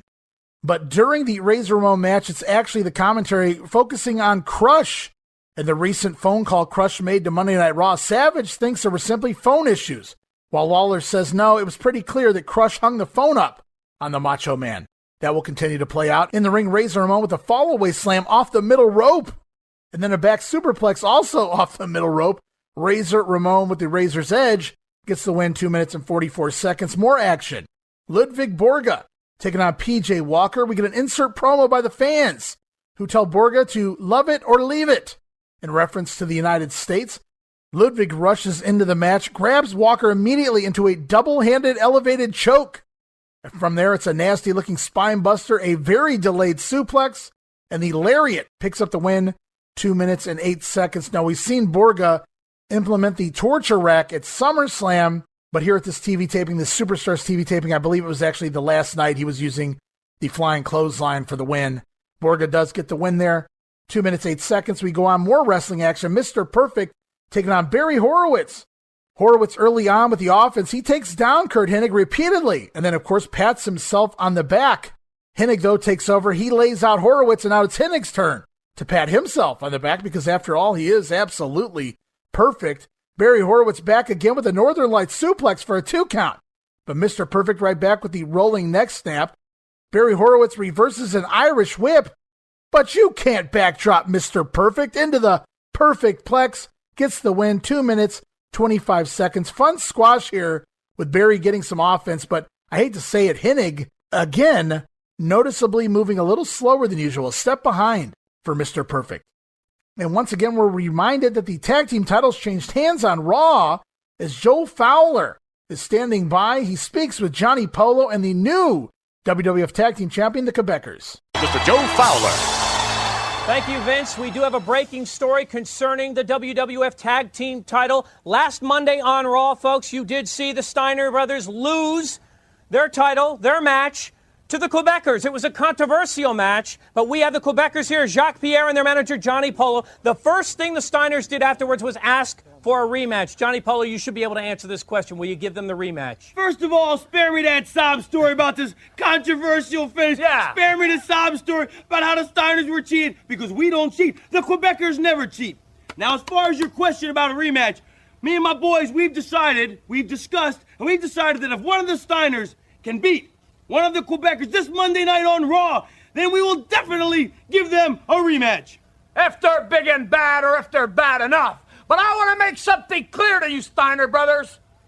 If we wrestle one-on-one, no matter who it is on our team, can't see anything, no matter who it is on your team, I want to make sure that the other Steiner brother stays at home. Because whoever wrestles on our team, the other one is going to stay at home. And that's a promise, because we don't cheat. On n'est pas des tricheurs, nous autres. We don't cheat, and we hate cheaters, and we're going to win. And we're going to stay champions. Okay, we are making progress on that road to a rematch. It will be on Monday Night Raw this Monday night. This is Joe Fowler. We'll have more on WWF Superstars after this. So a bit odd there. I don't know if this is recorded prior to Raw or what the deal was. They're talking about that upcoming singles match on Raw, but the commentary, the promo here would suggest we don't know the wrestlers in the match just yet. Even though on Raw, right in the middle of the ring, Johnny Polo had announced it would be Pierre, and by the end of the show, Vince McMahon announced that Scott Steiner would be the opponent of Pierre, but here in this promo, they act as if they have no idea the wrestlers going into the match just yet. Jacques even promising that the other partner will stay at home. We'll see if that takes place as well. We get another WWF Unbelievable promo. This is probably one of the more famous or infamous of the Unbelievable promos. It's the young lady sitting on the park bench reading when she's confronted by this creepy guy who dresses in a random wrestling attire. First, he's dressed like Razor Ramon, followed by Bret Hart in one of my favorite lines of all time. Hey, baby, I'm Execution Excellence. Then he's Native American to talk at dancing around the poor girl, at which point you have to wonder, why has this guy not been arrested yet? And last but not least, he tries his hand as the Macho Man. Ooh, yeah, dig it. Unfortunately, none of them work until the real Randy Savage, the real Macho Man, shows up. She jumps right up from her book. Macho Man. Aha, you can call me Randy. And she turns and looks into the camera and says, don't fall for cheap imitations. WCW. And it's the WWF Unbelievable. Back to the ring, Intercontinental Champion Shawn Michaels with Diesel in his corner over Dan Dubiel. Top rope clothesline, super kick, and a pile driver. Picks up the win there for HBK. 2 minutes, 44 seconds. Post-match, angle alert, as Shawn Michaels and Diesel slowly leave the ringside area up the aisle. They stop to argue with the fans, who try to poke at HBK. Diesel defending the champ when we hear the familiar sound of the 1, 2, 3 Kids music The Kid heading out to ringside to take on Dwayne Gill in our next match. But as the Kid tries to come out to the ring, he's stopped in the middle of the aisleway by the two bullies, Diesel and HBK, who stand side by side to block the Kid from making his way to the ring. What is this, frickin' 7th grade? The Kid tries to politely pass Shawn Michaels twice, both times brushing his hand on the arm of Michaels to try to bypass him. But that only upsets the Intercontinental Champion. You don't put your hands on Shawn Michaels. Diesel immediately smashes the Kid with a nasty right hand, lays him flat out on the ground. As Shawn Michaels begins to put the boots to the Kid, it's Mr. Perfect out to the rescue. Perfect gets involved in the tussle as well with Diesel, but the officials separate Hennig and Nash as Mr. Perfect turns to check on his fellow Minnesotan, the 1-2-3 Kid. Shawn Michaels and Diesel escorted back through the curtains. And on the other side of the commercial break, right backstage, it's Bonnie Blackstone standing by with an upset Diesel and Shawn Michaels. Standing by right now, ladies and gentlemen, with Shawn Michaels and Diesel. Let's take you to Bonnie Blackstone. I gotta tell you folks, I am still in shock over what we saw before we went to the commercial break. Shawn Michaels, what in the world provoked you to have this man? What provoked me? The 1-2-3 Kid put his hands on me. If I've said it once, I've said it 1,000 times. You do not touch the Intercontinental Champion. 1-2-3 Kid, you have just been made an example of what happens when you touch Shawn Michaels. I got news for you. Anybody touches me, anybody messes with me, you mess with the big man. But this young... Let me tell you something. Perfect! You came down and got in Diesel's face. You interfered. The Kid touched him first. Nobody touches Diesel. Nobody touches the champion. Examples will be made today, tonight, and any other time that the champ is touched. Diesel will be there. Guaranteed. Alrighty, the first time we've really heard Diesel that upset. He wants at Mr. Perfect, Shawn Michaels, hey, 1-2-3 Kid, you want to get in my way? You don't put your hands on me. I'll teach you in the ring. I'll teach you a wrestling lesson of your life. Unfortunately, it never happens. Fun angle here. I loved it. Sets up the planned HBK versus Kid matches on the house shows this fall. Furthers the Perfect versus Diesel feud at the same time. Sadly, this is the end of Shawn Michaels on TV for a couple months. And Hennig, really not that far behind, to be honest with you. Now, according to Shawn Michaels in some of his past interviews, perhaps in his book, the way the story went down was Vince McMahon himself informed Shawn Michaels that he had failed the drug test for steroids due to a trace of elevated testosterone. Shawn said that he never took anything, but as he continues to do today, Shawn Michaels said even back then, he refuted that. He said he never took anything and even hinted that someone messed with his test. Once again, hypothesized in some circles as Shawn accusing Matt Borne, because Borne has stated, like I said before, that Razor Ramon accused him of getting Shawn Michaels suspended failing said drug test. But Shawn Michaels says that Vince McMahon is the one that called him up, informed him that there were trace levels of elevated testosterone, which implies steroid use, even though Shawn denies taking it. And it's at that time that Vince gave Shawn an ultimatum. Drop the Intercontinental title and stay off the road for 6 weeks. Suspension for 6 weeks. Now, the Meltzer has reported 8 weeks, 6, 8, whatever you want to call it. Makes no difference in the story because Shawn took his ball and went home, suggesting that he would just sit out the contract rather and receive a release. Whichever came first, he didn't care. Whether he got fired or his contract ended, Shawn said he told Vince McMahon he was done with the company. He's not accepting the suspension because he never took the steroids. Now, since that time, Shawn said he believes this was actually Vince McMahon trying to test him to see how much control he had over the Heartbreak Kid. And he said after he called Vince McMahon's bluff here, and that's not really necessarily the words he used, but after he stood his ground, I should say, against the boss, Vince never gave Shawn an ultimatum ever again once Shawn proved he would stand up for himself. But that's the story of the next 30 years. Unfortunately, we have to go back to 1993 here, and Shawn Michaels is suspended or quits the company or takes his ball and goes home, whatever you want to call it. Ladies and gentlemen, I have just been informed that Shawn Michaels has left the building. Shawn Michaels has left the building, at least for the next couple of months as we go back to the ring. More wrestling. Wow, a lot of squash matches this week. The Smoking Guns taking on Tony DeVito It's stereo backdrops and stereo drop kicks to the job guys, and everything done in such stereo that after the stereo drop kicks, neither job guy manages to clear the ropes. Neither one of them can fall over the top rope out to the floor. They both stumble and bumble and have to roll outside. I wrote LOL. At least they're keeping in tandem. Billy Gunn, we learn here, went to college on a rodeo scholarship. That's actually a fact. And Billy was actually also a pro bull rider for a brief period of time prior to professional wrestling. But the revolver ends it as Bart Gunn with the pile driver on Bell as he crumbles into a pile of rocks. Smoking Guns get the win, 2 minutes, 15 seconds. We close out this episode with more face-to-face. First on the Peacock, Mean Gene talks to the likes of Doink the Clown and Razor Ramon. Joining me face-to-face this week, a couple of gentlemen who certainly will have an interest in each other because there is a potential of a Razor Ramon, sir, good to see you, Doink the Clown matchup. And before we get with that, Doink the Clown, Jerry Lawler asked me about you the other day. Anything going on between you and him right now of significance? Let's hear it. Well, if there's any significance going on between Jerry Lawler and myself, it seems to me that he would approach me with that, but he hasn't, so I'll deal with that on my own. He hasn't talked to you directly? Not directly, no. Okay, enough of that. Now, as I said, promoters are trying to sign a match, Doink the Clown. All of a sudden, we see remarkable popularity for the bad guy. No, for the bad guy, Razor Ramon. Oh, you're talking about him, huh? Well, I'll tell you what. I've given Razor Ramon a lot of thought. And what I did, I made a list. 2 lists. One list was all of the assets that Razor Ramon possesses. That was a long list, right? I'll name a few. He's a big guy. He's a strong guy. And in his own mind, he thinks he's kind of a man's man.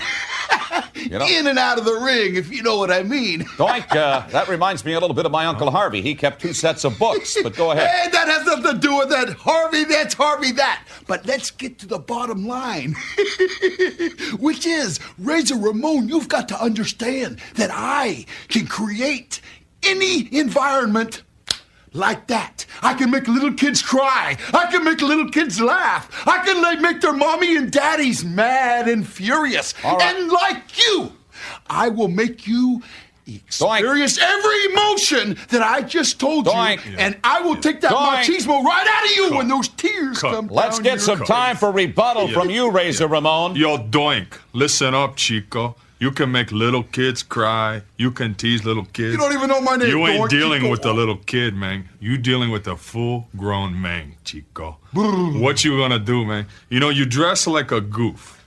But I've been watching you, man, and I gotta admit, you can go. Can't take nothing away from your ring style. And nothing I like better than a good fight. So, clown, get ready to go. Gentlemen, I thank you very much. Razor Ramon, Doink the Clown. When that match happens, I want to be there. Now, we know Doink is going babyface, but wouldn't those have been some pretty excellent matches? Razor Ramon and Doink the Clown. I would like to have seen that. I don't know how you factor that into a storyline, but I would have liked to have seen the match. Then over in the New York market, coming to Madison Square Garden, Yokozuna defending the title against Undertaker. In this edition of Face to Face, we're going to hear from Cornette, Yokozuna, The Undertaker, Paul Bearer. But I love the line here. Corny doing a little bit of shooting as he talks about what the fans in New York have seen in their lifetime. But one thing they've never seen, a 600-pound man versus a 7-foot zombie. Let's listen to Cornette put it ever so eloquently. You know, the people in New York City, they see some horrifying things as a part of everyday life. You can walk down the street in New York and you can see things that anywhere else in the country would make grown men cry. But I'll tell you something, 1 week from tonight at Madison Square Garden, you're going to see a sight in New York City that even you have never seen before. You're going to see a 600-pound man have a fight with a 7-foot zombie. And we're going to see what happens. Now, Undertaker, they say you can't feel pain, that you can't feel anything. Well, I got news for you. Your bones can break just like anybody else's. Your back and your insides can be snapped just like anybody else's. If you can't feel pain, that means Yokozuna has to work harder because he enjoys delivering pain. And 1 week from tonight at Madison Square Garden, Yokozuna will deliver pain to The Undertaker. All right, the official American spokesman, James E. Cornette, for the World Wrestling Federation champ, Yokozuna. Yokozuna with a big title defense here in the Big Apple on the 25th against The Undertaker. We talked about it before. A couple of pieces to a puzzle that had been missing are now in place. Paul Bearer is back, and gentlemen, the urn is back. That's got to be great news. The timing couldn't be better. Yokozuna, I certainly hope that Mr. Fuji and Jim Cornette has all your final affairs in order, because you'll soon step over into the dark side. All things are as they should be. Now it's time for my creatures of the night to witness mass carnage. Yokozuna, rest in peace. Great stuff there as the Yokozuna Undertaker feud begins. We move on to WWF Mania. This week, it's Todd Pettengill rolling solo, but there is a Mania exclusive. It's his tag team partner, the Macho Man Randy Savage, interviewing Paul Bearer in the bowels of the Mania studios. Paul Bearer talking all about the Undertaker's upcoming matches with Yokozuna as we go on to Wrestling Challenge for September 19th, taped August 18th, Lowell, Massachusetts. Jim Ross and Bobby Heenan inform us we have new tag team champions, but Bobby gets pissy when Jim Ross gets to announce the champions before him.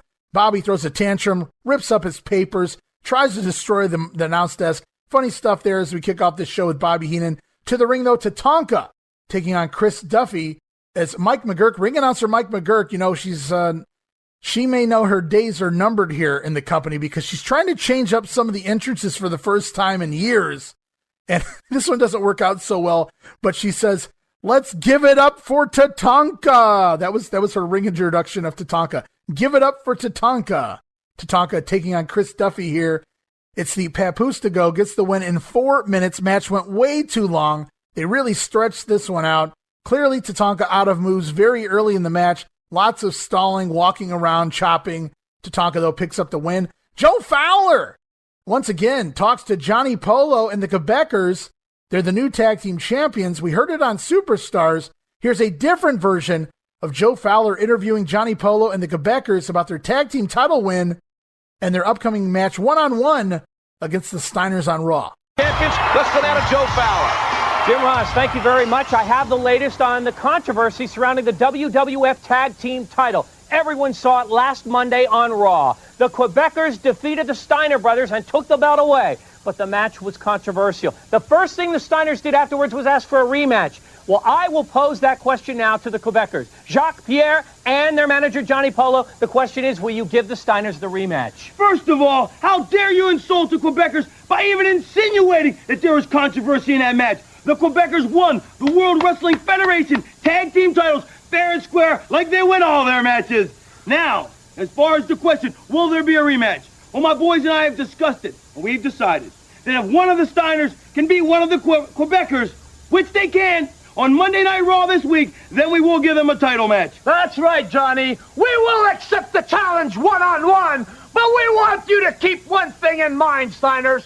There is not one American that could beat one of these two Quebecers man to man. There's not one American that stands tall enough to beat us. So sure, we'll accept the challenge, but remember one thing, guys. It's one-on-one and no interference, all right? There will be one Steiner and one Quebecer. Which one, we don't know, but we do know to watch Monday Night Raw this Monday. More on WWF Wrestling Challenge after this. And they're still continuing to sell it like we have no idea which Steiner or Quebecer it'll be. So we'll have to wait and see how that plays out on Raw as we get yet another. How many have they made now? Another WWF Unbelievable vignette. This time it's a guy talking trash on the wrestlers of the WWF. He could beat them. He could take them out. They're not as tough as they say they are. And during this promo, as he rips on individual wrestlers, we see clips of said wrestlers beating the crap out of this guy, Razor Ramon, Shawn Michaels, and finally Yokozuna with the bonsai drop on this poor fellow as this guy's left in bandages, black eyes. Unbelievable campaign, running strong. Don't mess with the WWF. Back to the ring, the Headshrinkers taking on Mike Davis and Tony Roy, and this is one I'd like to stick up on YouTube.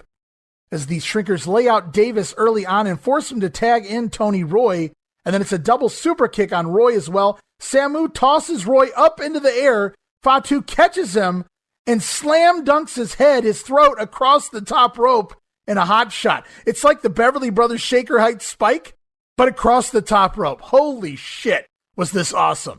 And then out to the floor, Fatu decides he's not done killing this poor guy yet. Fatu to the top rope with a flying splash off the top rope to the outside on the concrete. I wrote, holy fucking death. Poor Tony Roy here. As they roll him back into the ring, the Headshrinkers get the win, 4 minutes, 43 seconds. And it's face to face. And it's still Mean Gene Okerlund. As he talks Madison Square Garden on September 25th, Shawn Michaels and Diesel talk about their matches upcoming with the 1-2-3 Kid and Mr. Perfect.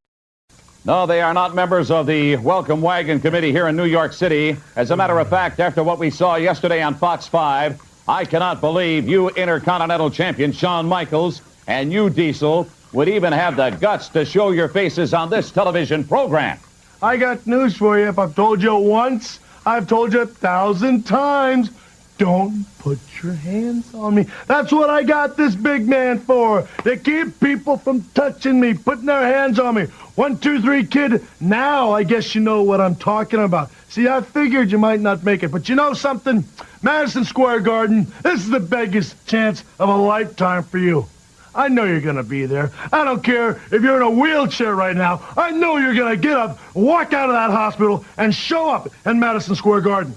Well, Shawn Michaels is going to take whatever is left of you. Diesel, you perhaps have opened up that proverbial can of worms, and you have an appointment next Saturday night with Mr. Perfect. Yeah, I've opened the worms, so let's go fishing. Perfect, you came down, you tried to help out the kid, you got a taste of the big man. Well, it's one-on-one in the garden, baby. You're going to get the whole deal.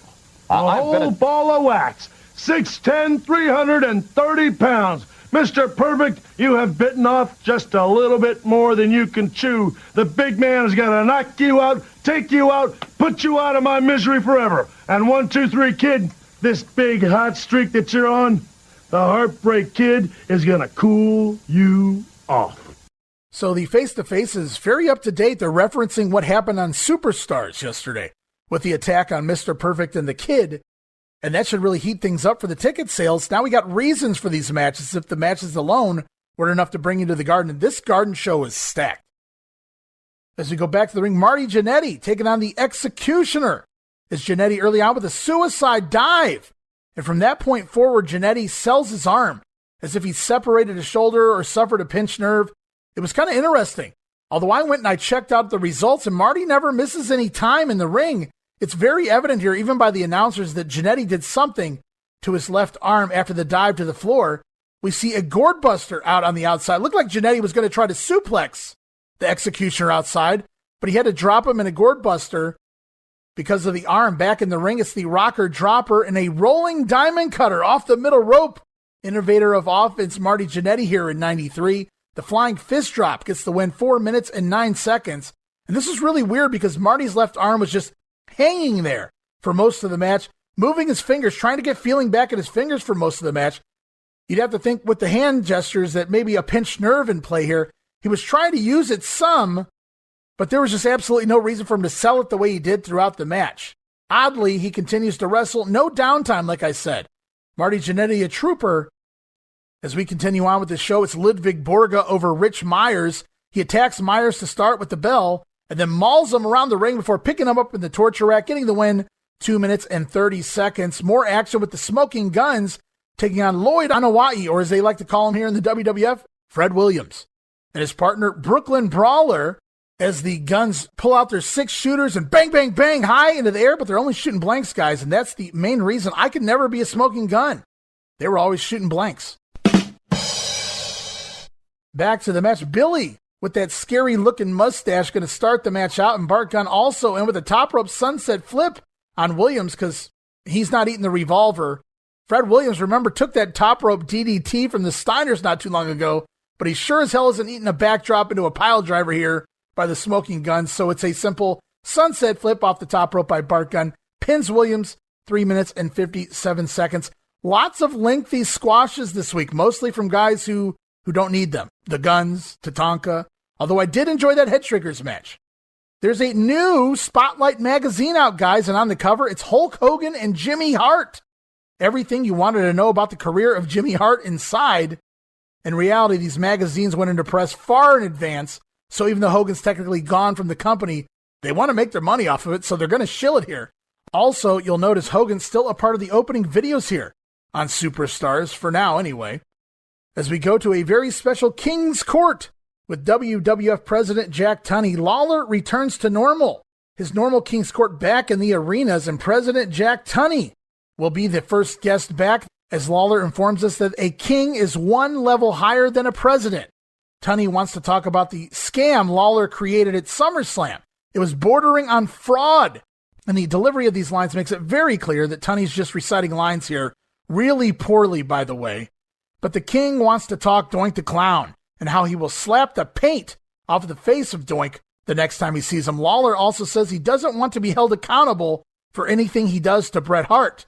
To which Jack Tunney replies, after what Lawler did to Bret, Tunney won't hold Bret Hart accountable for anything he does to the king. Then the king vows to end Bret Hart and prove that Jerry Lawler is the only king of the WWF. Interesting note here, guys, and I'm not shocked. This Jack Tunney King's Court was filmed over 2 tapings. Lasted about 2 minutes. Jack Tunney had maybe 2, maybe 3 lines. Portions of both tapings were edited together to make this worth a shit. And guys, this is not even the first time this year we've had to do more than one take with Jack Tunney. 3 lines at best here, and he needed 2 nights to get it right. Just awful, Jack Tunney, just awful. Speaking of awful, back to the ring, it's Bastion Booger taking on Mike Corey. Bobby Heenan on commentary asked Jim Ross, what color are Booger's tights? Jim Ross's response, dirty. Bobby Heenan says, we could play Name That Stain with Booger's attire. Yikes. All joking aside, it's action in the ring. Booger with the Karachi crunch into the ring post on the outside. And I mean that literally, as there was a crunch and it was into the ring post. You'll notice if you go back and watch this match on the Peacock or the WWE Network, Booger places Corey against the post on the outside like he normally does to his opponents. But he does it on this corner in which the steel steps are located. And so Corey can't lean up against the post to take the brunt of the blow like he's supposed to. So when Booger connects with the splash, Corey's about at least a half foot, maybe more away from the post. So his head snaps back, cracking his skull against the ring post. And he goes out cold. He's half out of it. That's for damn sure. After that spot, Booger rolls him back into the ring, sensing something was wrong. He doesn't even pull him to the middle. He rolls him just inside the ropes. Nails the trip to the back cave. Bastion Booger picks up the win 2 minutes and 3 seconds. And according to other reports, including that of the history of WWE as well as Dave Meltzer, Mike Corey split his head open here. There was blood coming from the head of Mike Corey. Now, I didn't see said blood, but this was pre-recorded and edited. However, it's still very clear Corey's head snapped back, head cracked against that steel post. Just terrible. Face-to-face time. Headed back to the Garden, it is Yokozuna versus The Undertaker. We once again hear from Jimmy Cornette, Yokozuna, The Undertaker, and Paul Bearer respond.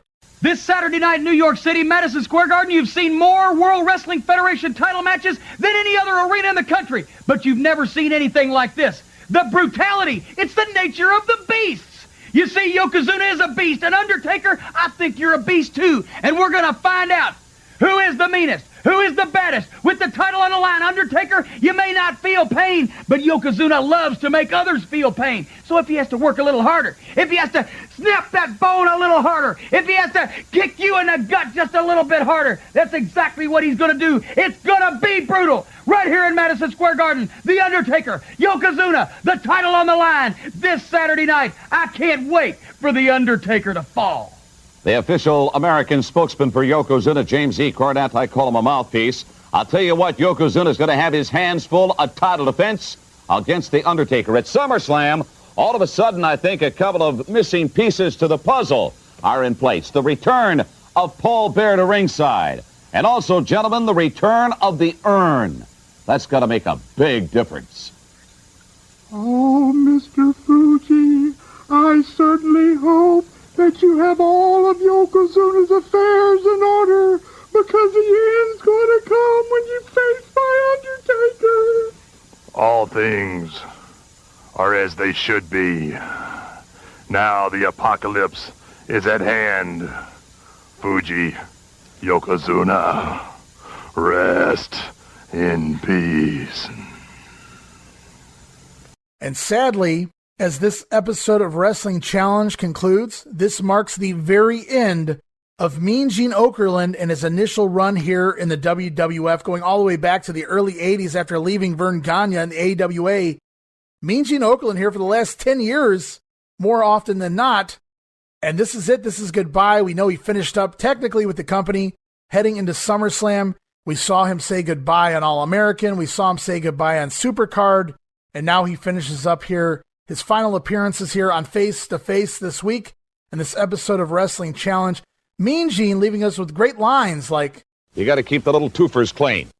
So we bid Mean Gene Okerlund goodbye here in 1993 in the World Wrestling Federation. If you want more of Mean Gene, call the hotline or stop on over to Monday Warfare, the Battles Within, our sister show. All the Mean Gene you can get over there on Monday Warfare. But for here in 1993, we say so long to Mean Gene Okerlund. You are an absolute idiot.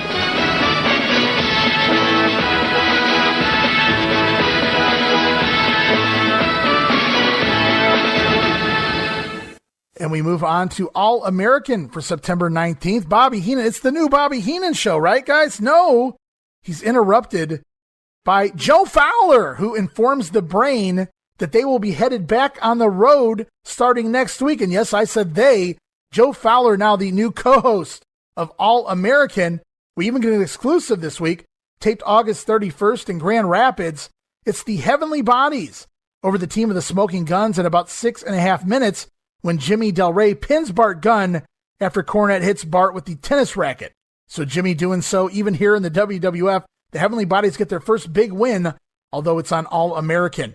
As we move on to the next night of Monday Night Raw, September 20th. This was taped last week, September 13th, at the Manhattan Center. And it is Vince McMahon, the Macho Man, and Bobby Heenan, who is now sporting a cold, thanks to that cold water from Doink the Clown last week. Highlights of last week's title changer shown, in which the Quebecers defeat the Steiners for the belts. As we kick things off right away, it is Scott Steiner taking on Pierre, the Quebecers, with Johnny Polo in his corner. No Rick Steiner or Jacques Rougeau, as of yet anyway. And remember, if Scott Steiner wins here, the Steiners are promised a rematch for the tag team titles. And early on, great continuity from last week. Scott Steiner early in the match doing everything that he couldn't do last week, coming off the top rope, tossing Pierre over the top rope to the floor, and even brings him back inside for a pile driver that they couldn't use last week. That would have been 3 disqualifications, notes the Brain last week. How come they're legal this week? Scott Steiner initially botches it, but applies the old Muda lock. Unbelievable here. Scott Steiner busting out the Muda lock in 93. However, the crowd is completely out of it. No response this week for this match. This crowd that was up and running last week, the same crowd, guys, dead here for the second hour of this taping of Raw. Scotty with a belly-to-belly off the middle rope. That's when Pierre is consoled by Johnny Polo on the outside. Scott Steiner chases them off with a hockey stick, though, as we head into a commercial break. And when we come back, Pierre returns with Johnny Polo and Jacques Rougeau. That liar, he didn't stay at home. Jacques Rougeau and Polo now ringside. Moments later, Rick Steiner joins the fray. He's going to corner his brother Scotty. So the odds are a little more even on the outside. Lots of stalling by the Quebecers before Pierre finally attacks Scott Steiner. Jacques teases interference with the hockey stick, but Rick Steiner grabs a chair to combat that. And back to the ring, Scott Steiner with a sunset flip for the pin, but Johnny Polo distracts the referee, and Pierre again takes over as Jacques Rougeau and Polo repeatedly distract the referee so that Pierre can use the ropes to his advantage while applying a chin lock. We see another Vader bomb by Pierre this week for a 2 count and a middle rope leg drop. Again, gets a 2 on Scott Steiner. Pierre, though, telegraphs a backdrop. Scotty turns it into a backslide. Some hope spots here by the Steiner brother, but Pierre right back on top. He goes up for a second Vader bomb, but Scott this time rolls out of the way, and both men are down on the mat. Scott Steiner finally makes the big comeback, a backdrop, and a Steiner liner, to quote Vince McMahon. Double underhook powerbomb, but the crowd is dead. The crowd dead on a double underhook powerbomb. The crowd dead on a Tiger bomb. And following that move, it's time for the Frankensteiner connects, and we get a little bit of crowd noise. Congratulations. Way to wake up. A few people pop for the Frankensteiner here as Scott Steiner gets the anticlimactic win in 12 minutes and 42 seconds. Just out of nowhere, Frankensteiner You factor in maybe another 30 seconds with the commercial break, and this match probably went about 13 minutes total. We get nearly the entire match here on TV, however. So these Steiners win and thus should get themselves a title match after this.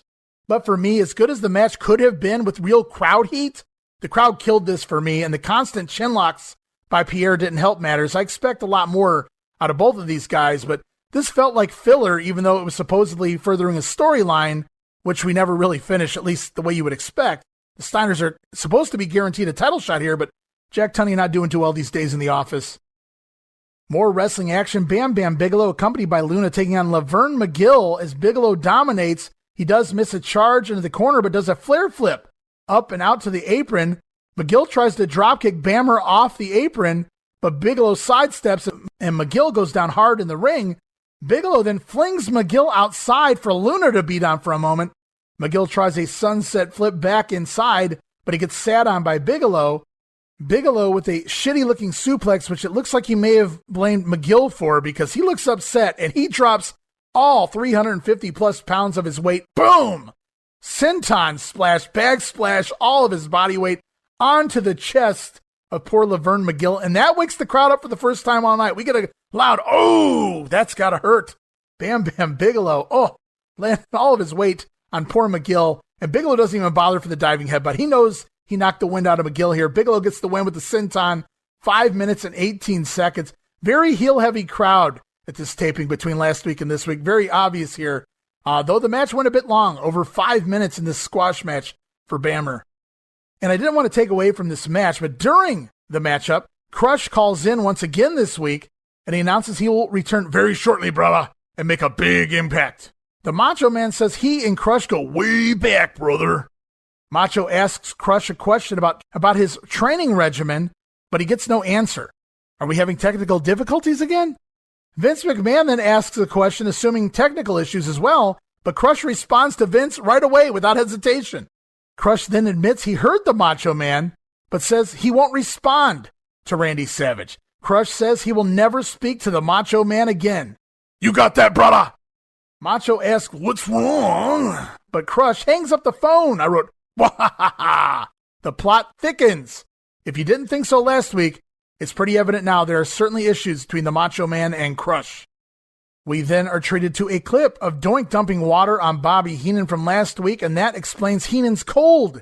So we go back to the ring. Vince McMahon interviews Bret the Hitman Hart. Vince acknowledges everything Lawler did to the Hart family prior to SummerSlam, mocking Stu and Helen Hart, injuring Owen Hart with a pile driver, and then, of course, all of the stunts he pulled as part of the SummerSlam pay-per-view itself. Bret says being king of the ring is an honor, but he also has family honor, or family honor. Hart says he could care less about a crown when it comes to family honor, but Lawler never beat anyone to earn the term king, so Bret doesn't really see Lawler as the king of anything. Bret doesn't regret what he did at SummerSlam except for the fact that he didn't leave the sharpshooter on even longer. Hart says sooner or later Lawler will have to face the Hitman again, and when Bret gets through with him this time, you won't have a head to wear the crown on, you lousy hyena. So Bret Hart vowing revenge, or more revenge, on Jerry the King Lawler. Bret still not done with the King, who walked away technically, he got carried away with the victory at SummerSlam. It's more wrestling with Mr. Perfect taking on Mike Bell here. Commentary has really ignored Kurt Hennig for the last couple of months, honestly, and to the point we get a match about Joe Fowler on All American Wrestling this week.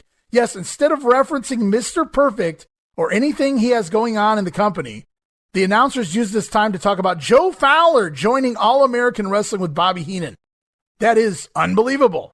And just like last week, another We Want Shawn chant breaks out from the crowd during the Mr. Perfect match. We see nasty chops and slaps across the face on poor Bell before Mr. Perfect nails the rolling neck snap, the knee lift, a standing drop kick, and a perfect plex. Gets the win 3 minutes and 54 seconds. I wrote, the booking has done Hennig no favors lately. After he was easily the hottest babyface in the early part of 93, he's moving slower and slower down the roster. He's also moving a little slower in the ring. Not really sure what's going on there with Kurt Hennig, but you got to admit, coming into 93, feuding with Ric Flair, yes, I know the Hitman was the champion, but I dare say Mr. Perfect was the most over babyface on the roster heading into 1993. And here in the fall, can't explain to you what's happened. We are then treated to a Ludwig Borga vignette as he's standing in front of a polluted river. Look at the filth. Look at the pollution. The land of milk and honey. Down here, it just stinks funny. Ludwig Borga, another great line there. Borga says, this river, it used to be nice, beautiful even, but Americans began starting to clean their houses, and the river now stands for America. Filthy, polluted, corruption. And if Lex Luger stands up for this, that makes Lex the garbage driver. Borga says, this river stinks, America stinks, Lex Luger stinks, and Americans can choke on this. I wrote, LOL, his lines are so awesome. Great shit here again this week by Ludwig Borga. As we go back to Raw, Bobby Heenan standing at ringside with a fan who proposes marriage. We saw that many, many months ago with the old Green Lantern fan. She says yes here. I have to wonder if this one actually took place. And this young lady here of Asian descent. So Bobby Heenan has to make the joke. They'll get married, but she will probably be hungry again in an hour. Wow, Bobby. Nowhere near as good as the original Green Lantern fan proposal from Raw's Gone By. However, like I said, I hope this one actually took place and perhaps still going strong today. As we go back to the ring, here's an interesting one. IRS scheduled to take on PJ Walker. I would have groaned right away had I not already known the outcome. IRS flings PJ Walker to the outside immediately, then back inside. It's the abdominal stretch as Razor Ramon makes his way out. IRS becomes easily distracted by the bad guy as Walker sneaks up with a schoolboy. 1, 2, 3. Yes, the future Portuguese man of war, Aldo Montoya. Here he's PJ Walker. Pins IRS. 1 minute and 20 seconds. That, my friends, was just incredible. And Razor Ramon laughing his ass off at ringside as IRS has done the job to an enhancement talent here. PJ Walker, one of the up-and-comers. And IRS is not happy. He has to be separated from Razor Ramon here. So Ramon goes from a feud with Ted DiBiase straight into a feud with his former partner IRS. And there were lots of things going through my mind here back in 1993. And I'll dissect all of them right here. Back in 93, first of all, PJ Walker pins IRS. We've already seen the Kid do it. We've already seen some other near upsets. So I was like, wow. PJ was one of those guys you saw every week pretty much at this point. So you felt happy for him. You got excited anytime a job guy beat a heel because it rarely ever happened. Besides the Kid scoring his wins, I got to go back to, Kevin Greeno beating Ted DiBiase on that count out before WrestleMania 7, or the Nasty Boys losing on a DQ because they kept pulling the job guys up from the covers back in 91, 92, whenever that was. So after seeing what the Kid did, you automatically think many things from this. PJ is possibly in line for a push. Anything can happen moving forward, especially on Raw. You're just waiting for that next upset win at this point. The format itself is changing for squash matches to some degree. These job guys are starting to get a little more offense in now. This was obviously done to further the Razor IRS story, but I have to ask, why didn't we do this at SummerSlam instead?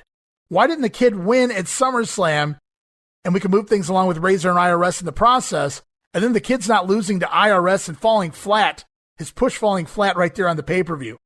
And while this finish didn't quite get the same exact response as the 1-2-3 Kids pin did over Razor Ramon, it stuck in my mind for quite a while. I kept waiting for PJ Walker to get that next big win. I kept waiting to see who the next big breakout job guy was going to be after this. So job well done by everyone involved. The Razor IRS feud heats up as much as a IRS feud can anyway. And PJ Walker gets a little rub along the way. And then we go to the back with Bobby Heenan. He's interviewing Johnny Polo and tag team champion, the Quebecers. And with Scott Steiner going over on Pierre earlier in the night, Bobby Heenan asks about the rematch for the Steiners. It was scheduled possibly for next week. Johnny Polo says while the Quebecers don't fear the Steiners, there are many other teams deserving of a title shot. They list the Headshrinkers, the Smoking Guns, Men on a Mission, Well Done, even the Bushwhackers.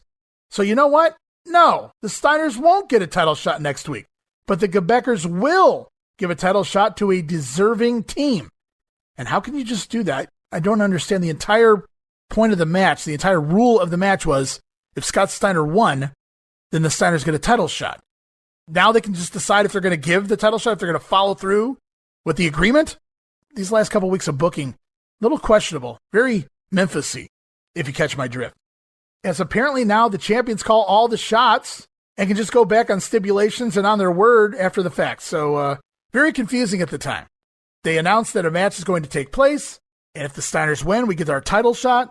Said Steiner wins the rematch, the singles match, thus awarding themselves a shot at the tag team titles, and then Johnny Polo just stands backstage and goes, no, you don't.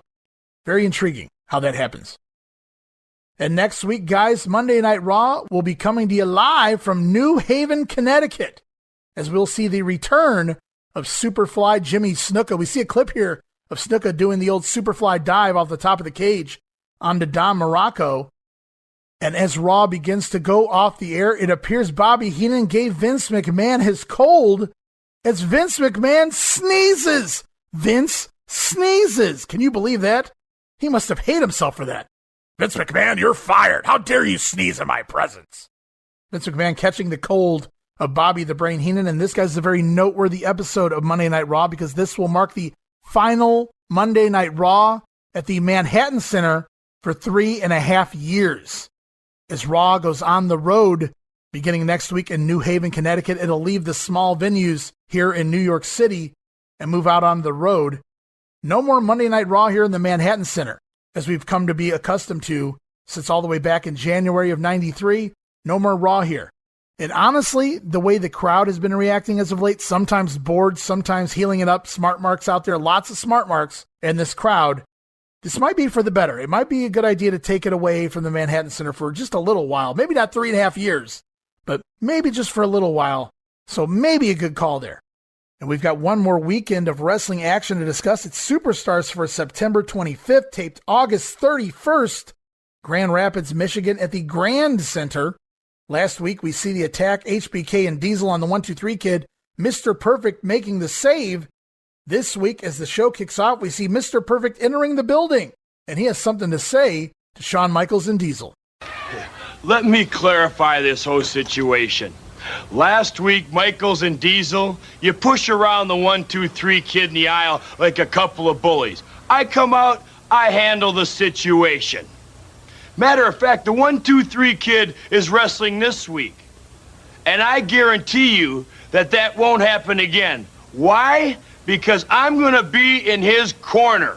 So you, Shawn Michaels, and especially you, Diesel, you want to come down and try to push around that kid? I'll be there. Hennig forming sort of an alliance with the 1-2-3 Kid, going to look over the 1-2-3 Kid, be his big brother, so to speak, as this, not really a tag team feud, but two singles feuds that kind of turn into the form of a tag team feud here between Mr. Perfect, the 1-2-3 Kid, versus Shawn Michaels and Diesel. Now, we know that goes nowhere because Shawn Michaels is already gone from the company here for a couple of months, and Hennig, not too far behind, had the whole thing actually transpired. I would like to have seen how it played out on down the road.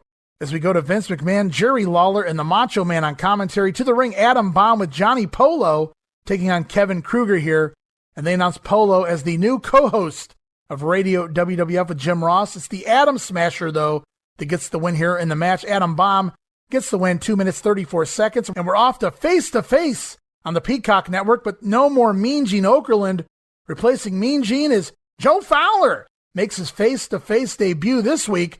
Fowler talks to a couple of heels and the likes of IRS and Bam Bam Bigelow. All right, stand by, everybody. Let's take you now to Joe Fowler in face-to-face. A man who deals with calculations, but he may have made a calculated mistake when he offered Razor Ramon a domestic job. This is Erwin R. Scheisser, IRS. What did you do to Ramon? First of all, Joe, all I did was offer Razor Ramon a job. And right now, he could be making a great living, tax-free, of course, cleaning my toilets, waxing the car, shining shoes, and doing some lawn work.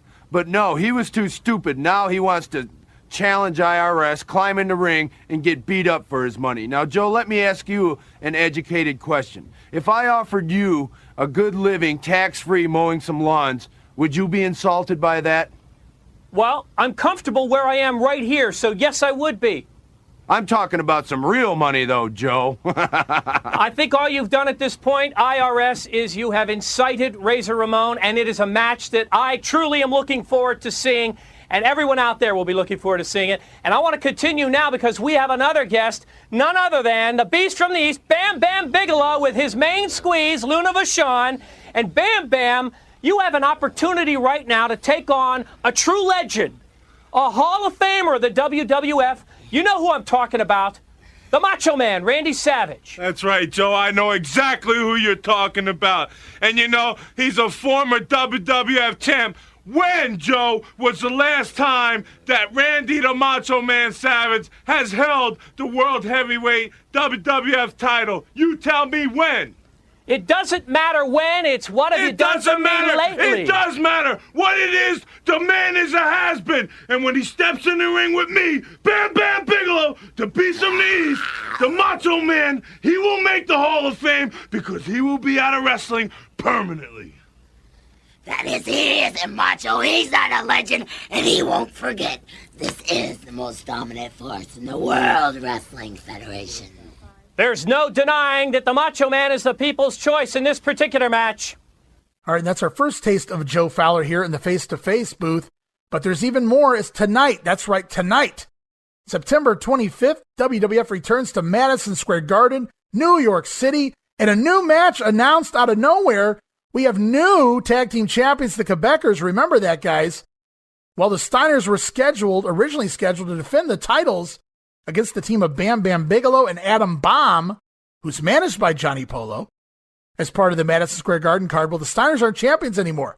The Quebecers are the champions, who are also managed by Johnny Polo. And now we learn the Quebecers are the ones that will have to defend their tag team titles against the likes of Adam Bomb and Bam Bam Bigelow. Joe Fowler talks to Johnny Polo about having wrestlers on both ends of the match.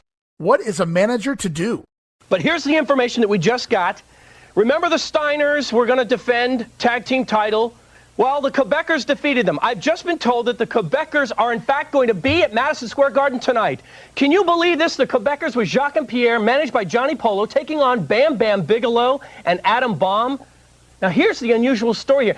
Let me bring Johnny Polo in. He's here with us on Face to Face. Johnny Polo, you manage the Quebecers. You've managed them to the tag team title. But you also manage Adam Bomb. You have ever since he joined the WWF. Who are you going to manage tonight? Man, this is Madison Square Garden, the greatest arena in the history of the world.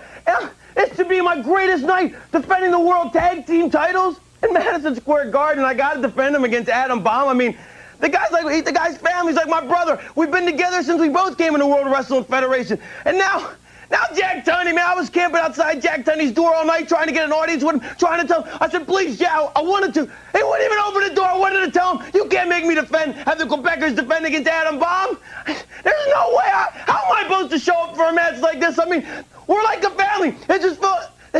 Oh, man. So who are you going to manage? I don't even know if I can show up, Joe. I mean, for God's sakes. I mean, I was banging on Jack Tunney's door. He wouldn't even see me. I mean, the Quebecers, tag team champions managed by me. Adam Bomb managed by me. What do I do, huh? Wait, are you telling me that you're not going to show up? You're not going to be there? Well, you know, I'm the manager. I got to be there. But how am I supposed to show up in Madison Square Garden, the greatest arena ever, and have my guys fight my guys? What is wrong? It's a conspiracy is what it is. It's collusion. You are going to be there then. I don't know if I'm going to be there or not. The spotlight, Madison Square Garden, you got to be there. Yeah, I got to be there, and I want to be there, but what am I going to do? I can't choose sides. Then they'll all be mad at me if I pick a side. I don't know what. Maybe I'll be there, maybe I won't. What a dilemma. We'll see it tonight. Johnny Polo, a complete mess here. He doesn't know what to do. Totally discombobulated. Why, he's managed Adam Bomb from the very beginning, but now he manages WWF Tag Team Champions. Of course, we know, based on results I discussed earlier, that he winds up siding, or presumably siding, with the Quebecers there in that match. But he does attempt early on to stay away from ringside, to stay away. He's impartial because he has guys on both sides of the ring, but when it comes down to it, hey, I don't want to have to share the belts with Luna Vachon out here on the outside. I'd rather have both champions, the Quebecers. That's Johnny Polo for you. What an evil manager. Back to the ring, it's Razor Ramon over Brian Costello with the choke slam, the back superplex, and the Razor's Edge. 3 minutes and 8 seconds. We get an update about the Quebecers as the new tag team champions. We learn here on syndicated TV they will not be giving the Steiners the title shot.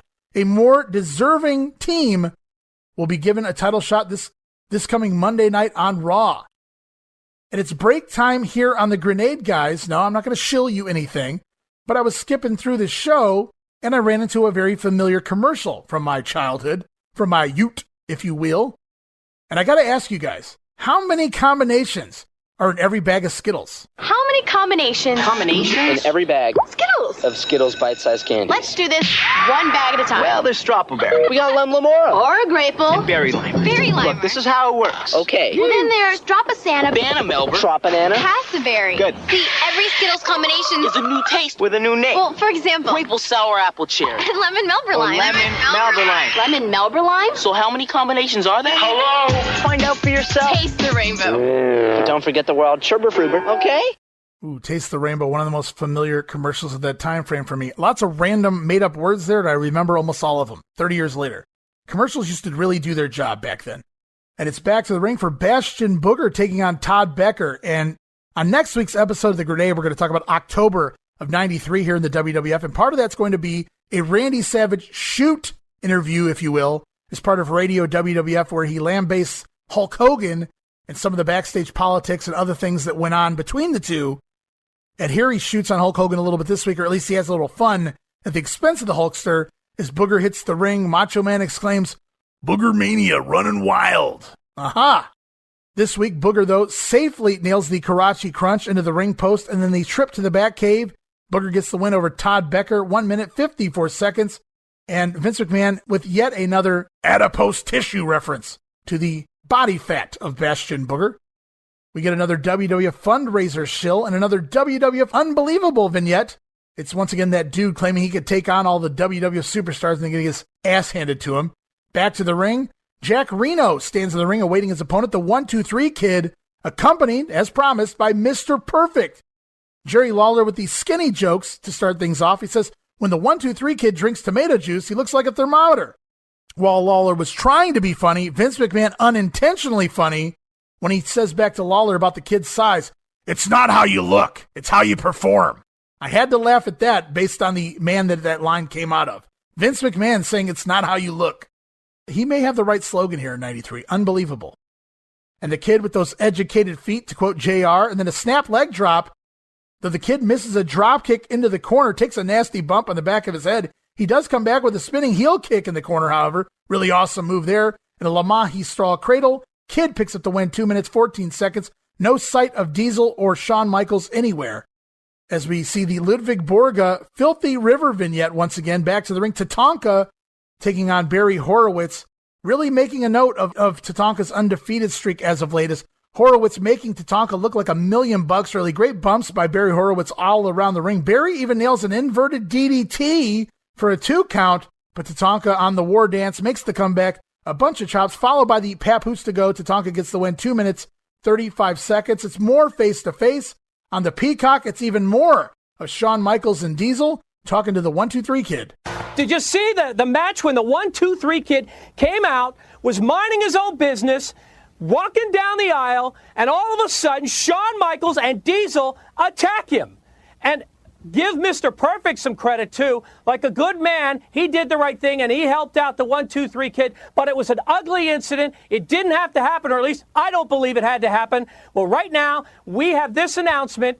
It has been signed. The 1-2-3 Kid is going to take on Shawn Michaels for the Intercontinental Belt, and we've got 3 of them right here. We've got 1-2-3 Kid, Shawn Michaels, and when you have Shawn Michaels, you have Diesel, his bodyguard. Now, Shawn Michaels, that was an ugly altercation last week. Did it really have to happen? I got news for you, Joe. You're new here in the World Wrestling Federation, so I'll go over the rules one more time. See, I'm the Heartbreak Kid, the wrestler of the 90s. Nobody puts their hands on me outside the ring. That's why I got Diesel. 1-2-3 Kid stuck his nose in my business, so Diesel knocked him out. But I do have to say this. The next morning, when the 1-2-3 Kid woke up, you know, his mom came up, pulled down his Pebbles and Bam Bam bedsheet. Honey, wake up. Sat him up, gave him his breakfast with the eggs, with the little smiley face bacon. He said, Mom, I want a title shot. I want an Intercontinental title shot. I want to be champ. So he pulled off his Shawn Michaels doll off the top of his dresser drawer, and he said, I want to be like this guy. So he asked for a title match. Well, 1-2-3 Kid welcome to the big leagues, because you have got it. You know, that was a rude awakening for me. Last week, I coming down the aisle, going to my match. You guys are coming back. All I want to do is get into the ring, Mr. Michaels. I don't know why it had to happen. I'm just one guy. There's two guys there. Why do you need two guys to beat me up? What are you talking about? You're one guy. You're like half a guy. Mr. Perfect's gonna be even less. Am I right, big man? You got that right. You know, 1, 2, 3, kid, you got a skull I love to punch. Perfect. You're next. Like a good man, Mr. Perfect did the right thing. I could see why Joe Fowler didn't work out here in face-to-face. I still say there was a spot for Joe Fowler somewhere, maybe as an interviewer. I'm not really sure where he belonged, but I think a little more grooming, he would have worked out just okay. I enjoyed his energy, at the very least. I know a lot of guys find it easy to shit on all these guys that were short-term here in the company, but I think Joe Fowler might have been one of those diamonds in the rough. They could have worked with him. I mean, the guy's still hawking things 30 years later on TV, so he knows how to shill. You just got to get him used to the product. And it seemed evident from the get-go that Fowler at least followed wrestling to some degree. He knew what he was doing out there. But here, on face-to-face, not a very good job by Joe Fowler. But the Kid and Diesel talking about their feud with Mr. Perfect and their issues with the 1, 2, 3 Kid. And remember, guys, tonight, September 25th, Madison Square Garden, the heavyweight title match, Yokozuna defending against The Undertaker. We'll listen to both sides right now. We have the principals involved in one of the 2 title matches tonight at Madison Square Garden. My guest, the man who will battle for the WWF Championship, The Undertaker, and yes, Paul Bearer and the Urn are with him. But there's your champion, Yokozuna, with his manager, Mr. Fuji, and their American spokesman, Jim Cornette. Mr. Cornette, you have to agree, this could be one of the most grueling and intense matches in the history of Madison Square Garden. I'll tell you what I agree with. I agree that The Undertaker is a big bad guy, but so is Yokozuna. It's going to be brutal. It's going to be physical. It's going to be intense tonight at Madison Square Garden, brother, but I guarantee you this, Paul Bearer, Gomez Adams, whatever your name is, that Urn's not going to help you. You're going to have more to worry about than whether you got enough money to pay your light bill or not. Because when Yokozuna drops down on The Undertaker, brother, he's going to flatten him. And I don't care whether he's been breathing before, whether he's still breathing. He ain't going to be breathing after this drops on him right there. So, Undertaker, it's been a long time since you were laid out and ready to have words spoken over you. And when Yokozuna gets finished with you, the time will finally come that you will go 6 feet under. Can we please bring The Undertaker and Paul Bearer into this? After all, it is face-to-face. Oh, Mr. Cornette, we're not concerned with light at all. We live on the dark side, and for the death of me, I can't understand why you put Yokozuna against my Undertaker.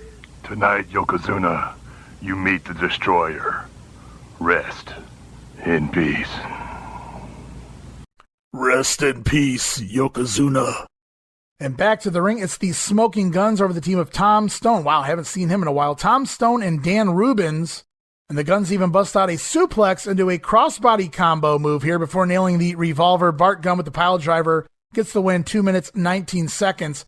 As we go to Bonnie Blackstone up on the stage, as she talks to WWF champion Yokozuna, manager Mr. Fuji, and American spokesperson Jim Cornette. Bonnie asks, who is the next contender for Yokozuna's title? Cornette reassures her that Lex Luger won't be getting a rematch per the SummerSlam stipulations. Corny also says there's no competition left for Yokozuna. He's killed everyone in sight. Everyone fears the WWF champion. They've looked far and wide. There's simply nobody left to challenge Yokozuna. And that's when the lights go out and we hear a... And as some of the lights slowly begin to turn up, we see The Undertaker and Paul Bearer standing behind Jim Cornette and Yokozuna. As Cornette slowly turns around to realize who's behind him, he drops down, he falls, he takes a bump on his keister, selling that, holy shit, blabber and blabberfuck. It's The Undertaker and Paul Bearer standing behind him. Yokozuna not as intimidated, though, as he has a stare down with The Undertaker. Paul Bearer gets on the microphone and says, look into the eyes of The Undertaker. You will see no fear, only darkness and evil. The Undertaker has a challenge for Yokozuna. Yokozuna then looks deep into the eyes of The Undertaker and simply shouts, "Bonsai!" As The Undertaker steps up to Yokozuna, showing no fear. The two men go nose to nose. As they announce the challenge, they tell Yokozuna to bring the belt and Yokozuna's soul and meet The Undertaker in the dark side. It seems to disturb the champion just a little bit as Yokozuna slowly backs off. And it appears we have a new challenger for the WWF title. And holy shit, I didn't see this one coming back then. It's The Undertaker. And this is a long way from the Giant Gonzalez and Mr. Hughes. The Undertaker goes from the Giant Gonzalez to the WWF title picture, deservedly so after what he put up with for the last 9 months in the WWF. But very cool here. It just kind of came out of nowhere. They're up there on the stage. Cornette pointing out that Lex Luger can't have another title shot. And we kind of see Luger moving into that feud with Ludwig Borga as well. So it's like, yeah, he's right. So who does challenge Yokozuna next? Bret Hart. He's paired off with Jerry Lawler. Macho Man's over here on commentary. He's not full-time. He might be feuding with Crush. So who's left? And you never think of The Undertaker. Maybe you do, but I didn't, because he's his own entity. You don't really think of him in that heavyweight title picture. But here he is. The Undertaker shows up out of nowhere, challenges Yokozuna. We have a new feud starting here, and wow, good stuff. We move on to WWF Mania. Of course, no exclusive here for September 25th. But it is Todd Pettengill, if you call this an exclusive, dressed like the Macho Man, And we get alternating segments between the real Macho Man and Todd Pettengill dressed as Randy Savage throughout the entire episode, so that Savage never actually sees Pettengill dressed like the Macho Man until, of course, the end of the show. But Macho Man gives him a pass because he likes the Toddster. So it's okay. As imitation is the sincerest form of flattery, we go on to Wrestling Challenge for September 26th, taped September 1st here in Saginaw, Michigan at the Civic Center. It's Jim Ross and Bobby Heenan, now with a cold here also on Wrestling Challenge. Damn that Doink. We see Diesel and Shawn Michaels attack on the 1-2-3 Kid from last week, Mr. Perfect making the save. Clearly it's going to be a big angle when they're showing these segments here on Wrestling Challenge as well. It's unfortunate the feud will not continue on. We go to the ring. It's a rare appearance by The Undertaker in the ring with Paul Bearer in his corner, taking on Steve Moore. If he looks familiar to you guys, it's because it's Al Snow. Yes, that Al Snow. The Undertaker here with the old school, or maybe in 93, it's new school. And the Tombstone Piledriver gets the win, 2 minutes, 57 seconds. We're off to face. And with the Garden show behind us, the WWF is coming to the Nassau Coliseum, October 29th. Joe Fowler talking to the two principals, headlining the show when Lex Luger takes on Ludwig Borga. I have two truly gifted athletes joining me right now, an American original, Lex Luger, and Helsinki's own Ludwig Borga. Can the Nassau Coliseum hold these two all in one night? You guys are going to just blow the roof off the place. But I do want to say one thing. I've got to congratulate you, Lex Luger. This is our first face-to-face in SummerSlam. Congratulations, you captured the spirit of America. A gallant effort that night. Thank you very much. I'm really looking forward to coming back to the Nassau Coliseum. And as far as SummerSlam goes, it was a great feeling. It was a great victory. It was an honor and a privilege. What victory, Lex Luger? You lost. Like, that's the whole thing about America. It's full with loser. So how can you congratulate him about anything? Well, the whole America is crumbling. And that's Lex Luger. I see you as the backbone of America. At Nassau, I'm gonna break your back. Well, Mr. Borg again exercising his freedom of speech. I think the fans at Nassau Coliseum on the 29th will do the same, Lex. Well, that's one of the things this great nation of ours is founded on, Mr. Borga. Freedom of speech. That's what allows you to spew all that garbage that seems to be coming out of your mouth. There's another thing this country was founded on, and that's competition. The best against the best, right here in the World Wrestling Federation, and that's what they're going to get in the Nassau Coliseum. So I welcome the opportunity to step in with you right there in the ring in Nassau and show you what Made in America is all about, defend my country, defend Lex Luger, and show you what Made in the US of A is all about. Have you ever had that culture shock moment where you're walking into something that's completely different than anything else you've ever really experienced in your life? I've even had younger years where I had nothing to do, so I hung out in my old apartment, and I didn't leave it for, say, 2-3 days, and then the first sign of daylight, the first sign of the hallway, to my old apartment building. It was like culture. Like, what the hell is this? It's like something I'd never seen before. And seeing Lex Luger here on a face-to-face just blew my mind again because it just seems so weird. Looks so out of place. Lex Luger and Ludwig Borga. We've been watching face-to-face since basically after WrestleMania. And there are certain guys, and remember the Narcissist was on here a few times, and he got owned for having a horse face. But we haven't seen Luger on here in forever, especially as the Hulk Hogan persona. And I don't think we've seen Ludwig Borga on here at all before. So there's some new faces here trying out face-to-face, which is pretty cool.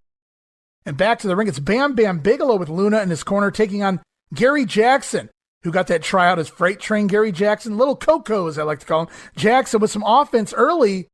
He even catches Bam Bam's foot, but Bigelow turns it into an enziguri and wipes him out. Gary Jackson, though, given a second little comeback attempt before he runs right into a Bigelow dropkick, and the diving headbutt ends at 2 minutes, 39 seconds. More action. This time, men on a mission with Oscar taking on the team of Chad Miller and Red Tyler. Red Tyler, good to see him back in the WWF rings. Mabel with a very large arm scissor, not a short arm scissor, a large arm scissors. Mabel with an arm drag. I simply wrote Jesus. As men on a mission bust out the double dropkick. Got to work Unky Mo in a couple spots here. Chad Miller tags in from there, and it's the assisted avalanche sending Mo into the corner onto Chad Miller. Mo then Irish whips Miller right into a Mabel spinning heel kick. Nice spot by men on a mission. Picks up the win, 2 minutes and 34 seconds. We're off to another King's Court with Doink the Clown. Of course, this is Matt Borne, taped back September 1st. Lawler informs the Clown he's not just a court jester, he's a joke. And oh shit, Doink has brought buckets with him. We saw what happened to Bobby Heenan on Raw. Be careful, King. Lawler claims Doink begged him to wrestle Bret Hart at SummerSlam. But Doink is more interested in having fun, squirts the King with some sort of pack of gum. Lawler shrugs it off, continues to trash talk Doink about letting him down and ruining everything at SummerSlam. But Doink just continues to mock the King throughout the entire segment.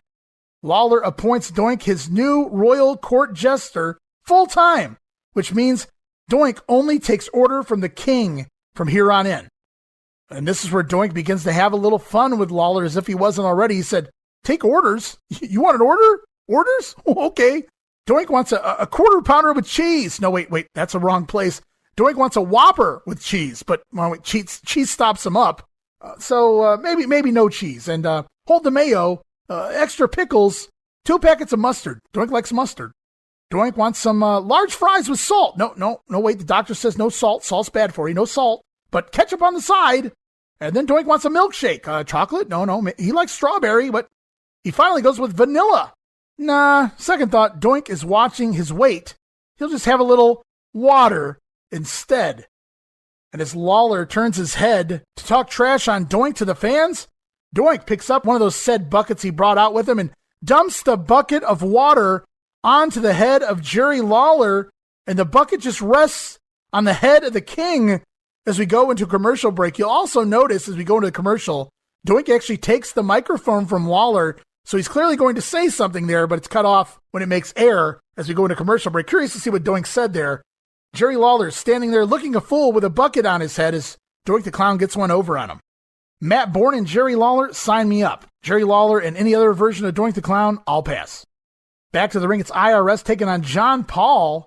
And IRS does, Rotunda does the best thing the IRS character ever did in the history of IRS here. It's kind of hilarious. As he's coming to ringside, Mike McGurk begins to announce him, and he cuts her off to inform Mike McGurk that she cheated on her taxes. She claimed 8 dependents on her tax return. I wrote LOL. It was kind of funny. It was personality for Mike Rotunda for once anyway. And then the bell rings, and it's IRS with a chin lock. Even uses the ropes for leverage here in this squash match. I wrote ugh as the right-off clothesline gets the win, 2 minutes, 45 seconds. We see the segment from Raw once again where Johnny Polo announces that no, the Steiner brothers will not be getting a rematch for the tag team titles, but a suitable, challenging team will be named at Raw. Can't wait to see who that is. As we go back to the ring, the Rocket Owen Hart taking on Reno Riggins. Bobby Heenan spends all match making fun of the big nose of Owen Hart. Lots of big nose jokes here by Bobby Heenan throughout this match. Owen in the ring with the spinning heel kick, but Reno Riggins busts out the old Muda handspring elbow. Maybe not nearly as fast, but still impressive. Reno Riggins busting out the handspring elbow. We haven't seen that in several months by Reno. Owen, though, comes back with a standing dropkick, belly-to-belly suplex, missile dropkick off the top rope, and the Northern Lights, in which Owen also hooks a leg. I always loved Owen's version of the Northern Lights because he would land the move and hook a leg at the same time. It was almost like a Northern Lights perfect plex. Very cool stuff. Owen gets the win, 3 minutes, 32 seconds. More action now. Ludwig Borga taking on Rod Bell. Borga attacks to sound the bell, and we get a very long, delayed vertical suplex by Borga. Very impressive. Before he picks up the win with the torture rack, 3 minutes and 2 seconds. As we head to face at the Nassau Coliseum coming up October 29th, it's Jerry Lawler scheduled to take on Bret Hart. And we'll talk about this one a little more on the other side. You know, when President Jack Tunney informed me that he had signed this match, one of the biggest matches of my career, for this city, I almost got sick in my stomach. I almost lost my lunch because, you see, I hate this town. I hate each and every one of you people that live here because you stink. Do you understand that? You are not worthy to be in the presence of royalty like myself. When I walk down this aisle in this stinking city, each and every one of you better bow down and kiss my royal feet. Do you understand that? Well, when I got over the nausea of realizing I'm going to have to wrestle here, I turned my attention to Bret the Hitman Hart. The man that I hate the most of anybody in the entire world. Well, right here in this stinking town, Bret Hart, I'm going to prove to you that I really am the undisputed king of the World Wrestling Federation. I wonder if Jerry Lawler likes anything. He certainly had some disparaging remarks for New York City, Long Island, and this whole area. Well, Nassau Coliseum will have a chance to respond when Jerry Lawler meets this man, Bret the Hitman Hart. And Bret, I know you are waiting with bated breath for this match. You know, my mom is from Long Island. This is going to be a great personal victory for me, because when I don't like to say, but I hate this guy. How much can a person hate somebody? I ask myself all along, how much can you hate somebody like Jerry Lawler? A person as slimy and ruthless and rotten as a scumball like Jerry Lawler. I can tell you one thing. When you have a grudge against a guy like this, the best way to settle it is in the ring. This town, this city, I love it, Jerry Lawler, not referencing the actual city they're going to so they can use this promo repeatedly, but the King being informed that he has to wrestle Bret Hart in Nassau on October the 29th. And that'll close out this episode of Wrestling Challenge. We move on to All-American as Joe Fowler now joins Bobby Heenan as co-host, and they're back on the road, quote-unquote, in front of the green screen. No, things haven't changed. We move on to WWF on TSN up in Canada for September 26th. It's the Macho Man taking on the Giant Gonzalez. Wow, we haven't seen him since SummerSlam. Randy Savage versus the Giant Gonzalez on free TV. Harvey Whippleman somehow still the manager of the Giant Gonzalez. This was taped September 1st in Saginaw. The end result is the Macho Man pinning Gonzalez 1 minute and 37 seconds with the flying elbow after hitting him in the back of the head with a steel chair after Gonzalez became distracted by Harvey Whippleman at ringside. It's also noted after the bout, Whippleman argued with the Gonzalez in the ring, leading once again to Gonzalez then throwing Whippleman around, so firing Harvey Whippleman twice in the course of 3 days. The Giant Gonzalez, essentially a babyface, even though we'll only see him a couple more times on TV. And that'll be up before too long on our YouTube account, youtube.com/WrestlingGrenade. But we get a little more face-to-face here on WWF on TSN as the World Wrestling Federation heading back to the Maple Leaf Gardens in Toronto on October 31st. That's Halloween down here. Jerry Lawler again cutting a promo. This time he's got to take on Bret Hart in a steel cage match. We're going to hear from both sides. Listen to some familiar comments by the King.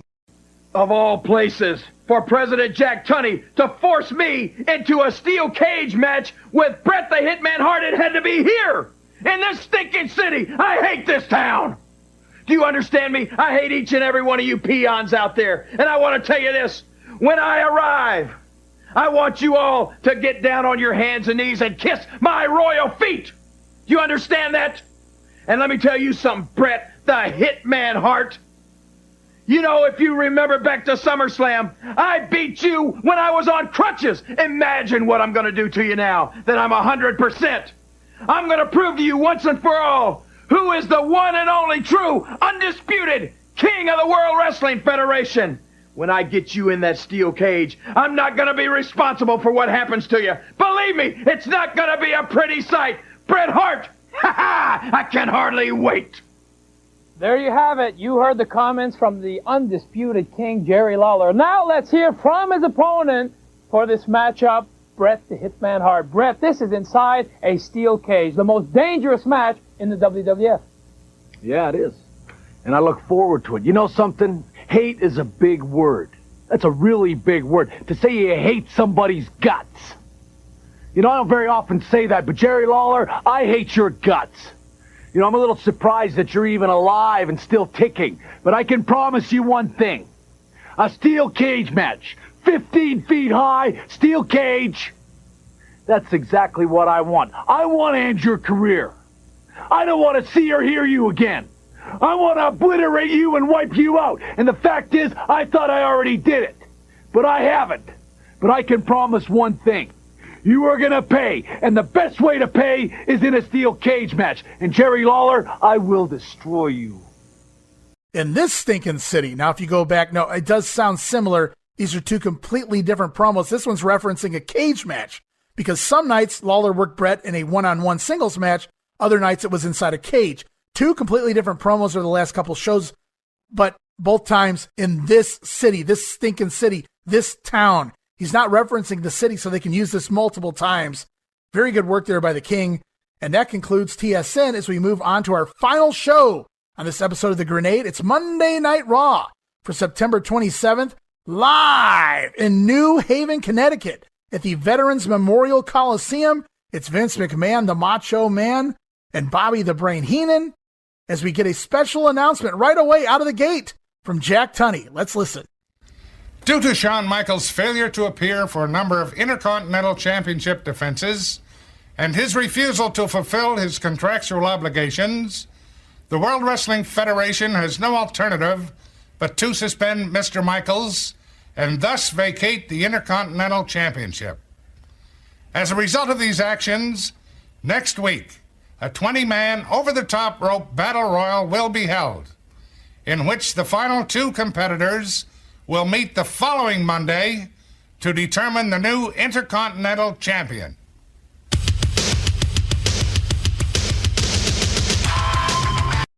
So as of this moment, Shawn Michaels suspended from the World Wrestling Federation. He's been stripped of the Intercontinental title. I was always excited for the Battle Royal growing up as a kid. Now it's a little different, but back then I was always excited for an announcement like that, much less that it leads to a new Intercontinental Champion. Very big news here from Jack Tunney. But in real time, 1993, that 13, 14-year-old me, I thought he was gone. I thought that was it. You don't just strip somebody of a title. We never saw an announcement like this on TV before. Shawn Michaels stripped of a belt. He's gone, basically, we're told. And as a kid, or as anyone really, if you're on the outside looking in, you have to believe, why are you doing this? Unless it's true, my heart sank. My favorite wrestler in the company was just gone overnight without any heads up. Shawn Michaels, at least for the time being, gone from the WWF. Unbelievable.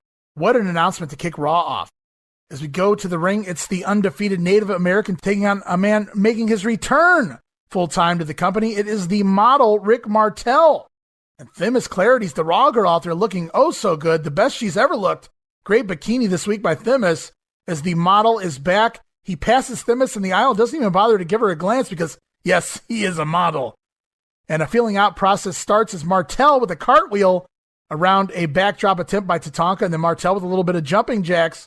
Got to get that warm-up going before the match. Back and forth early on, Tatanka clotheslines the model out to the floor where Martel stalls briefly. Tatanka finally chases him around ringside. Martel lures him back inside to go on the attack.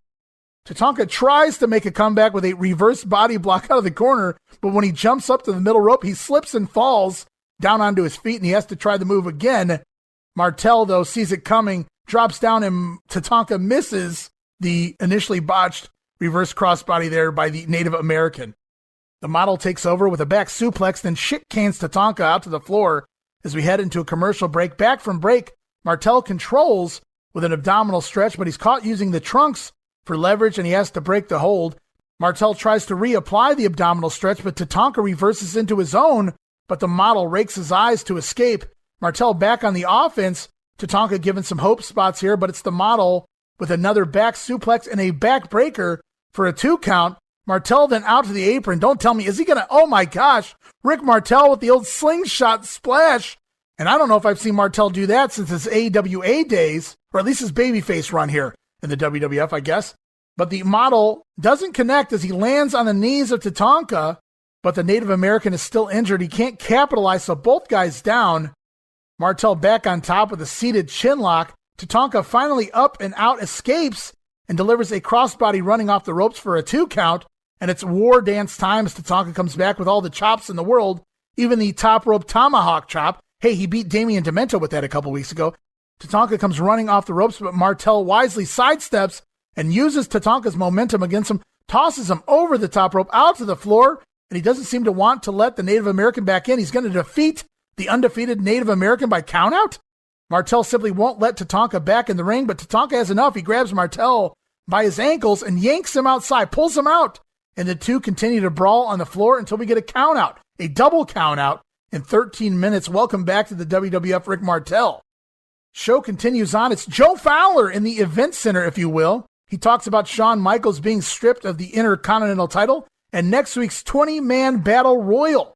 We learned that the final 2 participants in the Battle Royal will then compete the next week in a one-on-one match to determine the new Intercontinental Champion. The 20-men involved will include IRS, the Macho Man, Adam Bomb, Giant Gonzalez, Mr. Perfect, Owen Hart, the model Rick Martel, Superfly Jimmy Snuka, former WWF champion Bob Backlund is back, Pierre and Jacques of the Quebecers, Razor Ramon, Mabel, Diesel, MVP, who the hell is that? The 1-2-3 Kid, Bam Bam Bigelow, Marty Jannetty, Tatanka, and Bastion Booger. Wow. That, I mean, you might want to joke with a couple of those names here, but that's almost a who's who of who's in the company right now outside of the main eventers. So with the brief demise of Shawn Michaels here in the company, somebody else gets to step up and take over that spot. Who will it be? We'll have to find out on the October edition of the Wrestling Memory Grenade here in 93. As it's yet another unbelievable vignette. A small child, a little girl, a baby, if you will, an infant, gets the remote control and turns it on Monday Night Raw. Unbelievable. Can you believe that? We cut back to the announcers. Bobby Heenan mentions the little baby changing the channels. He said, see, even the 1-2-3 Kid watches Raw. That's not the kid. Bobby Heenan says, you're right. That baby's too old. Oh, that Bobby Heenan. Back to the ring. It's Ludwig Borga making his first appearance here on Raw, taking on Phil Apollo. And it's the typical Borga attack to start things. We see a spine buster in the ring, a short clothesline on the floor. There's even a fan at ringside with a Helsinki flag poster. Vince claims Borga planted it because I guess nobody can sport anything other than the United States, Vince. Back inside the ring, though, it's the delayed suplex and the torture rack. Gets the win 3 minutes and 14 seconds. We see a promo about WWF Mania. Apparently the Macho Man will be joining Todd Pettengill full-time as the new co-host of Mania. I wrote, hasn't it been that way for at least 3 months? I'm really confused about this promo here. Back to the ring. It's the return Superfly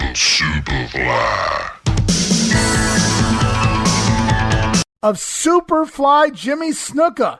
I marked out for this when it initially happened, taking on Paul Van Dale. Of course, Van Dale, the father of the current WWE superstar, Carmella. And as the Superfly makes his return to the World Wrestling Federation, his music begins to play. I always love that theme, but they cut over to the corner and Superfly already standing on the steel steps as his music begins to play. And the crowd response here is at best. I'm not going to lie to you. Very underwhelming crowd reception here for Jimmy Snuka. As we see an extended squash, Snuka with a pile driver, a backbreaker, and the Superfly splash ends the match. 4 minutes and 33 seconds.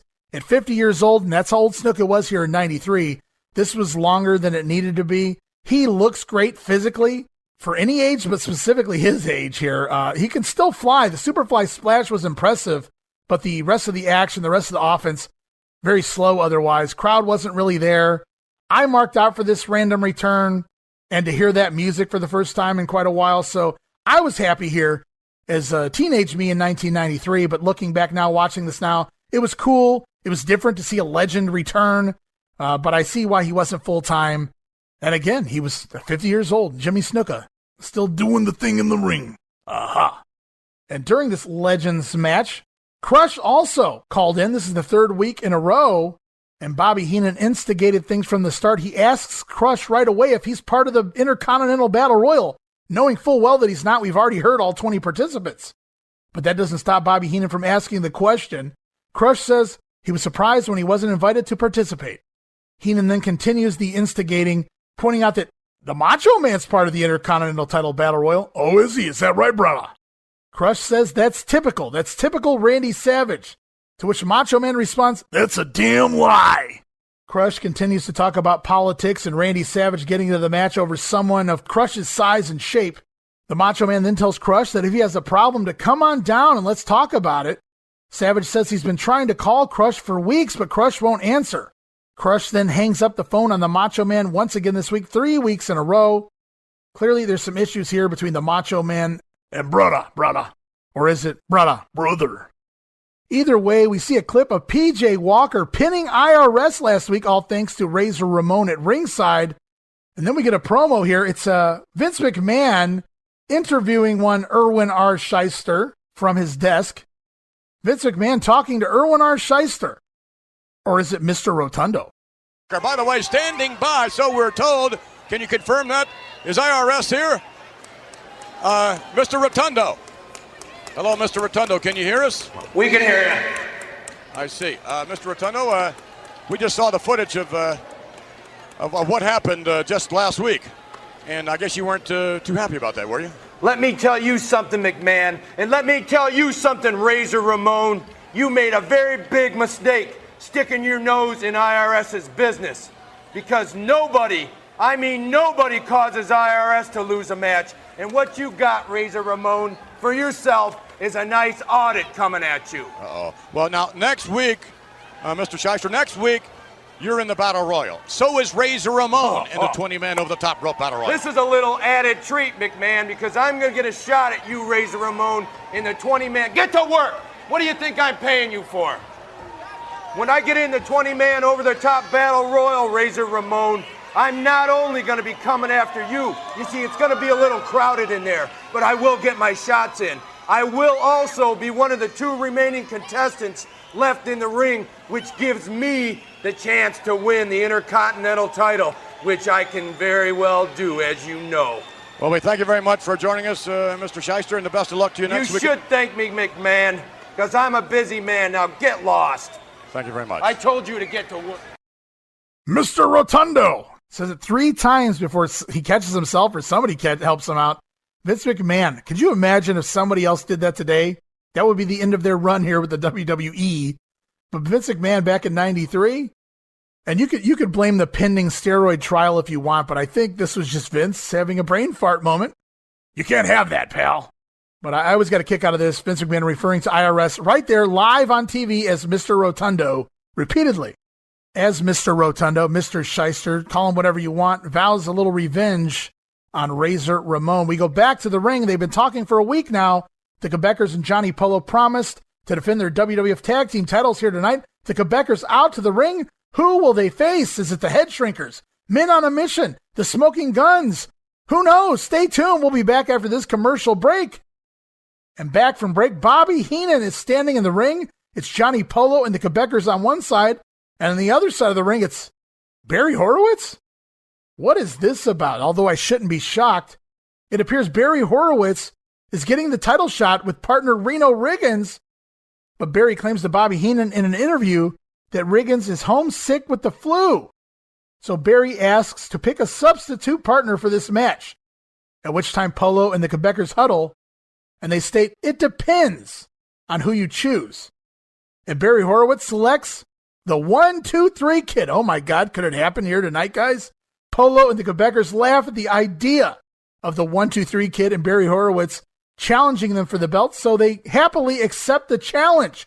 It's going to be Tag Team Champion Quebecers defending against Barry Horowitz and the 1-2-3 Kid here. At which point on commentary, Vince McMahon says, I was expecting a top 10 ranked team. Top 10 team? This may be a top 10 team here in the WWF in 93, sad to say. But manager Johnny Polo gets his laughs in at the suitable challengers, even though there was a deal in place with the Steiners. It appears we don't need to keep our promises here in the WWF. The Kid early on with a spin kick for both Quebecers. Horowitz rushes into the ring to aid the Kid with multiple drop kicks on both of the Quebecers, sends both of the champions out to the floor as 1, 2, 3 chants begin to start. And I start believing, could it be? Could this really happen? Could we see Barry Horowitz, one of my favorite job guys of all time, and the 1, 2, 3 Kid as the next tag team champions? I'm behind this, guys. Randy Savage on commentary puts over all the surprise upsets by the Kid, by PJ Walker, all these surprise upsets lately, really getting over that it could happen right here tonight, and I'm buying into it, guys. Jacques Rougeau, though, suckers the Kid in as Pierre attacks from behind, and the Quebecers finally gain offense. Jacques body slams Pierre on top of the Kid. Pierre then presses Jacques up into the air with a splash down onto the Kid for a 2 count. We even see the double press into the air into a hot shot by the Quebecers on the Kid. Not once, but twice. They did it once so nice they wanted to do it twice. Jacques, though, misses a reverse crossbody and eats a spin kick from the Kid that sends Jacques through the ropes and out to the floor, and it looks like Jacques is out cold. Macho Man on commentary, why don't we have Quebecer rules this week? I'm wondering the same thing, Mach. Jacques out cold on the floor. They can't seem to bring him to. He's out of it. And he's legal. He should be counted out, right? At the very least. But Jacques winds up getting stretchered out of the ring as Johnny Polo wants to cancel the match outright. But the referees say the match will continue. As we head into a commercial break, when we come back, we see Jacques Rougeau has been escorted out on a stretcher. Pierre, though, gets the heat on Barry Horowitz, comes off with a middle rope leg drop, but pulls Horowitz up on a 2 count. That's never a good idea. Pierre slams Barry into the corner and allows him, basically initiates Horowitz in making a tag to the 1, 2, 3 Kid. A little too cocky here. Pierre thinking he can take on both these guys at the same time, wanting Horowitz to make the hot tag to the Kid. But Pierre wisely attacks the Kid as he's coming in through the ropes. And the Quebecer will remain on the offense, at least briefly. The Kid does fight back, enziguri to the face, but the Kid rushes at Pierre with a spinning heel kick. Pierre ducks, and the Kid goes flying over the top rope with a spinning heel kick all the way out to the floor. I wrote, holy shit, what a bump by the 1, 2, 3 Kid. Poor guy. As Johnny Polo slowly rolls the Kid back into the ring, Pierre simply rolls over on top and makes the cover. 1, 2, 3. Kid. Pierre, by his lonesome, pins the 1, 2, 3 Kid in 12 minutes. I wrote, what the fuck was that? I don't even know where to begin with all of this. First of all, shenanigans from the get-go. Let's even move past all of this nonsense about promising the Steiners the title shot and reneging on that. Apparently you can just do that here. They select they handpick their challengers. The 1, 2, 3 Kid subs for Reno Riggins here. It's Barry Horowitz and the Kid. We get a fun little match to start, and then Jacques Rougeau gets knocked out from a spin kick to the chest. We'll ignore that also. Jacques Rougeau out on the floor. He gets stretchered out of the ring in this match. Now everything's on the side of the 1, 2, 3 Kid. They can do it here. We can call it a fluke. Even if the Quebecers win the belts back in a week or two, we can get a win here for the Kid and Barry Horowitz. I'm pumped. I'm excited. I'm ready to go. Instead, other than Polo rolling the Kid back in the ring, it's the Kid's misfire that causes Pierre to beat both guys 1-on-2 and pin the 1, 2, 3 Kid, not Barry Horowitz. And this furthers my theory that they were out to, I don't want to call it bury the Kid, but that's what it was. This was a burial of the Kid. It started at SummerSlam. He's doing jobs on the house shows to Doink the Clown, eventually here Bastion Booger for at least the next 6 weeks on the house shows. And now he's losing in tag team matches where he's teaming with a job guy partner who can't even take the pin. It's the Kid taking the pin against one man because Jacques out. The whole thing, very weird. I have no idea what the WWF is doing, destroying everything they built up the first 2-3 months with the Kid. None of this makes any sense. He beats Razor Ramon. Scott Hall goes out of his way to agree to work that angle and get the Kid over. Ted DiBiase puts the Kid over on Wrestling Challenge. And the only thing that could have saved grace here to take away from this is if the Steiners at least ran out to make the save at the end or gave Pierre his comeuppance, Johnny Polo his comeuppance while Jacques Rougeau's out in the back. but the Steiners are suspended. They're not here. So it's just Pierre handily beating the 1-2-3 kid, and he didn't even beat him with a move. The kid beat himself. So that takes it another step further. The kid basically beating himself. And now I'm beginning to wonder how many times I'm going to say unbelievable here before the end of 1993 in the WWF. Odd booking all around for the 1-2-3 kid as he's just starting to feud on Superstars we saw with Shawn Michaels. And here he is teaming with Barry Horowitz, getting pinned by one member of the Quebecers. I don't really know what to make of it. Might have to hit Sean Waltman up for an answer to this one. Maybe he'll remember. And we close out this episode of Raw. It's Razor Ramon ringside doing a promo. Vince McMahon asks the bad guy about IRS trying to single him out next week as part of the Battle Royal. Razor says that to answer McMahon's question, if the taxman wants to find him, the bad guy isn't hard to find. Just look for the guy who's 6 feet 7 inches and more handsome than 10 movie stars. Bobby Heenan tries to start something between Razor Ramon and Randy Savage. Of course, both of those guys will be part of that Battle Royal next week, but nothing really transpires here as Raw goes off the air. And there you guys have it. We wrap things up here in September of 93 in the WWF. We're going to be back next week with a bunch of October of 1993 in the World Wrestling Federation, including the Intercontinental Battle Royal, all kinds of news and notes. And if you ever thought September was a downtime in the wrestling business, here in 1993, you'd be wrong. Tons of happenings going on all around the WWF. Promotional consideration paid for by the following. Hey guys, Ray Russell here. I want to thank you once more for listening to the September edition of 1993 here in the WWF. We're only a few episodes away from concluding 1993, and then we're going to move on to a different year and another promotion, perhaps. You'll have to wait and see. We'll announce where we're going next in a few weeks here on the Grenade, so stay tuned for that. A reminder to follow us on Twitter at Wrestling Grenade. That's at RASSLIN Grenade. Also follow and like us on Facebook at facebook.com/Wrestling Grenade. And go over to YouTube, subscribe to our YouTube account. It's youtube.com/Wrestling Grenade, because I've been adding videos like a madman over there on YouTube. Tons more to come. Lots of rarities, lots of exclusives, and a whole bunch of the USWA versus WWF feud in its own playlist over there now. And I'll be back next week. It's October of 1993 in the WWF. We're going to talk about all the news here in October, all the upcoming news. More on the Matt Watch. We'll see how long Matt Borne sticks around before he disappears completely off of WWF TV.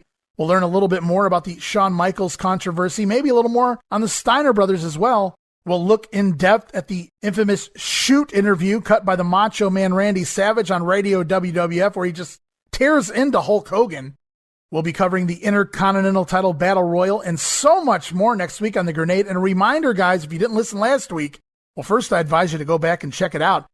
But we are looking for brand new co-hosts here on The Grenade, guest co-hosts, part-time co-hosts, full-time co-hosts. Hey, we're open as part of WrestleCopia Podcast Network. We're looking for co-hosts here on The Grenade, as well as Monday Warfare, The Battles Within, and beyond. Also, can't wait at TR Shock on Twitter. He's Tom Robinson, formerly of the 605 Super Podcast. Tom Robinson looking to do some episodes of The Grenade, Monday Warfare here in the very near future. So check back for Tom here on the show as well. And you guys can email me at WrestleCopia, that's WrestleCopia at gmail.com, if you're interested in joining as part of the Wrestling Memory Grenade or other WrestleCopia podcasts. If you'd like to be a co-host, all you got to do is contact me by Twitter or Gmail at WrestleCopia at gmail.com, and I'll get back to you as soon as possible. And all you need, guys, is a microphone, the ability to use Skype Messenger, and a little time to watch a few wrestling shows and talk about it. It's that simple. So one final goodbye for this week, but we will be back next week. More 1993 goodness on the way here on the Wrestling Memory Grenade. But for now, this is Ray Russell saying, from pillar to post and coast to coast, you pull the pin and we'll pick up the pieces right here on the Wrestling Memory Grenade. I'll see you next week. Don't miss it. Be there.